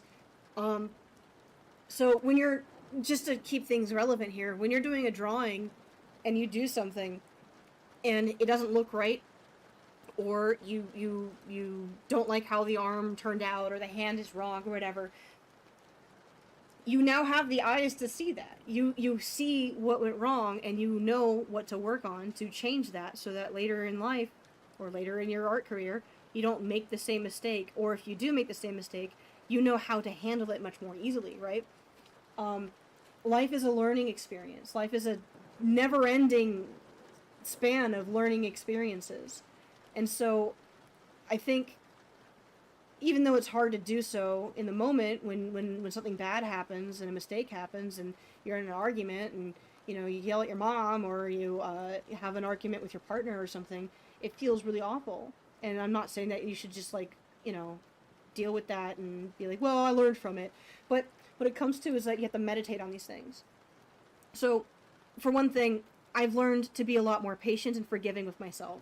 And that's a huge thing. I used to be so insecure. And I still am to a lot of a degree, but I have a better handle on keeping that voice in check because it's wrong. and that's been very good. Learning how to hear the voice that's telling me all the things that I'm doing that aren't working, or all the feelings I'm having that are negative and why I'm feeling them. I've learned to analyze them, to listen to them, and to respectfully critique them. So I've been able to turn it off in a sense. And that's not what I wanted. Hang on one second, I'm losing track of what layer I'm on. Okay, so as an example, I never really loved my work, but every so often I would look at it and go, you know what, that works. And I started at some point over the last few years deciding okay, I like this feeling when I look at my stuff and I think, man, I like that. That's really good. How do I keep that going? Because that is a positive influence on my ability to stay artistic. It's a motivator. And so part of what drove that was then my, how do I only draw the stuff that I want to draw? I stopped taking on work for other people. How about that? Let's try that. And I make more time at least to do the stuff I want to do. And that really helps because I still had to take on work from other people because it was my job. But forgiveness is a really difficult thing to apply to yourself. You can forgive, your best friend for slipping up and calling you a slur or something, and you can talk it out and be cool about it and mature, have that conversation. But then go right back around again and call yourself that because you're mad. In your own home, in your own house, in your own brain. That's so violating, right? To have these negative feelings control you, but you're allowed to forgive other people. You are not the exception to your own thoughts. You're not the exception to your own morality. So I've been able to kind of take those ideas, I gotta move this arm over, and try to apply them. Try to give myself that forgiveness. Hey, I didn't do this thing that I really wanted to do, and now I feel bad for not having done it. How can I remedy this? What would I tell somebody else if I was going to remedy this for them? Because I'm there for them, but I'm not there for me. And so with all of these different things, because I know that's a few different concepts kind of boiled into one string of words, I can look at my work now, and when I say I like it and I love it, it's genuine. I love my art. And it's because I've been able to step back and find the things that I like about it. My art is an amalgamation of all the things that I like. Why shouldn't I like it? I love goofy, fun expressions. I'm going to put that in there. I love history. If I've got room for it, I'll throw it in there. I love beefy arms. They're fun to draw. I like weird eyebrows. They're fun to draw, so I'll throw it in there. So why shouldn't I enjoy it if it's the things that I like? Even if I'm drawing something I don't like, there's a way to make it. There's a way to make it the way you like. So that's something I felt became really helpful. One thing I would say is a mistake, and it's not really my fault. This is something that carried over from childhood, was I didn't really take the time to understand myself. And this isn't anybody's fault. This is just a mixture between the way I was raised, the difficulty it was for me to be raised, a lack of understanding of what I needed cognitively and stimulant-wise, education, everything. And I genuinely wish that I had understood sooner. I wish I had the space to understand sooner. But regrets don't really get you anywhere. It just makes you feel bad about things. And I can look at today and think of, well, given what I've been able to learn about myself over the years with where I'm at currently, I mean, things are hard, things are difficult. I'm still a starving artist. It's not an honorable place to be in, to be that, but I'm doing it, and I'm learning, and I'm in a place where things are okay. They're not like head over heels great. I'm not like making millions of dollars, and I don't have a hot chick next to me to cheer me on and blow on my cards, but you know, things are good. And it's nice to feel like I can say that and be honest. All right. All right. Does that make sense? Like, I That's feel like it actually was really vague, but I feel like that was also a lot. Does that make sense? no. It makes sense. It makes sense. It makes sense. By the way, like October, I am going to Lightbox Expo. I have the hotel and the tickets down. Oh, I don't yeah. have the plane down yet, but I will. Hmm. If I think you said you were like nearby. Maybe we could like just hang out. That'd be cool. Yeah, we can get lunch or something. Yeah, that'd be nice. That'd be nice. For sure. Okay. And that's like an Okay. open invite. I know that like I've only got a couple people on my stream. I don't know who's watching yours, but if there's anybody out there who's coming into to Pasadena for Lightbox this year, like hit me up. We'll get lunch. Yeah, you can sit at the cool kids table. We're the grown-ups table know? now, guys. Yeah. Your aunt can't tell you to sit with the kids anymore. No. Sit next to your cousin Bob, next to your cousin Jim Bob, who would put carrots up his nose. Oh, I love Jim Bob. Come on, Jim Bob. Put more carrots up your nose. It's funny.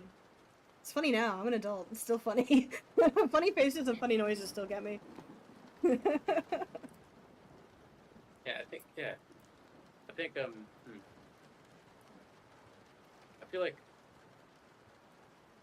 I think I'm going kind of going through the same thing that you are. I think I think you and Ryan said the same thing about like self-deprecation, Mm-hmm. and I feel like I'm still in a place where I'm very insecure about myself, Mm-hmm. especially especially around like around people, like I think mostly around like women, Mm-hmm. and sometimes I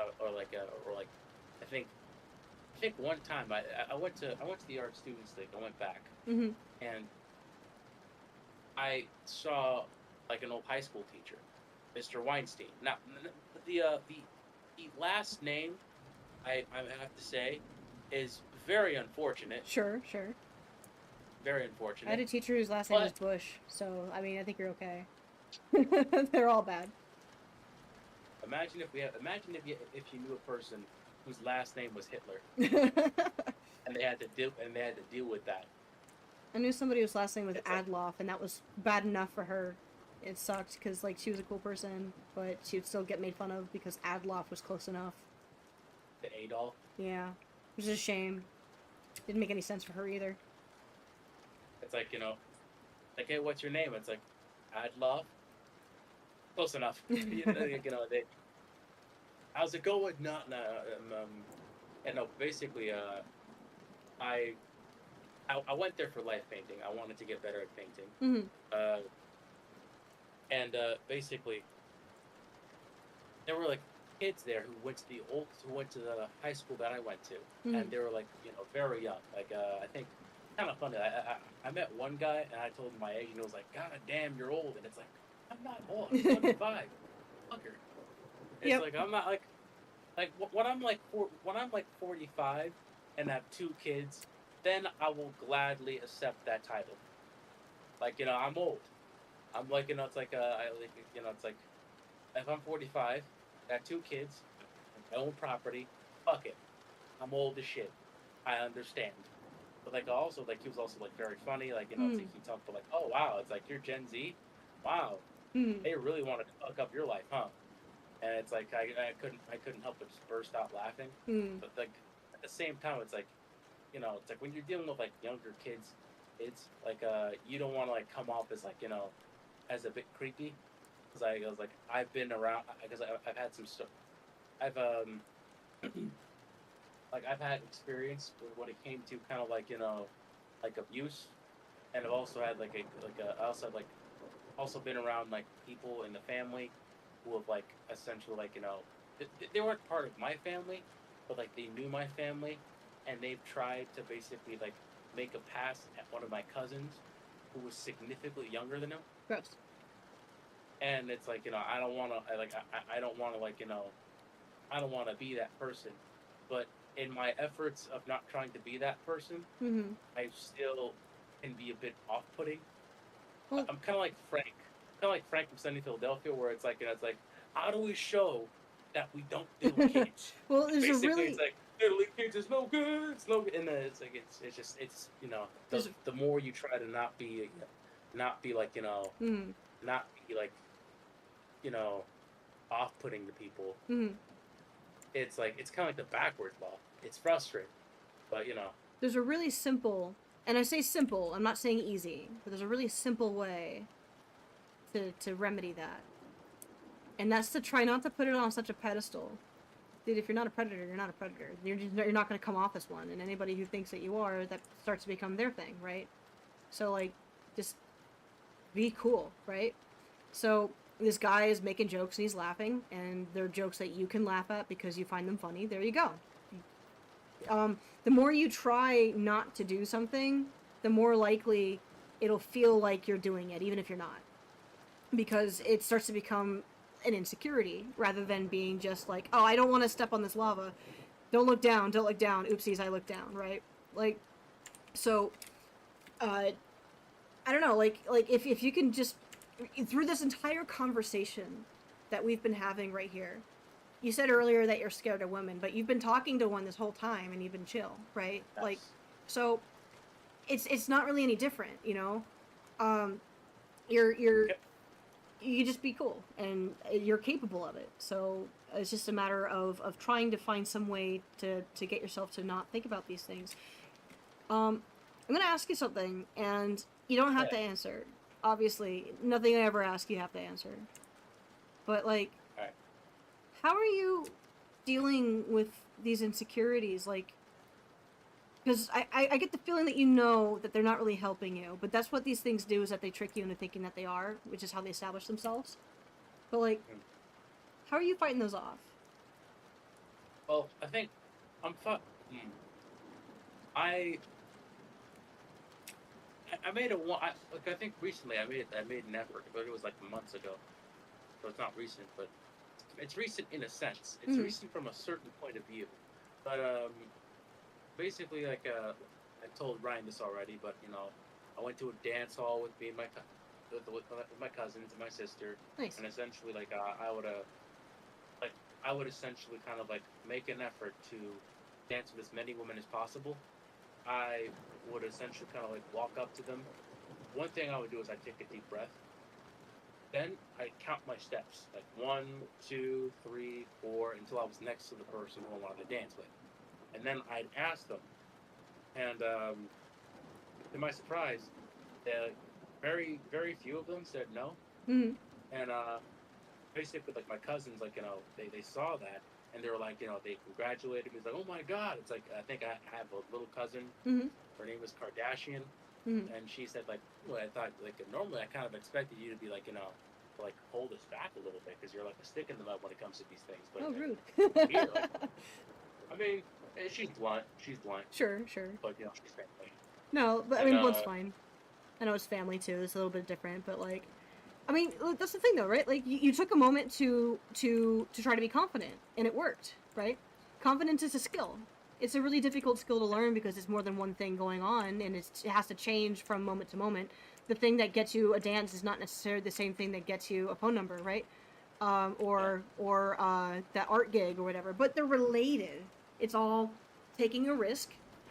Once you accept the idea that you might look like a goofball and somebody might laugh at you, it becomes easier to do the thing.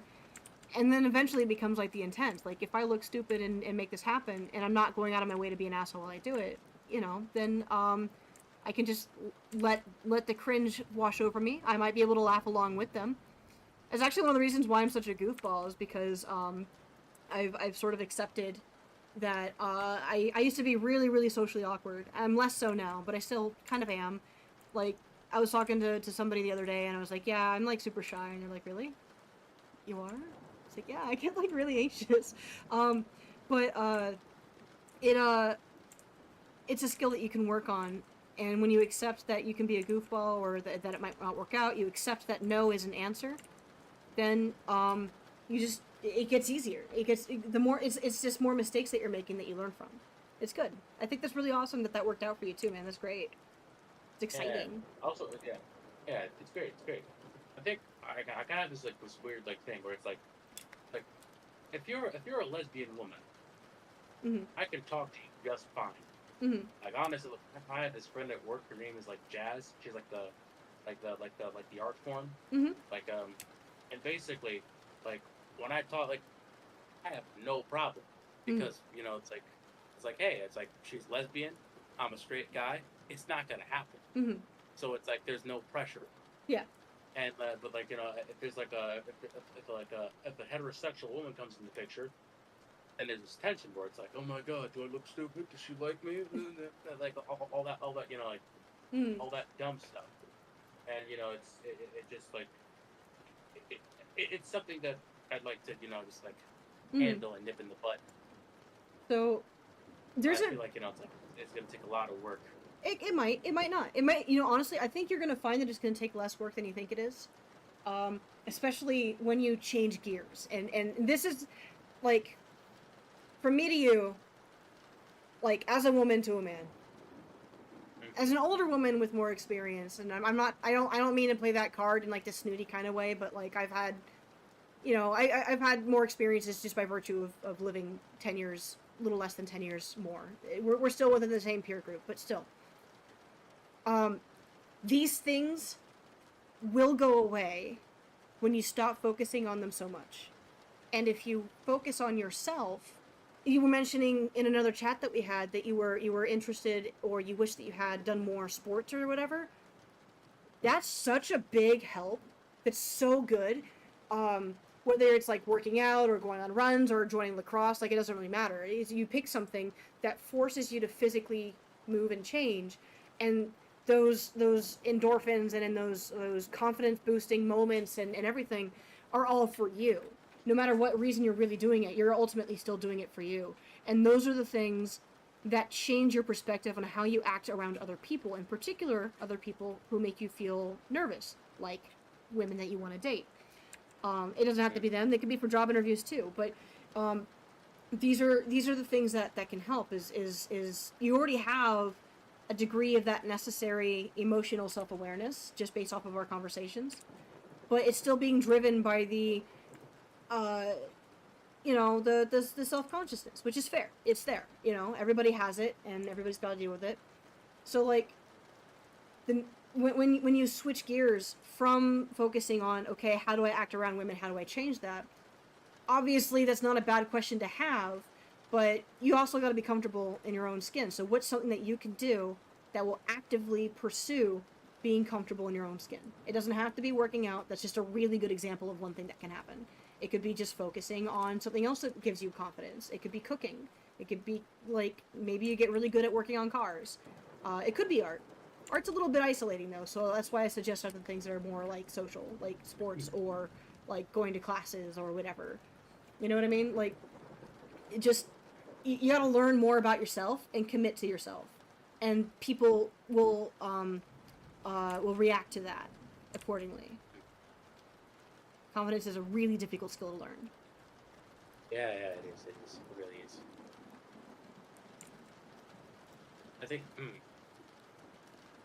Also, industry-wise, have you been to any conventions before? Oh yeah. When I was a kid, I used to go to some of the cons that my dad and grandfather would go to. So I've been to WonderCon and DragonCon. I've done Comic Con. As an adult and a professional, and also as a fan, I've gone to Anime Expo. I used to table there for a few years. I think 5-ish years, maybe 6, maybe. I've done what's really a small convention. This really lovely little intimate convention in San Fernando, which is within the area of the valley that's next to Pasadena. It's closer to it's hard to explain where it is exactly without getting into maps, but it's near Los Angeles. It's the Valley. Um, and I've been to what else have I done? There's a convention in Santa Clarita I did. I don't remember what it was called. I think it was like SakuraCon.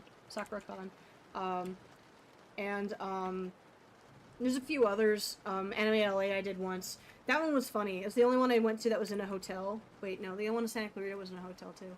But that one was really interesting because we went there.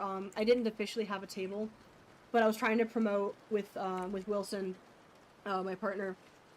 We were trying to promote Animal Lover while we were there, and you get some fun interactions from geeks when they're looking at stuff that you made. Most of the time it's all very wholesome and good, and they're like, oh man, I'll check this out, and you're like, oh, thank you. Or they'll be like, oh, this is really cool that you did this, but it's not my thing. And we'll be like, oh, that's okay, cool, what is your thing? We'll chat. It's just all very normal. I had this one lady come up to us, and she was like, is this a game about men? And I was like, yeah, it's kind of like the Princess and the Frog, but different. And she's like, cool, are they cartoons?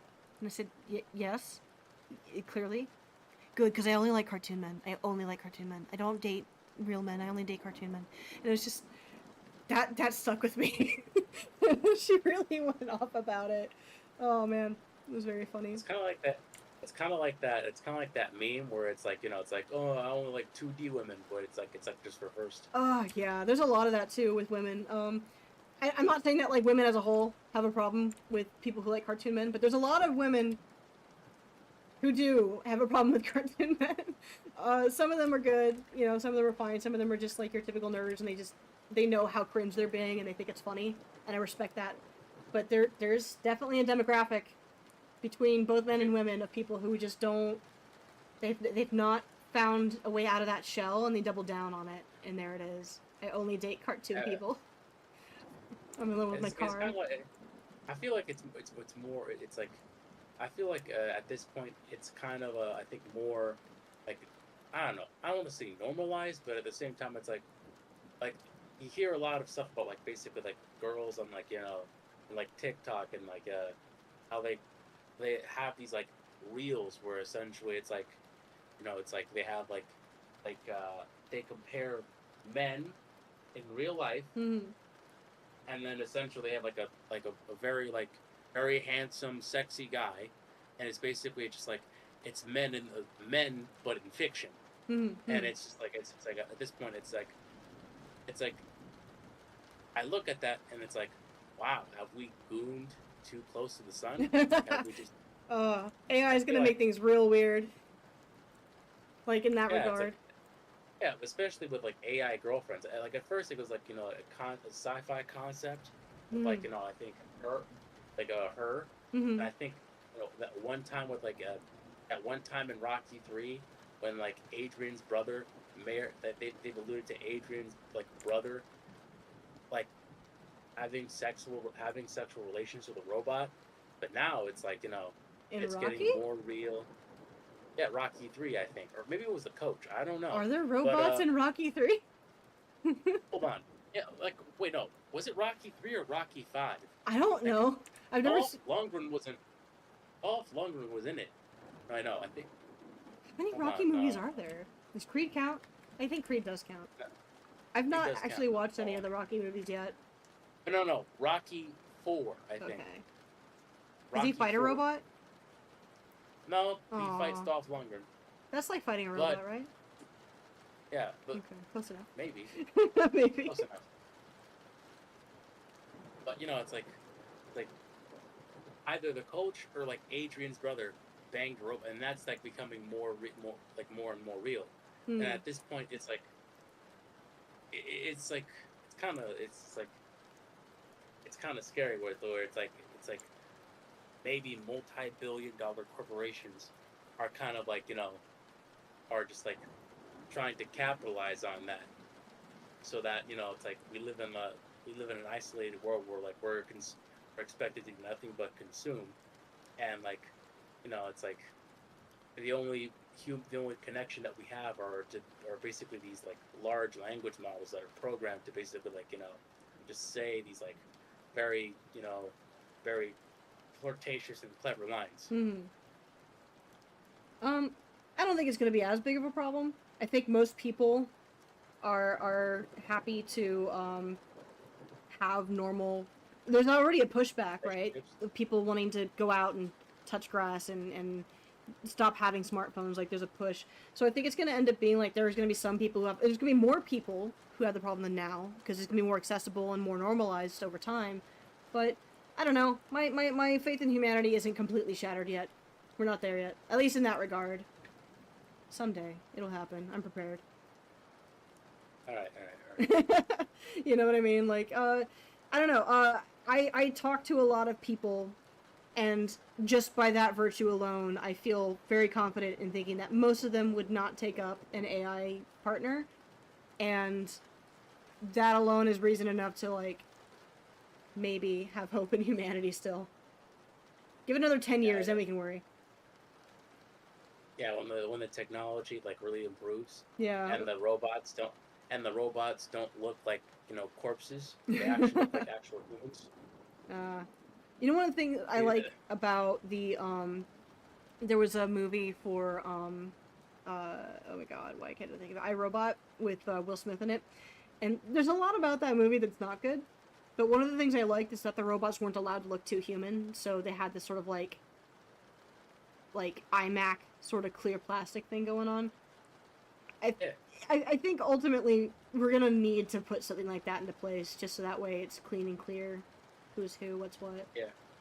But I don't know. Yeah, and that way, like, yeah, and that would like we don't like, you know, we don't try to like, you know, like bang one of them. But at the same time, it's like there's always gonna be like the one guy who's like, I can make it sexier. I can like, you know, I can. Oh yeah. I can. It's like I feel like I'm afraid of like these robots because like it's like if those things become a reality and we're extinct, it's like at this point why deal with the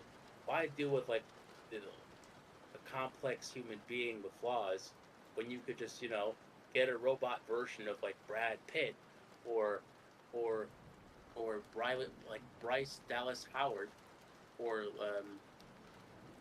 what's her face? I forgot. She was like Natalie Portman's friend in Thor. She was like in Two Broke Girls. No. Oh, Kat Zoe Dennings. Deschanel. I was gonna say Zoe Deschanel. I have no idea.